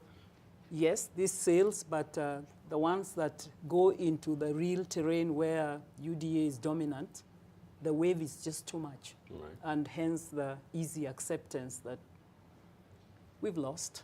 There is even nothing to fight, because even if you go back, you are not going to win. Right. And with that kind of turnout that we've seen, you can't dare. Right. Remember, there are still a lot of seats that votes or results are still trickling in. Yeah. We will wait to see the final tallies to see how Jubilee performs. But Dismas, what will be going through the mind of the president as he sees some of these things, some of his big lieutenants losing in a big way and conceding defeats? In your imagination? There would be two scenarios. Number one, is there a chance that William Ruto is in fact President Kenyatta's candidate? If William Ruto is President Kenyatta's candidate, right now President Kenyatta is a very happy man. He's having his coffee and nuts and saying that he's achieved his objective. Because, there's a chance. When you look at President Kenyatta and you look at Dr. William Samoei Ruto, then you immediately go to Nigeria, you look at Obasanjo, President Obasanjo and Atiku Abubakar. When Obasanjo did not want Atiku Abubakar to take over, he proclaimed it on top of a mountain and said, "You will never ever become the head of state while I'm around." because, you know, Atiku Abubakar behaved in a manner similar to the behavior of Dr. Ruto. And he unleashed all his resources, and Atiku Abubakar has had a bit of a nightmare. But when you look at the deputy president, the biggest cost in a campaign is logistics. But when the deputy president has been moving from point A to point B campaigning, that bill is being taken care by Mora. The bill comes from, it's approved by State House. So there's a very high probability that it could be, Ruto could be President Kenyatta's candidate. In which case, he's a very happy man that if IBC declares Ruto a winner, then he'll go to retirement, a very happy man. And then obviously, Ruto will appoint him to these, I mean, we will ask maybe the Secretary General, UN or Africa Union to give him those special envoy status. And in my view, if that happens, President Kenyatta will be like a fish in water, because I've seen him, he's under international respect, international recognition. At the global level, he's highly respected. So he can step in now, join President Obasanjo and Thabo Mbeki, and, you know, keep on jumping to wherever there are hotspots in Africa, or even special envoys for causes like maybe global warming, all these kind of things. Now, if Raila is President Kenyatta's candidate, he must be biting his nails at State House and watching events unfold, because you cannot afford, if say now Ruto wins and you're President Kenyatta, you cannot afford to have a bad relationship with the current president. In as much as nothing will ever happen to President Kenyatta, because you've got a very good president. But if Ruto is not your preferred candidate and he has won, even the handover ceremony will be a bit mechanical. There'll be no, I mean, the way they used to dress in similar matching ties and everything, yes, it will not happen. But if Raila loses, then President Kenyatta will be in a very bad space, because now his preferred candidate has lost. But if he wins, again, he'll be a very happy man, and maybe it serves his selfish interest for Raila to win. Having given him all this support and he loses, then people will start looking at him in a very fun manner. But all said and done, President Mwai Kibaki sets the gold standard on how retiring presidents must behave. That you are not supposed to take a side. You are supposed to create an environment, a free, fair, you know, a level playing field where the candidates come and, you know, square it out. And on the worst case scenario, is to support a candidate from your political party, not a candidate from, you know, not an opposition candidate. Right. Because even the international media has had a field day. The way they've been reporting about the Kenyan scenario, they're not able to understand how the president is not supporting his deputy and is supporting the opposition leader. So they find it very confusing. But again, you know, Kenya is a land of firsts.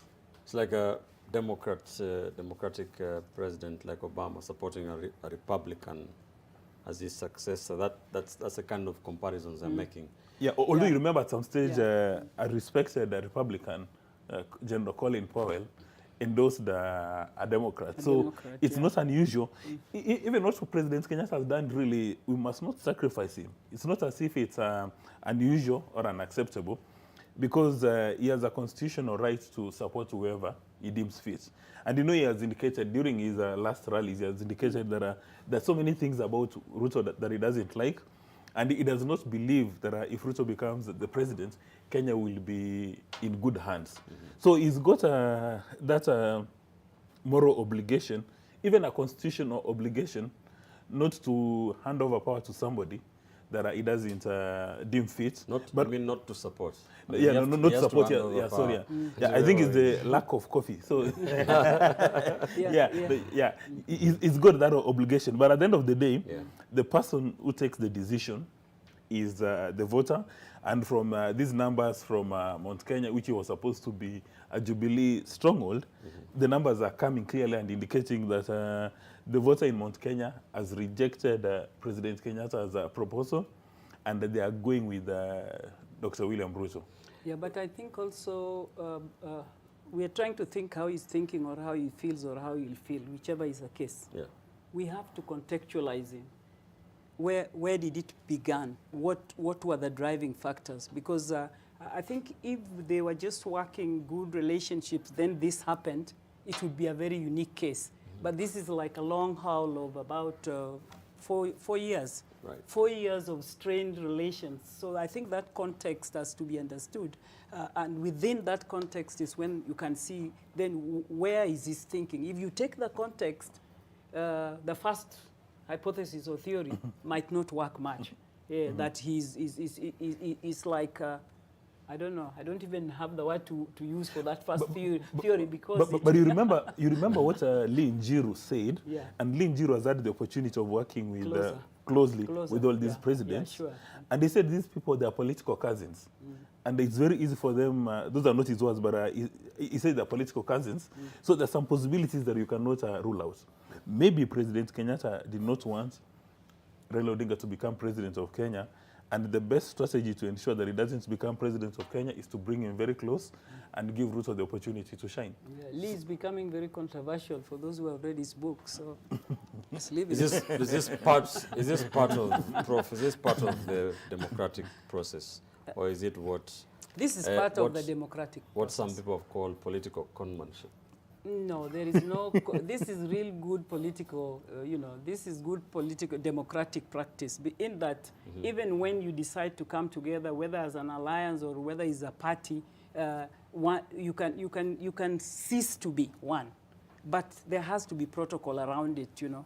Processes that is to me the most important. How you agree to move on. But in our case, especially we take our deputy who is also contesting presidential post, there were never protocols in these strained relationships. And a lot of things we do assume. Many times we think for them, because they never showed it to us. It's all who is saying who, what. So I think that lack of clarity makes it very difficult to place them. But this is part of politics. In politics, as they say, there is never a permanent enemy.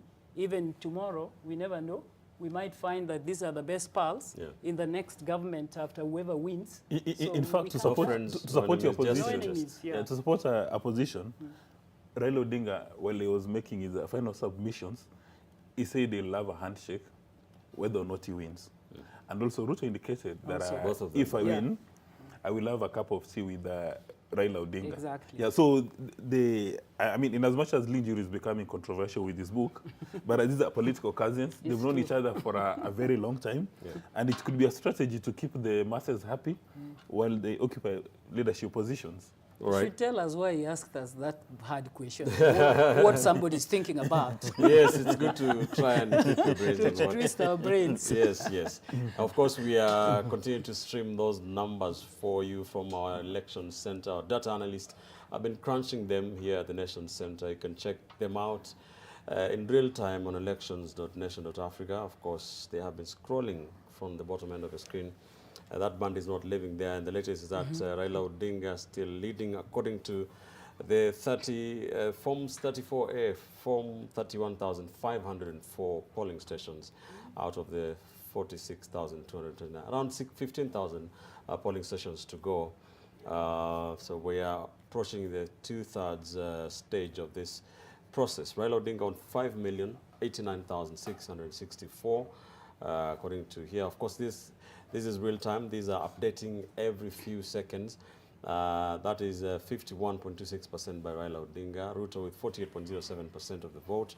According to the data we have tabulated so far, 4,772,968. Professor George Ojakoya of the Roots Party on 0.45%, 44,267. Agano Party's Waihige Mwaure on 0.23% of the votes, with 222,793. Some pundits have been saying that if these two could garner more, close to 1% of the vote, then it could be taking us closer to a runoff. That is something a lot of Kenyans do not want to hear. Many people want to.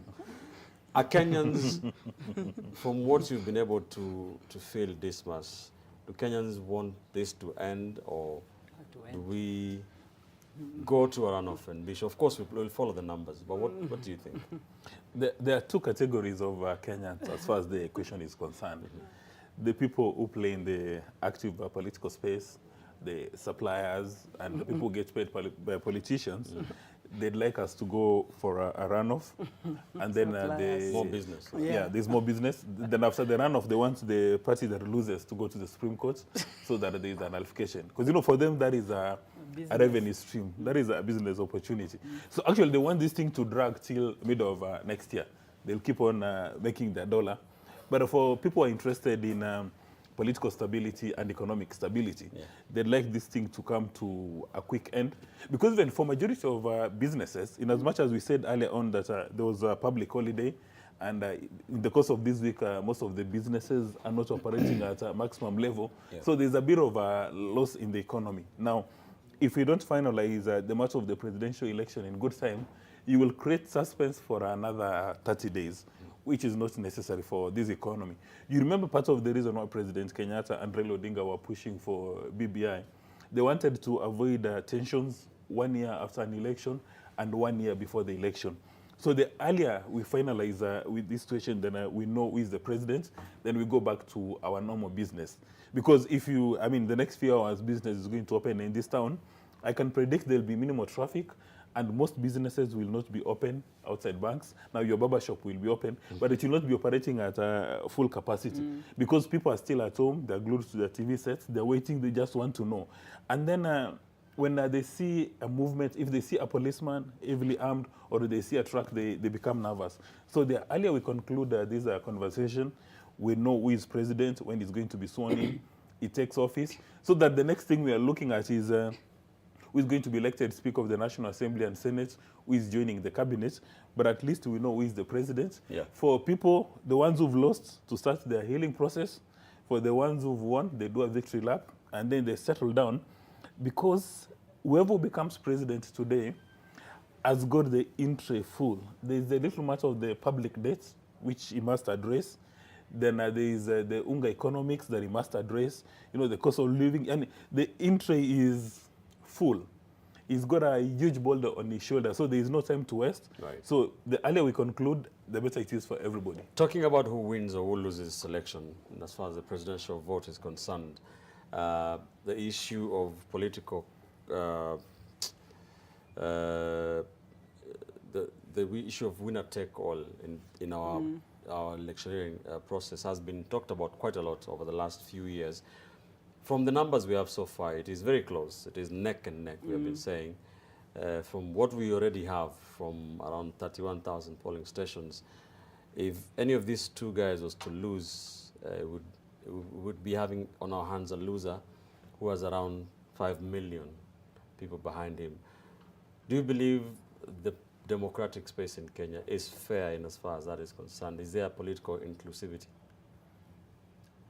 The yes and no. If you lose, you go home. You win, you have the state. That is the principle, kind of. But the practice, we wouldn't encourage that. We really want to see a situation where, because this election, whoever wins should not have it all. The winner takes all will not work well if you want to move this nation. And even there is even a third angle. Those who just decided not to vote, look at those numbers. Huge number. That is a whole constituency in itself. So whoever has it, when the person feels that they have their team that won, and so they can have it all and flog us all around them, that is like a death nail on them, on the whole system of governance. There has to be a way of looking at how we bring this country together.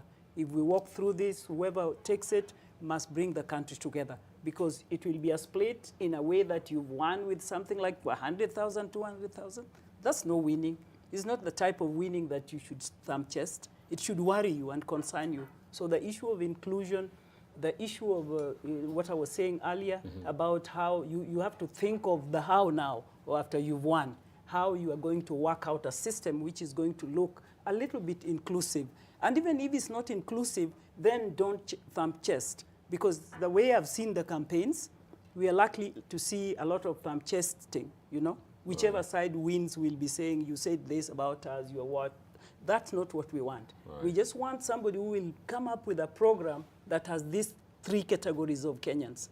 The direct losers, whether it will be UDA or Azimio, and then our many millions. There are how many millions? We are about at 14, the ones who voted. So we have almost another 8 million people who did not vote. So I think really there is need to think, and I'm sure their teams are thinking. If their teams are thinking about filing cases, they should also be thinking about how they will govern with a half a group that is equally very strong. But you agree, I totally disagree. I totally disagree because in a presidential democracy, you know you're running. If you lose, you go home. Let's use the UK. And look after cows. Yeah, let's UK actually. Yeah, if you've got a ranch. Let's correct one thing. Let's look at the. No, I'm not talking about those ones. I'm talking about the few that will be in Senate or in Parliament. I'm not talking about the one who didn't make it. Is that when you eventually lose as UDA or Azimio, you have some of you who have gone through. Of course. Those are the ones I'm talking about. Okay. The one what about the president? Before I come back to this. Which president? The four of them, only one is going to emerge victorious. So among the those top ones two actually they are the soft landing. If I was to be in either camps, those are my soft landing. I need to have them also around.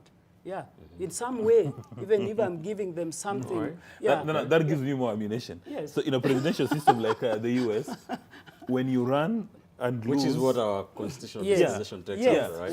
So when you lose, go home.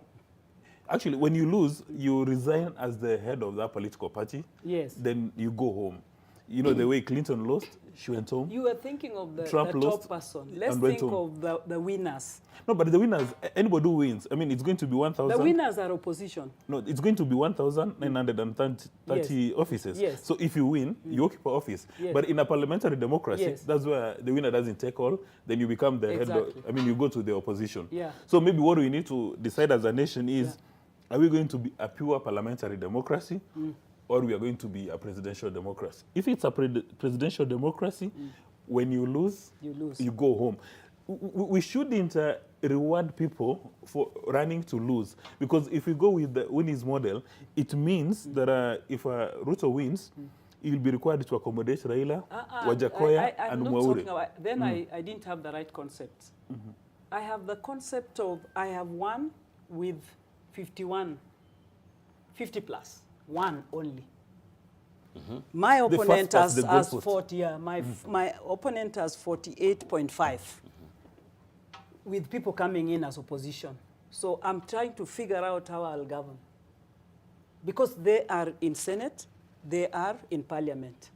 So the working out that make my policies work, and even out there in the entire system, you never know. We've seen systems where people are into parliamentary system, and you who may not have made it, you can even end up being in one of the, even a commission also, if you have the strength. It's possible. Actually, for me, I would imagine that whoever who loses, give the head of your party at the National Assembly and the Senate, whether they're in the minority or in the majority, give them power to be very effective. Because again, in the Kenyan constitution, as it were, we really don't have an opposition. It's a minority or a majority. So whoever is, whether they're minority or majority, give them powers to run around a town and take a break. Take a break. Because you see, in mature democracies, you lose by having 49% and the winner by 51%. The margins are not supposed to be so huge. Wide, So we shouldn't encourage people. No, but we are looking at our context. We are looking at our competitive context. We are looking, coming from 207, we are looking at something of how you will hold this together. Because we are asking, why is the current regime in that kind of state? Why does it find itself with the same parliamentary system in the state we find ourselves? Without a DP who claims to still be a DP? Shouldn't we have a clean break from the past? These are the best practices in a presidential democracy. That will be one of the policies that team should put. I would buy that from you. We can break from the past by creating a good practice. That would be great. I would buy that. Okay. So do you support this idea of us going, or Kenya going back to and revisiting the issue of the BBI to try and unhook some of those concepts? Definitely. I would support that, and for one reason. And I supported BBI for one reason. I do not believe that you cannot touch a constitution. There has been this theory here that our constitution is so good that you can't touch it. No. The Constitution even provides for looking at it after some time. You have to look at it again. If there is something that doesn't work for us, if we think all these commissions and you know, that we've set, the many offices and organs, if we think we can merge some, even if we think they've not worked for us the last 10 years, we should restructure. A constitution cannot hold you and enslave you. It's a living document which you look at and enables your work. All right. Dismas, do you agree? Before I want us to move on, talk about opinion polls that we saw in the run-up to the election and what the numbers are looking, if there's any kind of semblance. Yeah, absolutely. Because the BBI had some very good proposals, beautiful proposals. And you know, the Supreme Court in the majority judgment, they said the only challenge was the process. Does the president have capacity to initiate this process? Sure. But the contents, in my view, were very solid. And if you come across people who are saying that this constitution is perfect, it cannot be amended, then there's got a selfish motive. As professors indicated, you have this document which is supposed to guide taxpayers, citizens. So anytime in the course of the day, if you want to change the constitution, you want to amend the constitution, do it, provided you follow the process. I think that was the overriding theme, that we must follow the process. All right. All right, I want us to focus on, as we continue to receive numbers, we did see some, and pollsters at this time, whether it's TIFA, Infotrack, Ipsos, they have been helping us as Fourth Estate to crunch the numbers that we're seeing come through ever so slowly. And a lot of comparisons are being made of, between what the numbers we're seeing and what the pollsters, you know, predicted. Dismas, if I can begin with you. Many people don't believe, especially the political parties, whenever the opinion polls do not favor them, then they rubbish them. When they are ahead in those opinion polls, they say, yeah, these guys know what they're doing. What is the correlation? What correlation do you see between the numbers that the pollsters gave us in the run-up to the election and what we are seeing from the ballot? In my view, the numbers given by the pollsters, especially TIFA, are largely accurate because they gave the numbers, but they gave several provisos. The first one was turnout, that those numbers would be valid depending on the turnout. So in some parts of Kenya, turnout has been very high. In some parts, the turnout has been very low. And then number two, sometimes when they are conducting the opinion polls, they miss out very critical information. Because some pollsters don't ask the respondents whether, in fact, they've got a national ID, whether they are registered voters, and whether they are going to vote. Some of that information does not come out. And then sometimes if you're doing polling, say, for a Nairobi MP or a Nairobi governor, you may find a registered voter in Nairobi expressing, you may find somebody who stays in Nairobi, but they're not registered voters in Nairobi, giving an opinion. So the information can become inaccurate. And then majority of Kenyans fear giving out information over the phone. So there's a very probability that the information they give is not accurate. They can easily lie to you. And finally, it could be that case in the US, the one of the Bradley effect, that people really do not want to identify their positions, maybe because they're embarrassed or they don't want to talk about it. But when they go to the ballot box in the privacy of that room, then they express their opinion. So for me, I wouldn't go out looking for a sling and start beating up the pollsters. Because in any event, they ask the question, if elections were held today, who would you vote for? They don't ask those people, who are you going to vote for on the 9th of August? And then, of course, plus all those variables. So for me, I think they're largely reflective of the mood of the nation, apart from a few who give misleading information, a few respondents who give misleading information. All right. Prof, the pollsters versus the numbers from the ballot. Any resemblance? I think they're very close. They've been very close generally. That's what I would say. One thing, I coordinate a public opinion thing for the entire Eastern African region. So I respect opinion polls, and they can always have, so long as we can look at their methodology and it's clear and how that process was conducted, because they guide us. They're really not like 100% right, but once they give you whether it's a minus or a plus 2 or 5% error, we work within that error. And that is what I think one of the media houses this evening was trying to analyze that. And I think when we look at what we are seeing, especially for the presidential vote, is very close because as you saw, they were varying a little. In one, maybe Ruto would lead, and that's what we are seeing up and down with this, even the votes that are scrolling since yesterday.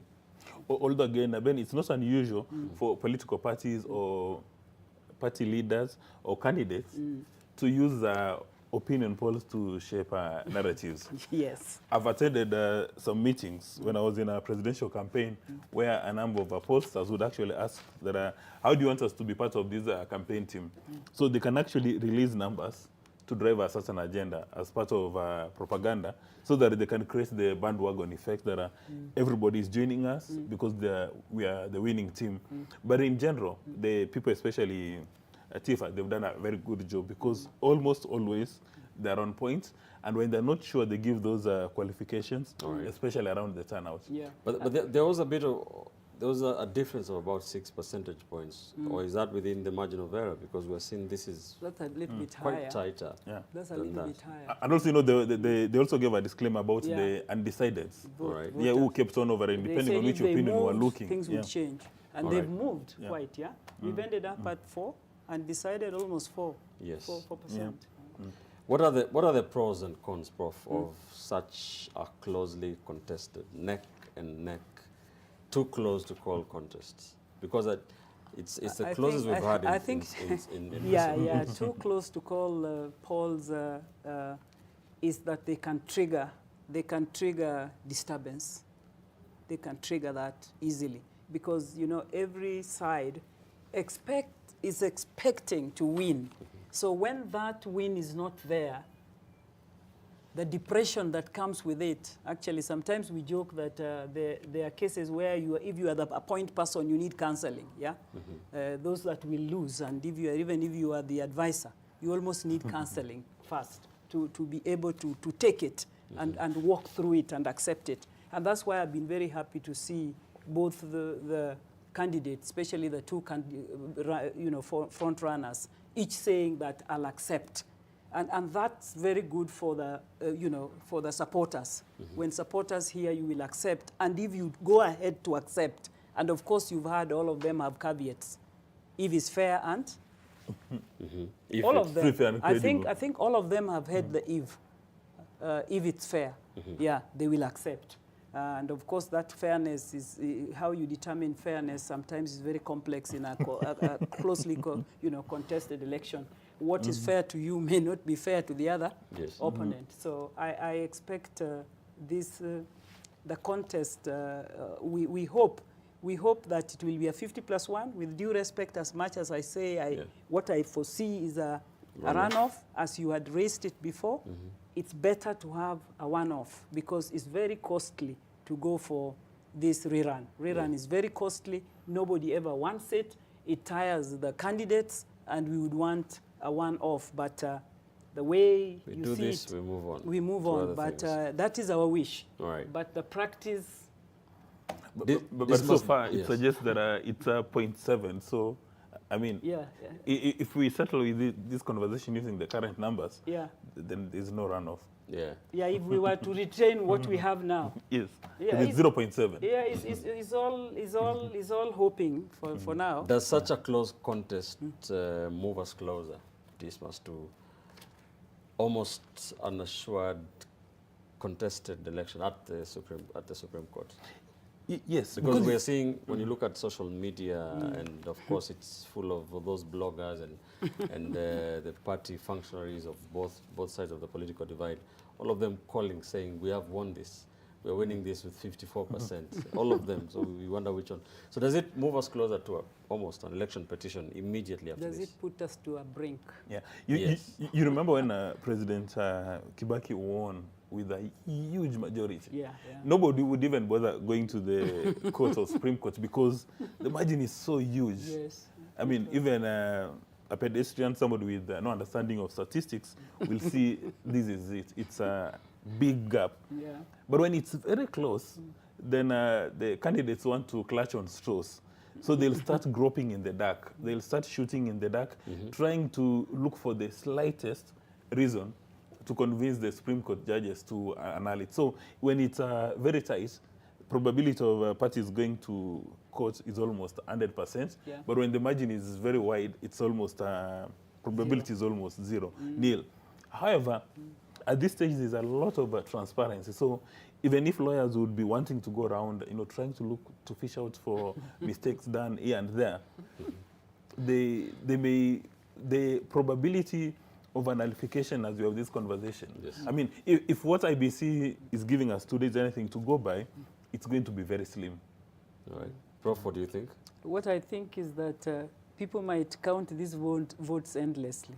But the issue is, if a loophole is ever created, people, because at least this availability that they are on the portal, that level of transparency has really helped. That they are there and people are tallying them, the media is tallying them. So it's not just a blind, reliance on IEBC. Now that Kenyans don't trust as usual, their trust is limited. If it's at one source, suspicion is much higher. To hopefully, and that's why I think the media should really be very keen. I know that your media is objective. Media wants to show that it's also able to contribute to this process, but it will soon turn into a very political process, maybe by tomorrow or Saturday, where even the media might just be part of that process. Now that you have become some part of an IEBC, kind of, tallying the results. Yes, you have been tallying when IEBC is not tallying at all. So that's my concern as we head towards Friday. Yes. That should there be a mismatch of these tallies, because I expect all these media houses to have an equal number, not even a 0.1 difference, because it's mathematics. So yes, 1 + 1 = 2, yes. Right? It's addition mathematics. Yes. Basic maths. Yes, so arithmetic. That variance will be the contention in this country. That's one variance. Speaking of which, the work or duty of the media is to entertain, inform, and educate, and of course that is part of our mandate. We have been on hand to make sure there is no vacuum, even as we wait for this new form of election management by the election managers, the referee, the Independent Electoral and Boundaries Commissioner, IEBC. We have been tallying those Forms 34A. It is a three-way transmission, kind of transmission. We have to, those Forms 34A have to be sent to the Constituency Tallying Center, to the County Tallying Center, and they have to be sent to the National Tallying Center at the Bomas of Kenya. They have been going to that portal, and I think we are almost at 100% in terms of transmission of the 46,229 Forms 34A.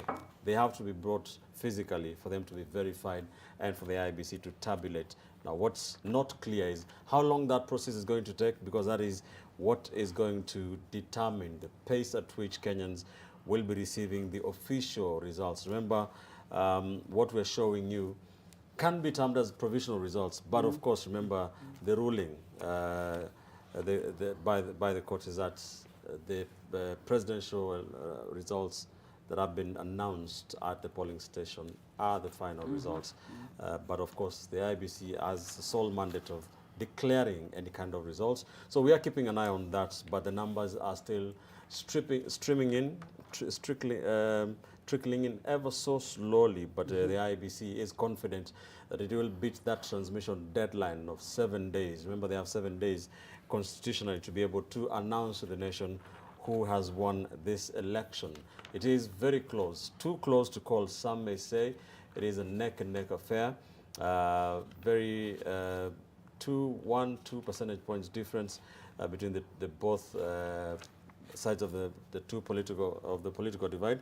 The two sides have also been doing their own tallying, the political parties, and I think most of them are done because they are using agents. Unlike us in the fourth estate and IEBC, we have to use the Form 34A, we have to download it. It's quite a tedious process.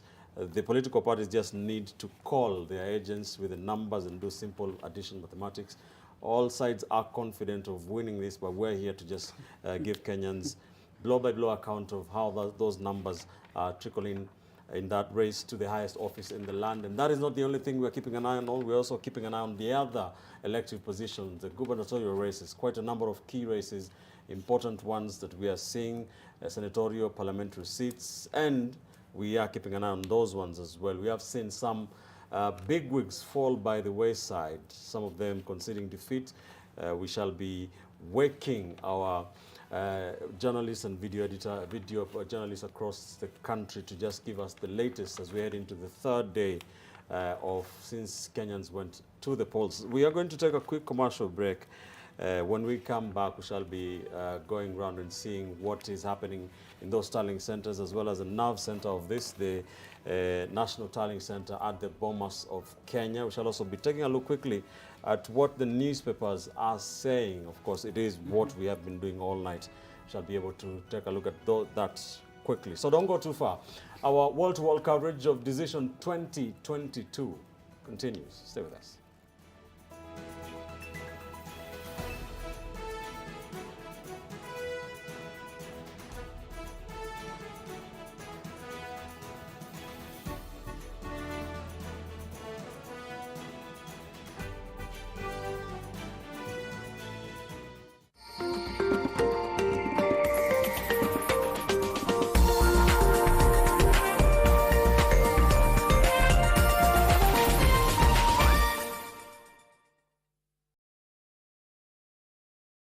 Cleans and kills 99.9% of illness-causing germs and COVID-19 in your home. Jake, your family's guardian against germs and COVID-19.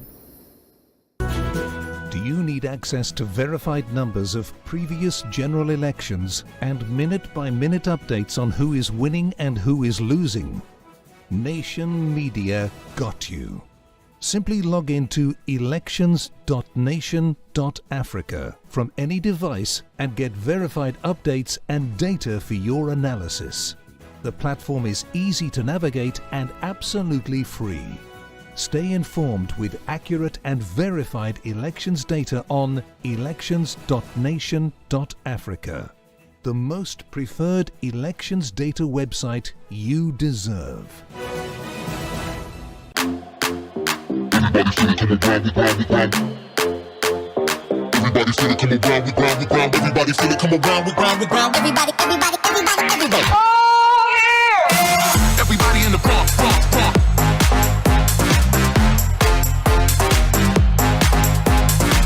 Everybody in the Bronx, Bronx, Bronx.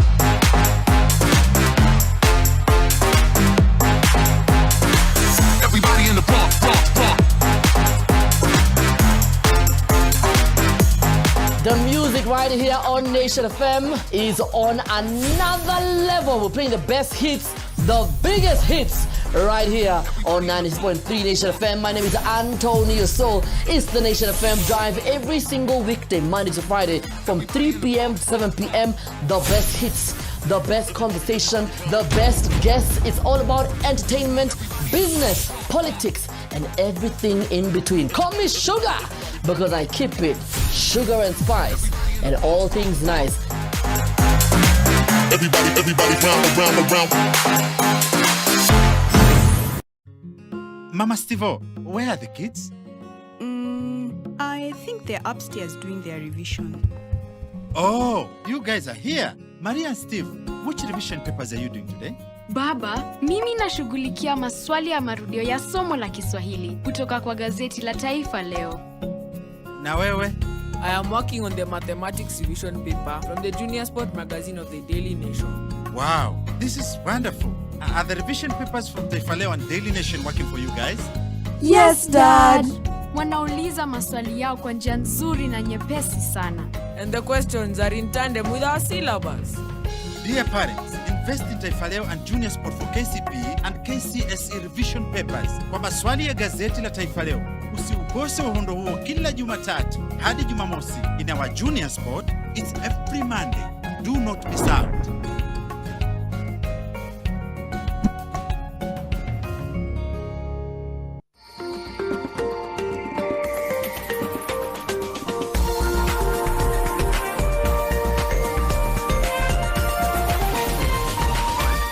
This is NTV.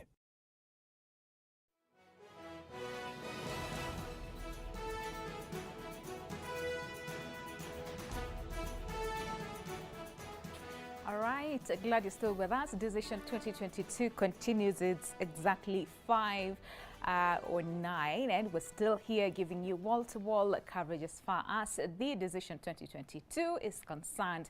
And of course, right about now, almost all tallying centers are actually tabulating their figures, of course, before, submitting all of them to the IEBC. The Form 34As have, again, been submitted. A number of counties, actually, majority of counties have completed their submission as far as Form 34A is concerned. And remember, the IEBC chair, that is Wafula Chebukati, says as at yesterday in the evening, of course, they were yet to receive, physically actually, receive the Form 34 is so that they can, start making some of this announcements. We saw a large, number as far as queues in different tallying centers as well, just to show you how intense this whole exercise is.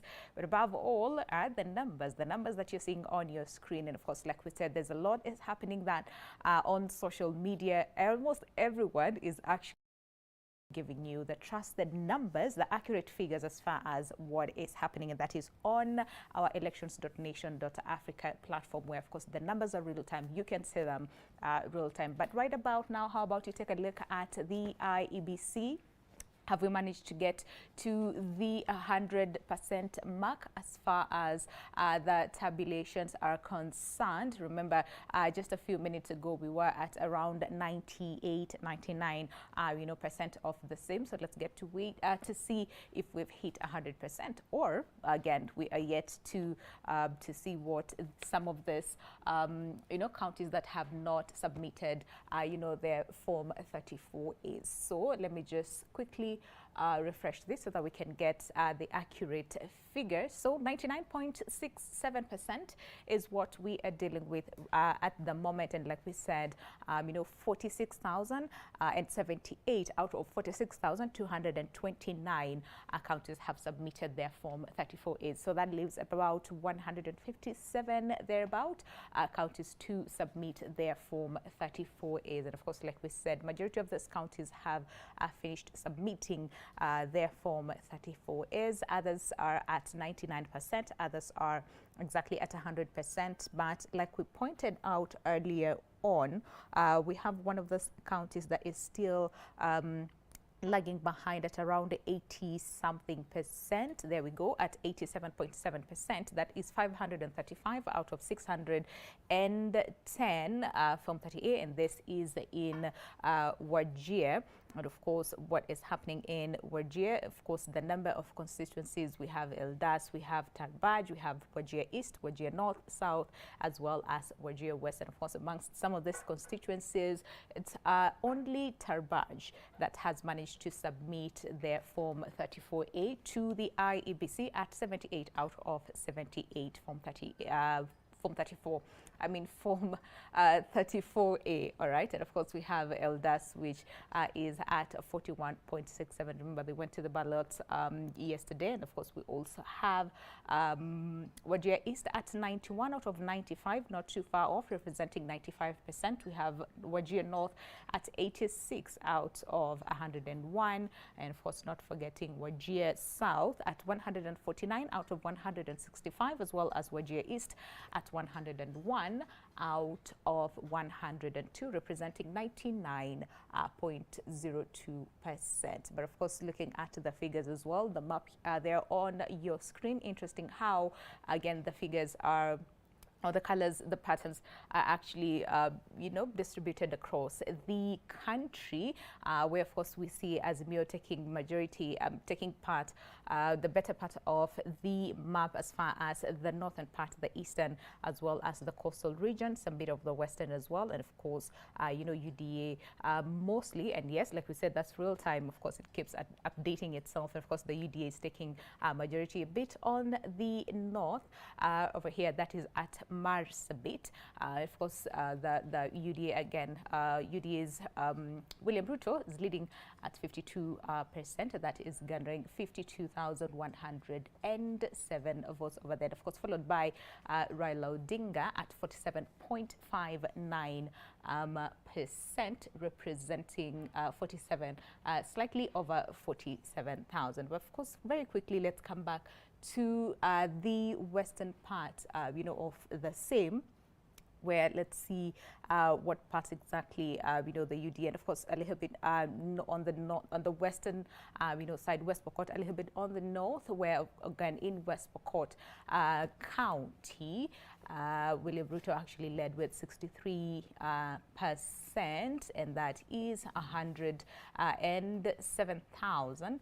and of course 132 votes. That is followed by Raila Odinga at 42,150 votes, again representing around 36% over there. And of course, in Bungoma, we saw Deputy President, that is Dr. William Ruto, leading by over 229 votes, followed by Raila Odinga at 130. And in Siaya, very big margin over there, where ODM's Raila Odinga is leading by 313,000 votes, representing 93%.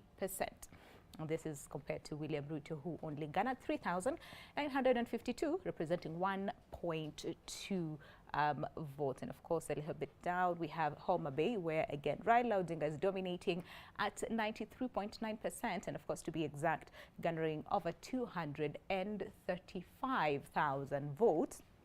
While UDA's William Ruto again is at 2,015 votes, representing 0.85, or is it 35? But a little bit, down here in Nakuru County, again we saw Dr. William Ruto gathering 378,000 votes, representing 68%, while Raila Odinga follows second at 170,000 votes, representing 30.83% of the total votes. So it's interesting how, again, this is distributed. The numbers are distributed in different parts of the county. In Embu, again, Dr. William Ruto leading, by around 87%.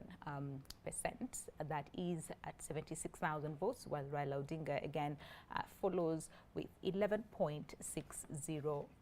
So it's very interesting to see how these figures are actually panning out. But with the numbers, Raila Odinga is still leading, according to our figures, at 5.094. That is million votes. So 5,094,517 votes, representing 51.27%, while William Ruto follows second at 48.05%. And of course, to be exact, the number of votes that Deputy President has garnered so far is at 4.7 million, and of course followed by Professor George Wajakoya at 0.45%, again 44,300 votes, and of course Wahiga More again at 0.23%. And remember, this is at 22,812 votes. He says he's not going to concede yet up until the last minute. And of course, just a few hours ago, we also saw again Raila Odinga's running mate, that is Martha Karua, saying, we're holding on until the end. So we will wait to see how the numbers will turn out. Remember, at some point, Raila Odinga is leading, and then at some point, William Ruto is leading. So it's interesting how these numbers keep changing. But up until now, according to our numbers over here, just so that you can see clearly, the total number of votes that, again, we have counted so far is at 9,935,734 total number of votes cast. And of course, out of the 46,229 polling stations, 31,527 is the number of polling stations that we have managed to actually tabulate from. So that is what the figures look like at the moment this morning. But of course, like we said, we'll be keeping you updated with the figures as soon as they keep changing. But again, like we said, this is a real time. Again, our platform, that is elections.nation.africa, is real time. So it keeps changing changing, every single second, every single minute. So you want to actually stay tuned. You want to keep it right here. That is at NTV on our platform, just to see how these maps and the colors keep changing. But right about now, let me get it back to you, Ben, together with the panel. Thank you, Winnie, for those numbers there. We will continue paying attention to that magic wall there to just make sure Kenyans are kept abreast of the numbers on our Tallying platform there, elections.nation.africa. It is real time. You can check it out on our website. The numbers you can compare with 2013 and 2017. You can do all sorts of things, and of course the numbers are coming in real time. Let's now take a look at very quickly the daily newspapers this morning. Let's start with we'll come to the newspapers shortly to take a look at what is happening there. Of course, the big stories are the results of the last few hours, where some big names have been sent packing, and of course the neck-and-neck tally between the two leading presidential candidates. Before we do that, let's take you to the nerve center of this election, the National Tallying Center at the Bomas of Kenya, where NTV editor Fred Mutiriri is for us to just tell us what to expect from there. Fred, if you can hear me, habari asubuhi, kuna nini kule leo Bomas? Tutarajie nini kutoka kwa Chebukati na timu yake? Asante sana. Thank you so very much, Ben. I promised you the other day that I will try to speak the Queen's language. Today I'm going to try exactly do that. Of course, like you have said and mentioned, that we are at the National Tallying Center. This is the Bomas of Kenya. This is where the real action is happening from beginning today. This is where the IBC chairperson is expected to start giving us the results as they trickle in. Thank you. Just to allow you to understand what is happening here, there is total silence. And if our camera person can show you how the whole area is like, I just move away from the camera and you can see what is being projected right now are the Form 34A that have been uploaded from all the tallying centers across the country, the 46,229 polling stations. Right now we are at 99.68%. These are the Form 34As which are here with the IBC, the forms that have been uploaded by the returning officers all the way from the polling stations, and this is what we are seeing here. But if you can see across the whole of the Bomas of Kenya, there is no action, it is total silence, and what we're waiting for beginning this morning is what IBC will be telling us. Just to tell you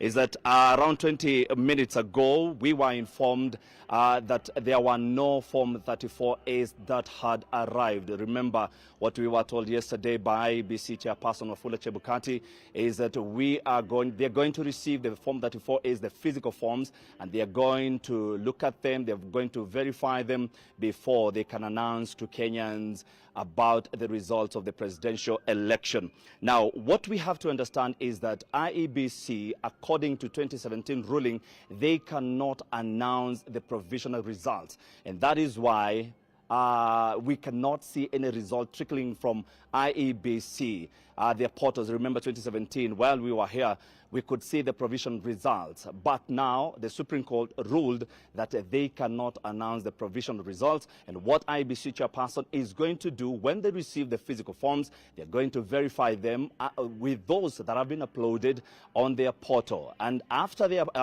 verified, now they're going to tell us the results. From the 290 constituencies across the country, these are the results from Form 34A, Form 34B.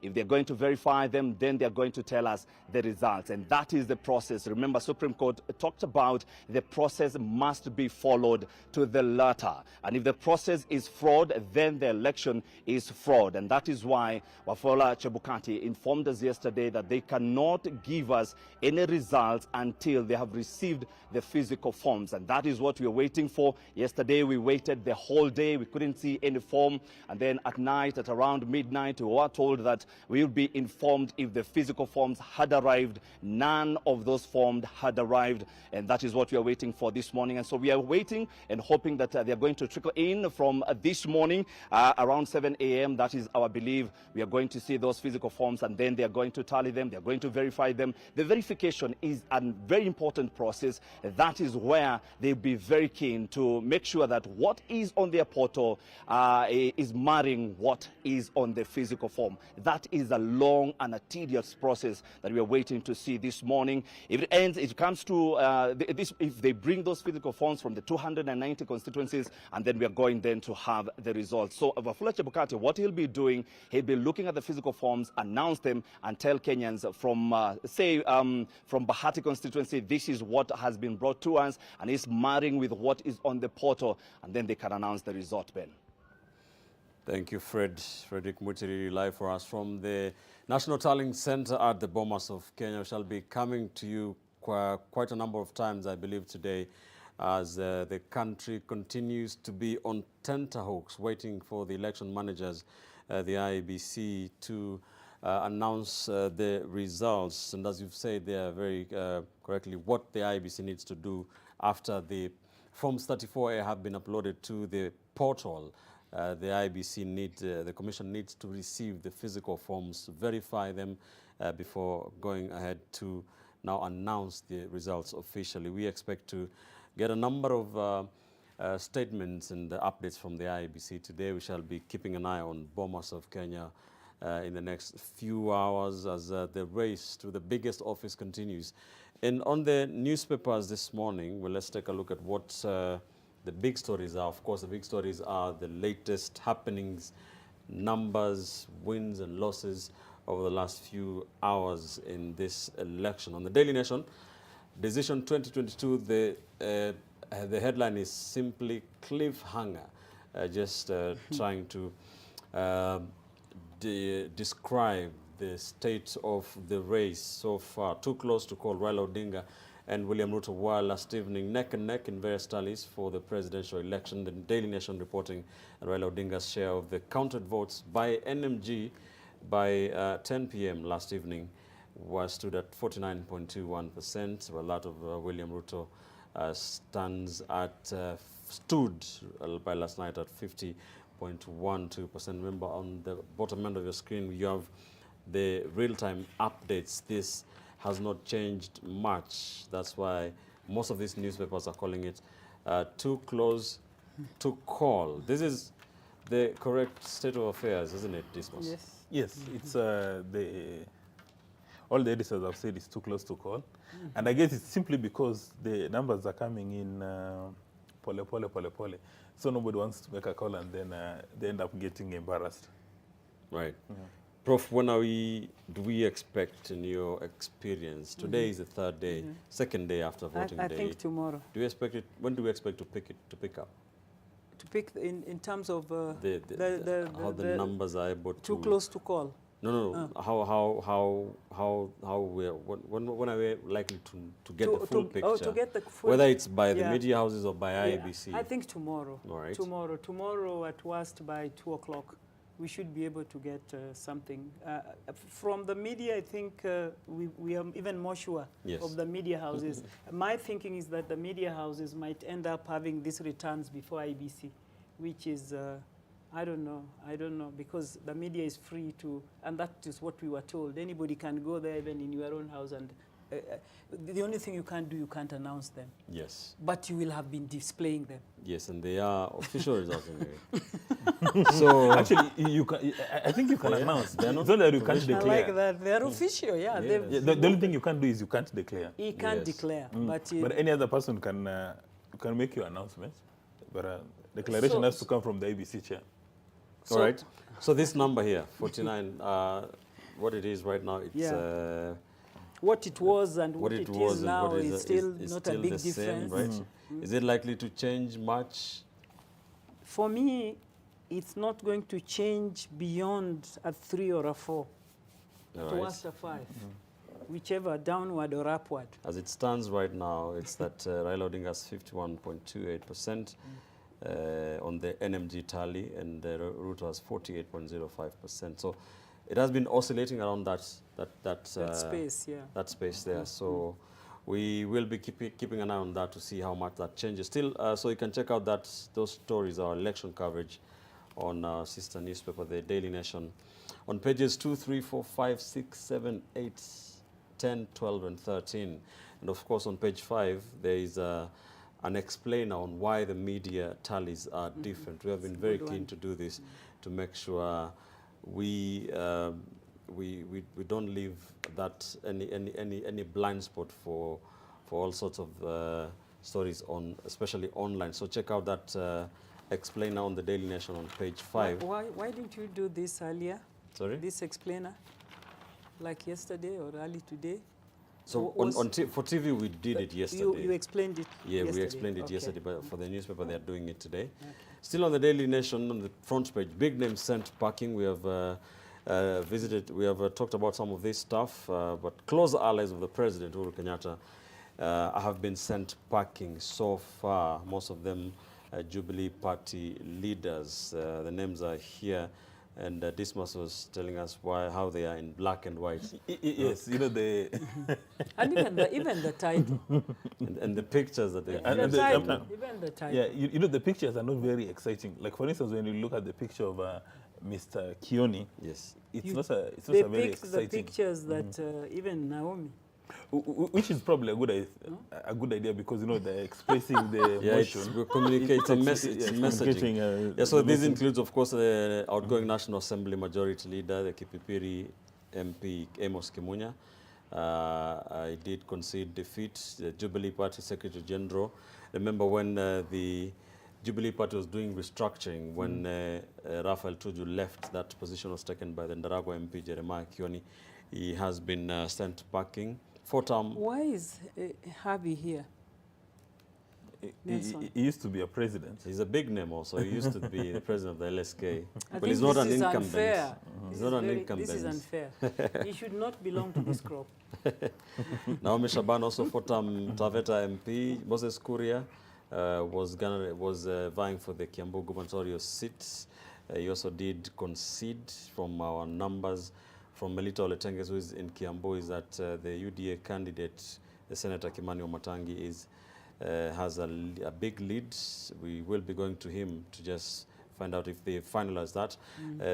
The Member of Parliament for Nandi Hills 2 times, Alfred Keter, also sent packing by UDA newcomer, Kanini Kega, Jubilee Director of Elections and Kenyan MP, also lost his seats. The MP for Nyaribari Chache, Richard Tongi, also sent packing, as Nixon Korir generally did concede defeat, losing to comedian Jalas, Felix Odiwar. Renowned city criminal lawyer Cliff Umbeta wanted to become Member of Parliament for Bonchari. He lost as well as and the former LSK chairperson Nelson Harvey, who was vying for the Westlands parliamentary seat, losing to Tim Wanyonyi. Now, yes. Benny, if I may make a comment about those fallen giants, yes. In as much as people are dancing on their graves, but we must commend them for remaining loyal to their party leader, remaining loyal to President Kenyatta, because they knew for a fact that if they switched positions and joined the UDA, they would actually retain their seats. But they decided to be loyal to the Hills, and I think that is something which is very in Kenya, which we must commend. Because a gentleman called Kimani Wamatangi, when he realized that there's a wave, he quickly disappeared and joined the UDA, while President Kenyatta had entrusted him with a leadership position in the Senate. Yeah, so for me, I think Amos Kimunya, Jeremiah Kioni, Shaban, Kanini Kega are people worth of mention that they decided to support our cause, and they supported it to the hilt. All right, Prof, these names are Jubilee names, like we've said before in our analysis, and they are allies of the president, allies of Azimio presidential flag bearer Raila Odinga. Would you say this is the end of Jubilee as we know it, in the same style that PNU, disappeared? Well, they never disappear. They get reborn in some form. So I guess the Jubilee, whether it remains the leftover of Jubilee after UDA, it might, metamorphosize into another outfit. So I don't think they totally die. They kind of get. You can track people where they've been. Eh? Yes. Well, Ben, again, it's not appropriate to dance on people's graves. But if you look at Sospita Ojamong, having served for 2 terms as a governor, then he wants to go back to the National Assembly. One wonders what is the interest? Probably, I think the voters have tried to be a president. Yeah, and also the same applies to Kivuda Kibwana.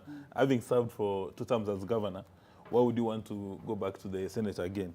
So I think some voters in Kenya are very good in punishing people who think that they don't have a life outside elective politics.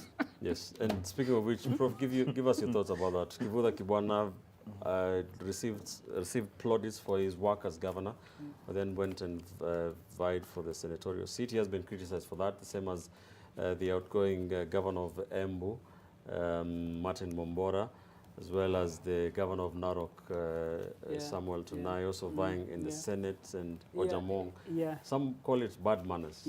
Even Mandago. Mandago also was engaged. Not bad manners, wanting to keep being a politician, and where do I fit in all this? I think for me, really, first level, they should try to be presidents.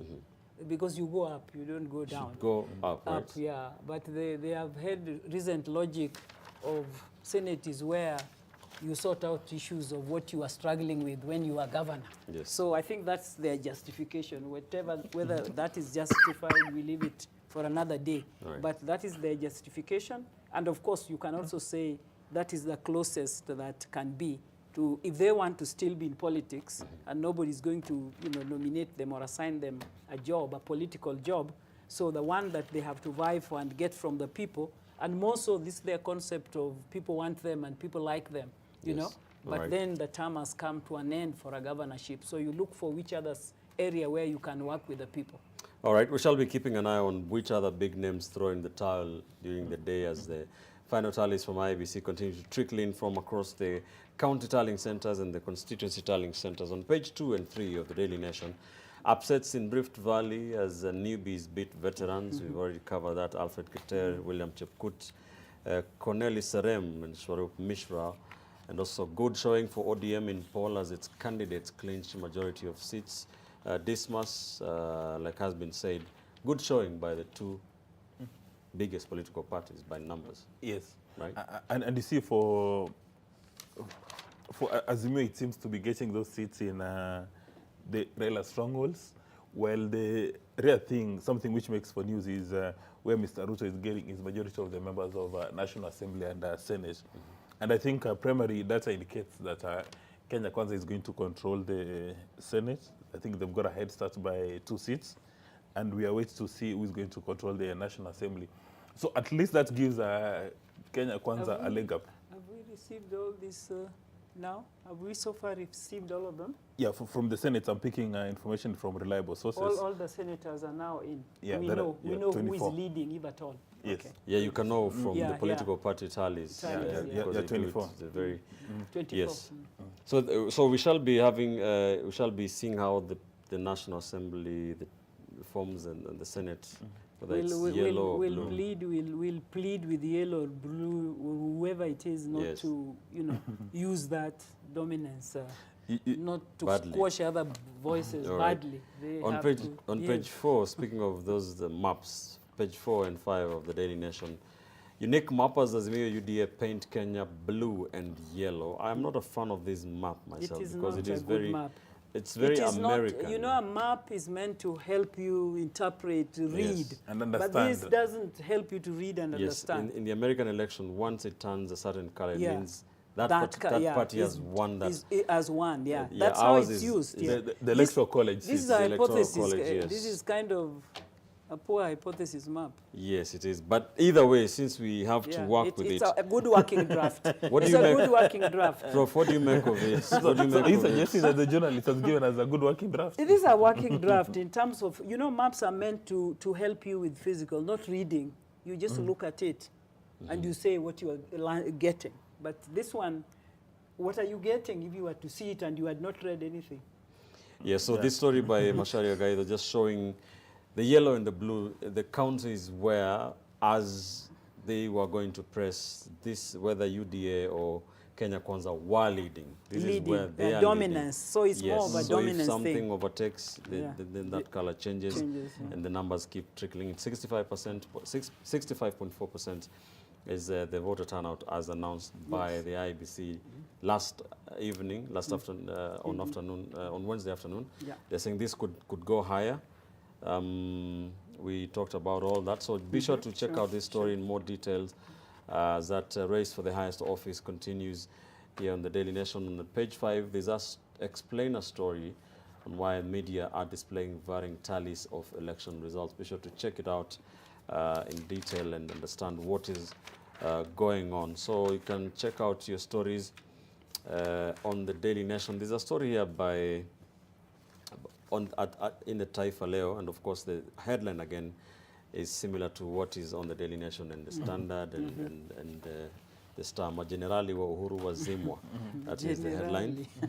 And then there's you know, the Taifa Leo editor is very creative. Very creative. He knows how to come with nice headlines. And very, very bold, eh? Very bold. Very bold, yes. So there's a story here on page 5 of Taifa Leo.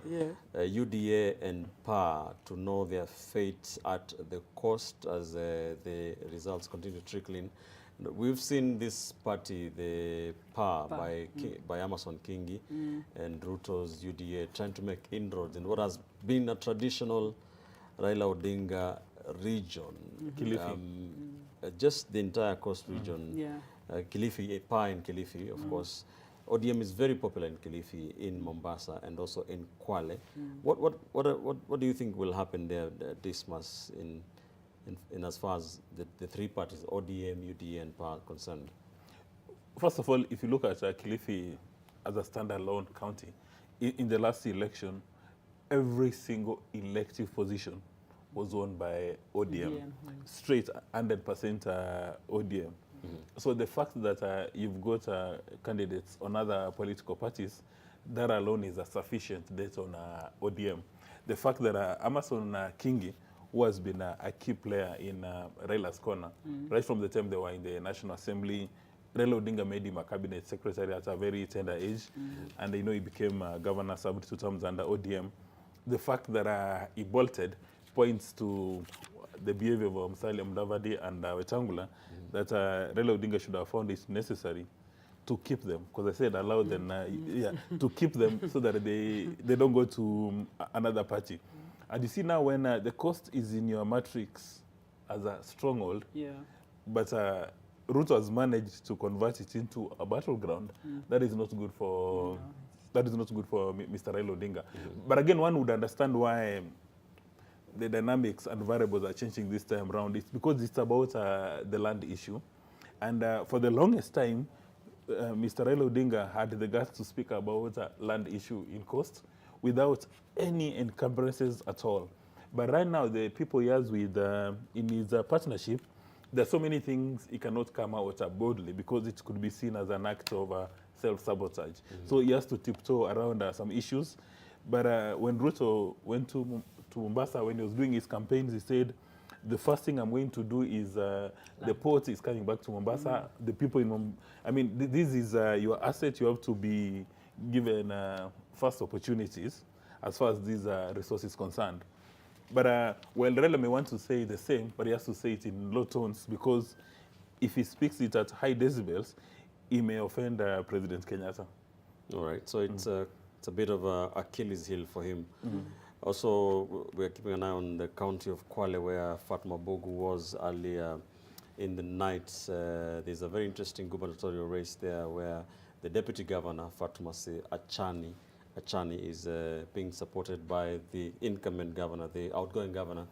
And of course, there's Hamadi Bogo of ODM, who is also a key contender. Very interesting to see how that traditionally ODM county is going to be voting, even in the presidential vote.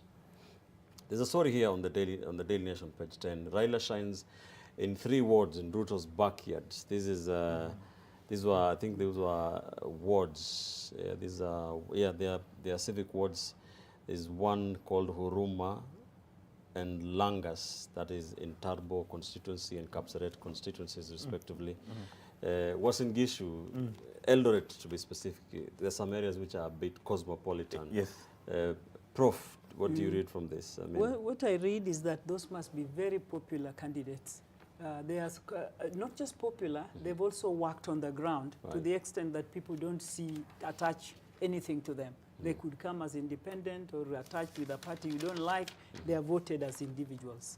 That's the most likely, because otherwise they could not stand a wave like the one we've seen in Central. All right. Or even benefits from the cosmopolitan numbers. Yeah, because you know, for instance, there's a city in Meru where the locals, because of clan issues, are unhappy to have one of their own. They'd rather have an external person that they consider to be neutral to take that position. So it could be the case with those 3 wards in Uasin Gishu. All right, there's a story about Kakamega here. Low turnout in Kakamega after the IEBC suspended governor races. And we talked about this yesterday. Yeah, we did. The 2 suspended gubernatorial elections in Mombasa and Kakamega, and how that affected the turnout. Dismas, what is your take on how the IEBC, acted about that? You see, some people, they said when they were looking at those numbers, they were saying there were elections in 45 out of 47 counties, and saying that is a huge success. Of course, if you are looking plainly at statistics, you would say that's a success rate of 95%. But for the candidates for those positions in the 2 counties, for them right now, they are licking their wounds and wondering, are they going to manage all the way to 23rd? And there are people who would have come out to cast their ballots simply because of the influence of maybe Malala or Baraza or the other people, Hassan Omar or Abdul Somad in Mombasa. But because their names are not in the ballots, these people say it's business as usual. They don't need to show up. And this is something that you cannot forgive IBC, because they've had 5 years to plan. Even on the issue of the ballots, one wonders what they were doing in Greece, if they were not able to engage in very solid quality control. But when they come back, they blame everybody else apart from themselves. Prof, voter turnouts vis-a-vis Kakamega and Mombasa. Is it likely to be affected even when those 2 and the other parliamentary units do eventually hold the elections? There will be some effect. I can't quantify, but there will be an effect to the negative. All right. And it will also depend on who becomes the president. Because say if Ruto becomes a president, probability of UDA governors or ANC or anybody within Kenya Kwanza winning in those 2 areas is extremely high, and the same works for Raila Odinga. Right. But I wonder, sometimes I almost think that they will need quite some support, because, it takes something to present yourself and to have this go on, which they had planned, and now it's not their mistake. Yeah. So I think they could be supported in some one way or the other. I don't know how, but definitely if there was some partial, small compensation, because this is a cost which is going to be left to them, and it's not their fault. Is it? Who would pay the compensation? IBC? Well, that is IBC. They should even have told us by now how they intend. They've said they talk more of legal. That's why they are saying, they will gazette it, But you are not seeing the people who have actually suffered, and what it takes to get back again to the vote. These people, I don't even know whether they will be allowed to be in contact a bit with their constituencies, because that's another thing. You know how you mobilize and you are left only 3 days to go. Now this is a case where you've been given a gap of 2 weeks. But when you say that IBC to pay, I'm not saying paying. No, I mean, a suggestion is that IBC should pay. That means is that kind of taxpayer, it's Mora and Wanjiru and Naliaka, who are bearing responsibility for IBC's errors of omission and commission. Maybe it should be a personal penalty to those commissioners. Okay, that's a good dimension. Because you see, they'll continue making mistakes. To deter them from making such mistakes in the future. They'll keep on making mistakes. I agree with you wholly. All right, on page 13 of the Daily Nation, lobby calls for calm restraint as elections outcome awaited. Of course, this is a national peace and mediation team that is led by Chairman Jackson Olisapit.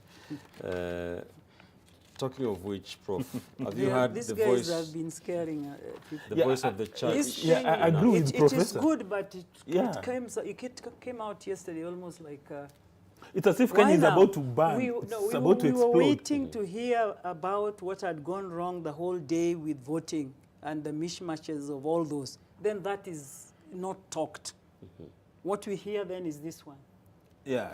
It did come out. Maybe they needed to bring it out not together with maybe they needed just to come here to your media house and do it here in the media house and not combine it with, you know. You know, Ben, there's no evidence that Kenya is, there is tension that can result to violence. Nation. Yeah, there would be maybe a few pockets, but not to warrant that group to come up. You know, sometimes you begin to wonder, are they doing this news conference because they want to tick a box to make people happy elsewhere? Yeah, because, you know, the way Professor has indicated, they would have been addressing those two counties, Mombasa, Kakamega, and other electoral areas. In a media house. But not this one of trying to scare us that there's a fire somewhere. They could even have gone to Nyayo Stadium or to Kasarani. Yeah, somewhere a bit neutral away from those other ones. As we wind up, just give me your final thoughts, Prof, as we go into the second day after voting, as Kenyans remain on the tenterhooks waiting for those numbers from the IBC and from us in the fourth estate. What is your message? I am still appreciating the Kenyans who have remained so calm in the midst of information is really not coming enough from IEBC, but Kenyans are calmly waiting. So I encourage ourselves, including me here, to calmly wait, and we hope the media that seems to be a front runner will soon give us the tallies, and then I guess IEBC can do the last job, which is called what? Declaring constitutional mandate. The institutional mandate. Yeah, thank you. Dismas, your final thoughts this morning. For me, I think Kenyans need to go back to the business, not to wait for Chebukati to make a declaration, because it may come today, it could come on day 7. You don't have to wait at home. Yeah, I mean, you wait wherever. Like, look at this team here. We have a team here which is doing a 24/7 working. And they will still. They've done their, you know. But again, to give them credit, Raila Odinga and Ruto, they have de-ethnicized politics in Kenya, which is a very good thing. And then we've seen some fallen giants because of loyalty. These are people that are you know, partners are supposed to give them red roses because they remained loyal to the president. And, you know, in Kenya, you hardly come across loyal politicians. I think these are good things, so people shouldn't be dancing on their graves. Good. And let's wait for IBC to tell us who is the next president, because we need political stability and economic stability right from the word go. But President Kenyatta must ask himself whether it was the right decision to support Raila Odinga or not. All right. On that bombshell, that's where we leave it. Thank you so much, ladies and gentlemen, for being with us for the last 5 hours as we continue to keep vigilant, wait and crunch the numbers, make sense of the numbers, neck and neck affair, too close to call, the newspapers are calling it. That race to the highest office, that path to the magic number, 50% plus 1 for the 4 presidential candidates. All eyes on the UDA presidential candidate William Ruto and the Azimio flag bearer Raila Odinga, the front runners. We are expecting to hear more from the Independent Electoral and Boundaries Commission, IBC. Today, we expect several updates from them. And apart from that presidential tally, we're also keeping an eye on other elective seats, the gubernatorial races, the senatorial races, the parliamentary races, of course, across the counties and the constituencies. We'll be keeping an eye on that. Several key races we are keeping eyes on. We expect more big names to throw in the towel. We are here to give you all that. Thank you so much. Dismas Mokua, political risk analyst and research professor at International Development Institute for the University of Nairobi and governance expert, Professor Winnie Mitula. Thank you so much for giving us part of your time as we make sense of what's happening for Kenyans as they wait for the results. All right, and as we Thank wind you up, very much. let me walk over to Winnie. And Winnie, it has been quite a round. Yes. And of course, we can say it's a good morning. You know, like we said, we will do whatever it takes just to make sure that, you know, our audiences back at home Graveyard shift and all. Right? Shift and all. Right. All right. You know, get access to whatever is happening. And of course, as of now, as we wind up, the numbers again remain 5 million for Raila Odinga, and of course 4.7, if I'm not wrong, 4.7, 4.8, 4.7 for UDAs. That is William Ruto, and of course 44,000, you know, for Professor Wajakoya, and around over 22,000 for Waihiga Modern. Of course, we'll wait to see how then the numbers will turn out. We're hoping that we can get the numbers today. Of course, Opane was like, yeah, the media will actually give us the numbers, but we'll wait for the IEBC to just do like the final declaration. And Tom Wolf of the same. was saying last night that if Wajakoya and Mwaure do not get between 1% and 2% between them, then we do There's not no need expect for us to a go, presidential runoff. So we'll wait to see. We'll wait to finish this in round 1. Absolutely. And of course, the IEBC is supposed to give us an update at around 10 a.m. Over there. And of course, we have our team as well at the NAV Center just to make sure that you do not miss a thing. But for now, we have to say goodbye. Yes, before we said goodbye though, Winnie, maybe we can leave you with we'll leave you with the winners, of course, of the various political seats across the country, the gubernatorial and parliamentary seats that we are continuing to keep an eye on, as some of the big shots fall by the wayside. Thank you so much for your company. Dennis Okari and Olive Barrows will be here to take you over the next 4 hours. I am Ben Kitile. And my name is Winnie Lubembe. Have yourselves a lovely day ahead. Remember to stay safe, stay calm, and wait for the IEBC to give us their final declaration. So until then, again, be your brother's keeper and maintain peace. See you soon. Cheers.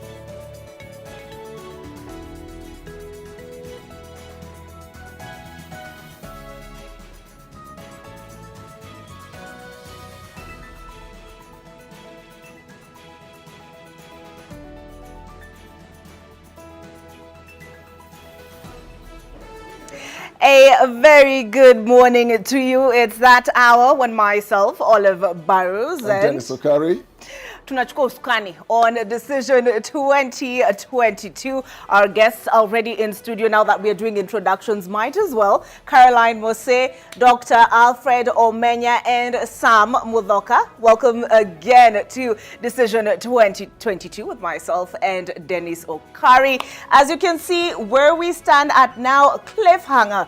Too close to call. Raila Odinga and William Ruto were last evening neck and neck in various tallies for the presidential election. Their impressive performance pointing to what is on course to become the tightest contest in recent history. Before I get into those details, let's just quickly take a look at the numbers. As of 5:15 a.m. when this was last updated, Raila Odinga was ahead at 5,151,729 votes that we've managed to tally so far at 51.54%. William Ruto of UDA, 4,776,944 votes. And George Wajakoya at 0.44%. That is at 44,390, and David Waihiga Mwaure at 0.23% at 22,868 votes. He was asked yesterday by Fred Mwichidiri, who we'll hear from in a moment, at the Bomas of Kenya, whether he's ready to concede, because there have been a number of concessions already from those contesting parliamentary seats at least, and he said he still believes in miracles.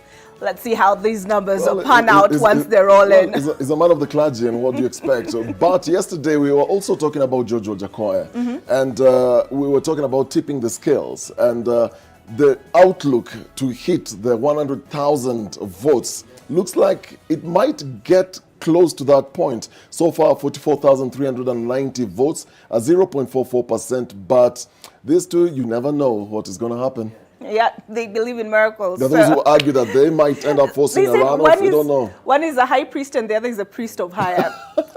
Okay, so but back to William Ruto and Raila Odinga. Yesterday, you will recall, William Ruto, according to our numbers, was leading for most of the day. Now the tables have turned. Raila Odinga has taken the lead. And a lot of questions, I've received a lot of questions on why our numbers are different from those of citizens. We'll be explaining, for instance. We'll be explaining that in a moment, but it's very, very, very clear that there are different numbers that are coming in, and it's all because everyone is trying to access all these Forms 34A from the IEBC portal. But we'll get to the nitty-gritties of that. Yes, so we're not accessing the same forms at the same time, so you cannot expect the same results at the same time from all of us. So whoever is doing the collating is doing it, they're doing it at different rates, they're doing it from different polling stations, so you cannot expect the numbers to be the same, but all the numbers are coming out of the IEBC portal where the Form 34As have been uploaded. Sorry, Dennis, but just... but if you look at this number, Olive, if you just go back, if you look at this, so these numbers are aggregated from the polling stations that have reported so far. And this figure at that time we've just mentioned, we're looking at 31,568 or 46,229. The numbers have really moved fast because yesterday we were looking at a very lower number. Total votes cast at 9.995 million, close to that 10 million mark already. So progress. So yesterday, Wafula Chebukati, who is the IEBC chairperson, did say the media are lagging behind them. We have pulled up our socks. We are now at risk of moving past them. But you mentioned those Form 34As, and at this point, they've uploaded 99.68%. And he did promise to respond to, remember there was a form that was doing the rounds? Yes. From Kondele Market. Kondele Market, was it 10th? Kondele 10th, yes. A polling station, one of the polling stations, I think it was Stream 1.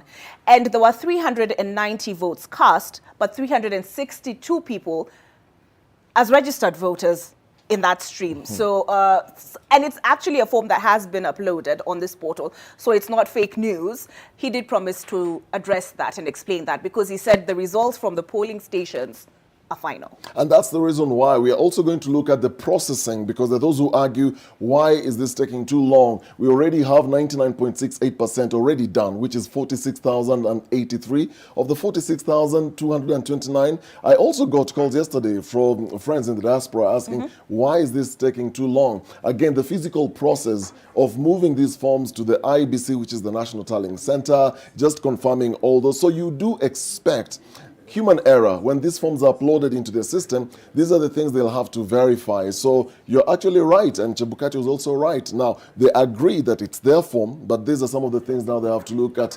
Do they reject this form? Do they go back to confirm what exactly could have happened? Because they're penning down these numbers, and because people are so fatigued, someone may end up putting the wrong numbers, but you're not using that as an excuse, though. No, so I don't know exactly what happened in that situation. But as you said, he did say they need to confirm the actual form against what was actually transmitted on soft copy. All right, have we said enough? I think Let's hear from our team in the field. Oh, yes. And speaking of IBC, we have somebody at the Bomas of Kenya, our reporter, who's been camping there, and there he is looking all sharp, and I feel for him. I covered Bomas the last election. They called in that place. There were long waiting hours for the next brief, and IBC timing is different from our timing, obviously, but he's looking sharp there and ready to give us an update on what's happening. Hi, Fred. We heard from Leila yesterday. Rather, she posted on Facebook that she's not tired, she's hallucinating. It's the fatigue that's Are you at that point, Fred? And perhaps you can bring us up to speed on if anything is happening where you are and the latest from the IEBC as of last night. Thank you so very much, Olive, and my very good friend. Thank you. Nikubali tu nizungumze kwa Kiswahili sababu ndio lugha yangu ya kwanza katika ukumbi huu. Nina mwenzangu Leila Mohamed ambaye atakuwa kiingia baadaye hapa. Wenzangu, ni kijibaridi ambacho kimetupiga kweli kweli usiku mzima. Mtazamaji, tumekuwa tukifuatilia matangazo haya kutoka siku ya kwanza ambapo tulipiga kambi hapa, na tumekuwa tukifuatilia kwa ukaribu sana zile form 34A zikiendelea kuingia, zikitiririka hapa kwenye ukumbi huu. Sisi tunazidi kutiririka nazo, na kufikia sasa mimi nikitazama kwa mtazamo wangu ni kwamba asilimia 99 za form 34A zishawekwa kwenye ile sajili ya dijitali yake IEBC. Kile ambacho kinasubiriwa hapa kwa hamu na gamu ni zile form 34A ambazo zinatoka kutoka maeneo bunge yote 290 kuletwa hapa moja kwa moja, ndiposa Wafula Chebukati na kikosi chake chote kizima, wale makamishna wakaweza kuzihesabu, wakiziangalia, kuoanisha na kuthibitisha kwamba zile fomu ambazo zimetoka kutoka vituo vyote vya kupigia kura karibia 1046 zote zinawanishwa na zile ambazo zimewekwa kwenye mtandao wa IEBC. Ni kibarua kizima na ni kizito, na karibia saa moja hivi leo, sasa hivi ikiwa ni saa 12 na dakika 25 hivi, mwendo wa saa 10 hivi, tulielezwa na maafisa wa IBC hakuna form 34A au form 34B ambazo zitatoka kwenye maeneo bunge yote 290 ambazo zilikuwa zimefika hapa kwenye kituo hiki cha kujumulisha kura cha IEBC ambacho kinaitwa kwa kimombo National Tallying Center. Kwa sasa kumenyamaza tuli, tunasikiza tu mziki pole pole, mziki wa uzalendo. Nikudhibitishie tu ni kwamba Wafula Chebukati na IEBC na kikosi chake hawawezi kutueleza taarifa ambazo ziko kwenye mitandao kabla hawajaona ile form 34A na form 34B waione kwa macho yao ikiletwa kutoka mashinani na kufikishwa hapa kwenye ukumbi huu wa Bomas, ndiposa wakaweza kutueleza. Kumbuka mwelekeo ambao ulitolewa na mahakama ya kilele ile tunaita kwa kimombo Supreme Court mwaka 2017 ilisema kwamba Wafula Chebukati na kikosi cha IBC hawawezi kutueleza, kwa kimombo tunasema provisional results, hawawezi kutueleza hadi wapate kwa ukamilifu ile ambayo wanaita final results, ndiposa wataweza kutueleza. Hiyo ni sheria ambayo ilipitishwa mwaka 2017 na mahakama ya kilele. Kwa hivyo Wafula Chebukati yeye ameketi kidete, aweze kuletewa kutoka kule mashinani, aweze kuoanisha, kuthibitisha, kusema kwamba zinaoana zile ambazo ziko kwenye mtandao na zile ambazo zimeletwa, ndiposa waweze kutupa ile taarifa kwa ukamilifu. Hakuna lolote linafanyika, tunasubiria mwendo wa saa 2 hivi, pengine kuna zile fomu zitakuwa zimewasili, kwa sasa hazijawasili, na wakati huo pengine wanaweza kutupa taarifa kutoka hapa makao makuu ya Bomas. Lakini kwa sasa sisi tunafuatilia na tumelala hapa kufuatilia kwa ukaribu sana na mwenzangu Leila Mohamed. Tutafuatilia na tutakuletea taarifa ya moja kwa moja wakishaanza kuoanisha na wakihesabu. Sisi hapa tutakuhesabia na kukueleza. Na Muchirori, kabla hujaondoka, kuna wakati Chebukati alisema kuna dawati 5 ziko katika ukumbi huo wa Bomas, na Kiswahili sasa imegonga mawe. Let me switch to English. So Chebukati said that there are 5 desks that are at the Tallying Center, and there are officers who are going to be confirming these forms that are coming in. Is there any activity around those desks at the moment?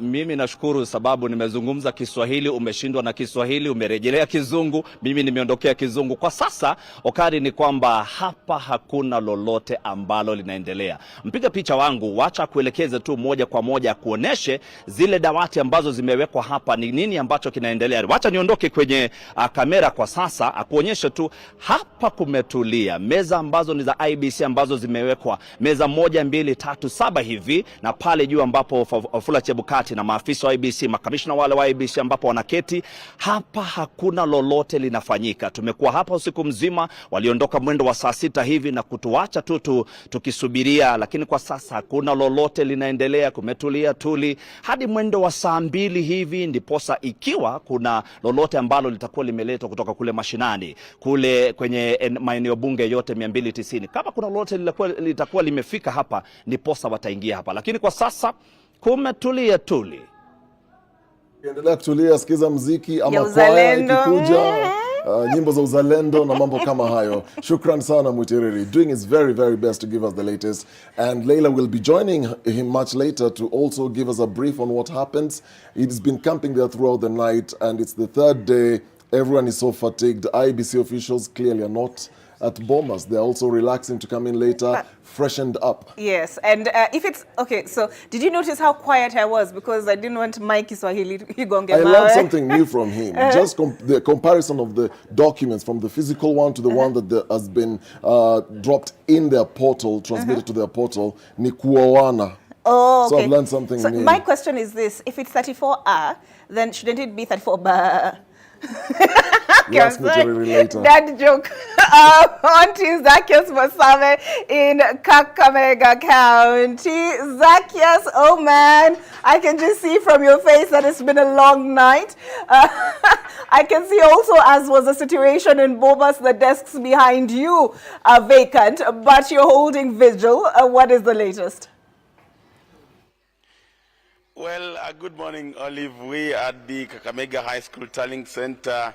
This is the county tallying center for Kakamega County, where we expect all the results for the 12 constituencies, 60 wards and whatever to be here. And like Fred Mutredi said, that there's nothing much that is happening actually at the tallying centers, because one, the officers want to comb through everything and make sure that anything that comes here is something cannot be disputed anywhere, because they want to make sure that they have everything at its best.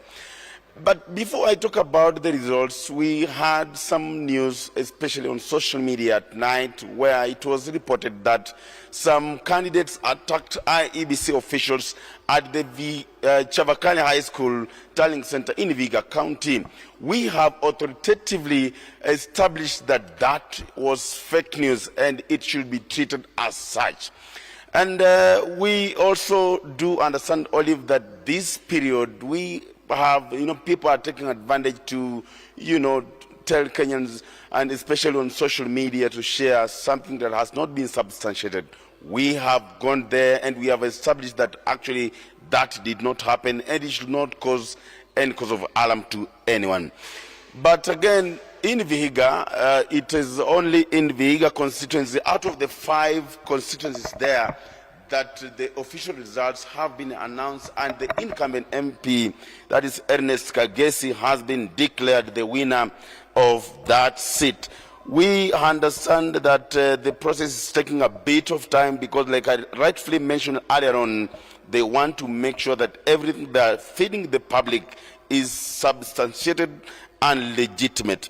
I'll just go through quickly to mention, because those are official results, that the lawmaker got 13,000. That is Ernest Kagesi has been declared the winner of Vihiga constituency seat.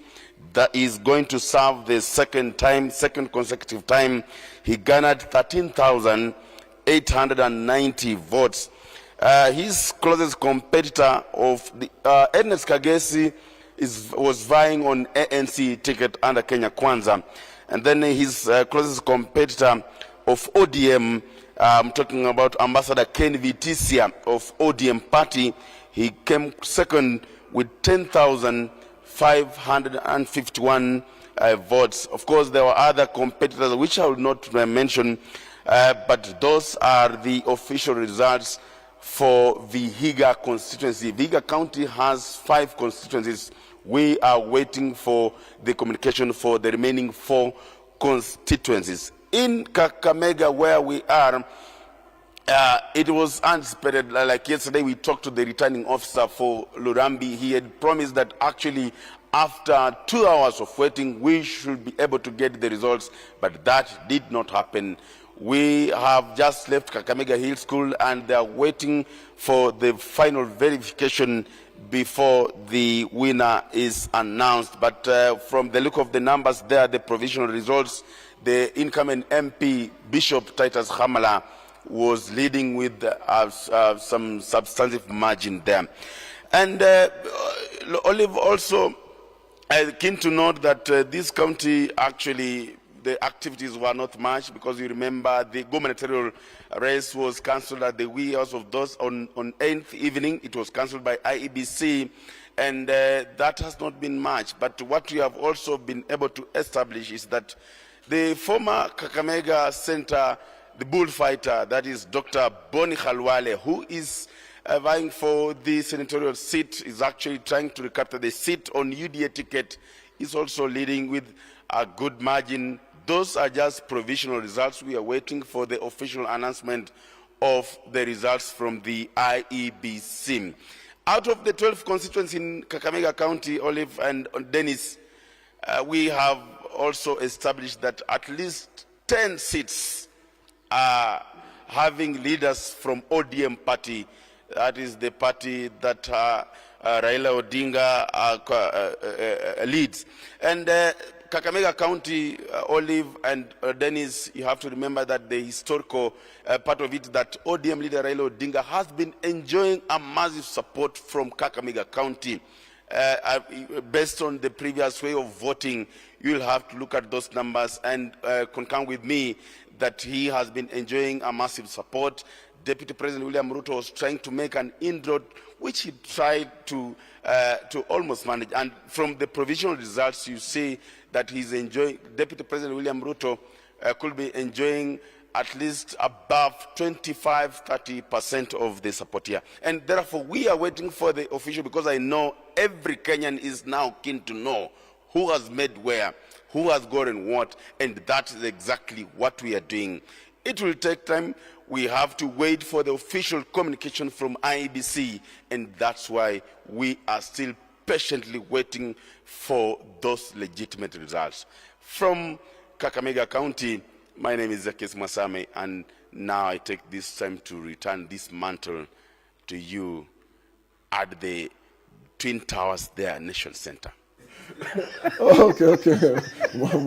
Before you officially leave, I'm giving you back this mantle with these 2 quick questions. So one is, because I was reading somewhere today, in one of the dailies today, that because of the cancellation or the suspension of the gubernatorial election, there was low voter turnout. That's the first question. So is that what you've observed during this entire process? Secondly, are they done with the tallying? Because looks like there's not much activity going on there. Are they on a break, coming back soon to continue and finish this whole tallying exercise? Thank you so much, Dennis, for those questions. First, actually, like we rightfully mentioned yesterday, the cancellation of the gubernatorial race here might have, in one way or the other, affected the turnout in Kakamega County. We cannot mention that very, very seriously because I have not looked at the data seriously, because I have to look at exactly how was the turnout the previous year and vis-a-vis the turnout this year. That one I have to look at it and maybe give you in our later update, because I need also to be very accurate with information. But what I can tell you is that indeed, if you looked at the queues in most of the polling stations, from what people are saying, they were actually disappointed at the last time, and most of them were saying, hata kia Mungu mimi sitaenda kupiga kura. And I think basing on that, I have to say that indeed it really affected the turnout in some parts of Kakamega County. But notwithstanding, I was also comparing with the turnout in Vihiga County. The day that that's on 9th August, because we are traversing, we are going in different polling stations, both in Kakamega and Vihiga counties, and we found out that despite the fact that Vihiga County had all the participants on the ballot, in most of the polling stations, the numbers were slightly lower than that of Kakamega County. And that's why I say I have to take time and actually do comparison between 2017 and this year and actually establish if it's true that that affected the turnout.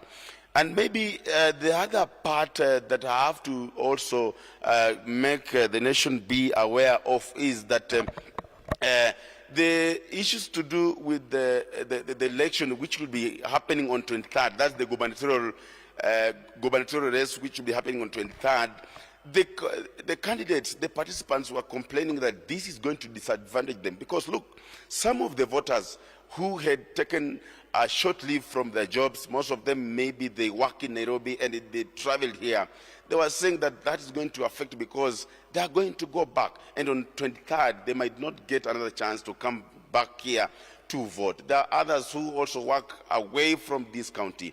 Like, for example, on that fateful day, I work in Kakamega and Vihiga, but I had to make sure that I was in Bungoma as early as possible to do that before I could quickly come back here. So it is actually disadvantaging, and the concerns from those gubernatorial candidates are something that also have to be taken seriously. But that was not planned by anybody. It happened like that, and we have to understand. So Olive and Dennis, if you may give me time, I'm going to do that thorough research, and I promised that in our next kind of update from the western region of Kenya, we will be able to tell you candidly if indeed the cancellation of the gubernatorial race in Kakamega actually affected the turnout of voters in this region. Dennis and Olive. Well, many thanks, Zacchaeus Mosame, being prudent to make sure that he confirms all the data. But the latest from the IEBC portal, Olive, you know, Kakamega has 12 constituencies. So far, they've done the forms 34A that have been transmitted to the portal is 1,682 out of 1,685. Obviously, these are from the different wards, accounting to 99.82%. So from the 12 constituencies, only one has not submitted 100%, and that is Huisero. I hope I've said it right, Huisero. So that's the only one at 97.39%. So it looks like in terms of relaying this to the portal is clearly done. Now it's just waiting for the announcements like what Mosame was saying and seeing across the day what's going to happen. Okay. And Mosame, we appreciate you taking the time to confirm that information. I feel like Mosame should have, you know, like on Twitter there's that verified sticker. He should have that. Any information coming out of Kakamega out of his mouth has been verified. He has debunked fake news as well. Yes, he has. And he tells us that Ernest Kagesi has been declared MP-elect for Vihiga constituency. He tells us Bishop Titus Mahala. Did I get that right? We'll need to confirm that one. I wish Masami was still here, could confirm the pronunciation. But he does also say that Dr. Boni Halwale is leading in the Kakamega senatorial race. He did shelve his gubernatorial ambitions in favor of Cleophas Malala in a truce brokered by Deputy President William Ruto. All right, something happened in Kwale, Matuga, in Matuga, there's some form of delay in the tallying, and we just want to go to Matuga, that's Kwale, and just find out what exactly was happening. The pictures there of those delays. We'll later obviously try to confirm what led to those delays. A number of things. Yesterday I was looking at some of these tallying centers, and because of the fatigue, party agents were being advised by the returning officers and the presiding officers, to take some short breaks, but because people are scared of leaving ballot boxes in the tallying centers, the breaks were between 1 hour, 2 hours, sleep, then come back, continue counting. So let's just listen in. It is possible. This is the truth. I'm not taking that. And there's evidence for the calling. Now, the question. The thing is, this particular time, okay, notwithstanding. Has already been arrested with ballot papers outside. Good. Then, now, how does the turning of will you allow the investigating agencies to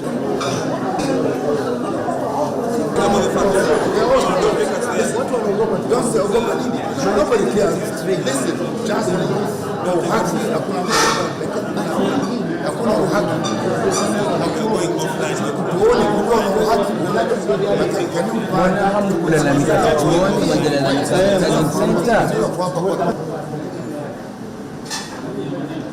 Kuhesabiwa kwa kura Matuga na hata kubali uchaguzi mwingine kwangu. Kama nimesisitiza jana.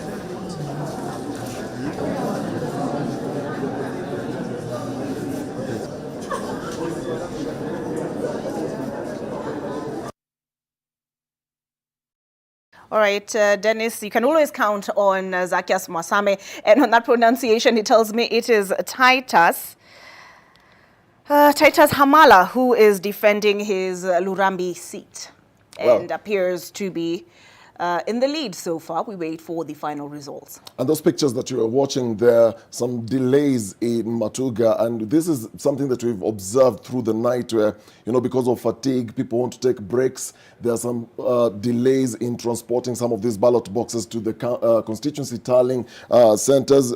Seeing something from Martin Mwaura from Muranga, saying that nothing much is happening at Kiharu constituency tallying center. They've decided to take a break and resume at 9 to announce the winner and then send that Form 34B. So this is the sort of thing that we are seeing today. It's day 3. The counting is a long, tedious process, and we expect to see some of these breaks and people going back again now to, do the finishing and the final touches, making sure that they've clarified everything before making, those announcements. So we'll be seeing a lot of announcements during the day. Someone was arguing and saying, why are we not seeing, announcements of many of the MP seats or even the governor seat? But this is what we do expect to see during the day, Olive. All right.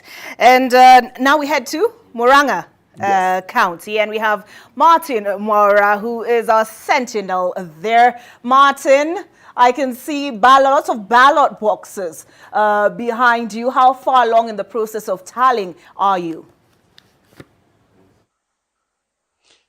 Well, thank you so much, Olive. Today in Muranga, it's a cold Thursday morning here, and it's raining actually. And what I can tell you is today I'm at Kiharu Tallying Center, and the residents and the agents, together with the returning officer and other IBC officials, decided to take a break after 3 days. Actually, it's 3 days of working because they decided to take a break at around 2 in the morning today to go and freshen up and take a nap so that they can be able to come back. They have already done everything. The only remaining bit is just to come and conclude and do the final tallying, which will be done from 9. Then they'll be able to announce the winner. But being in Muranga, and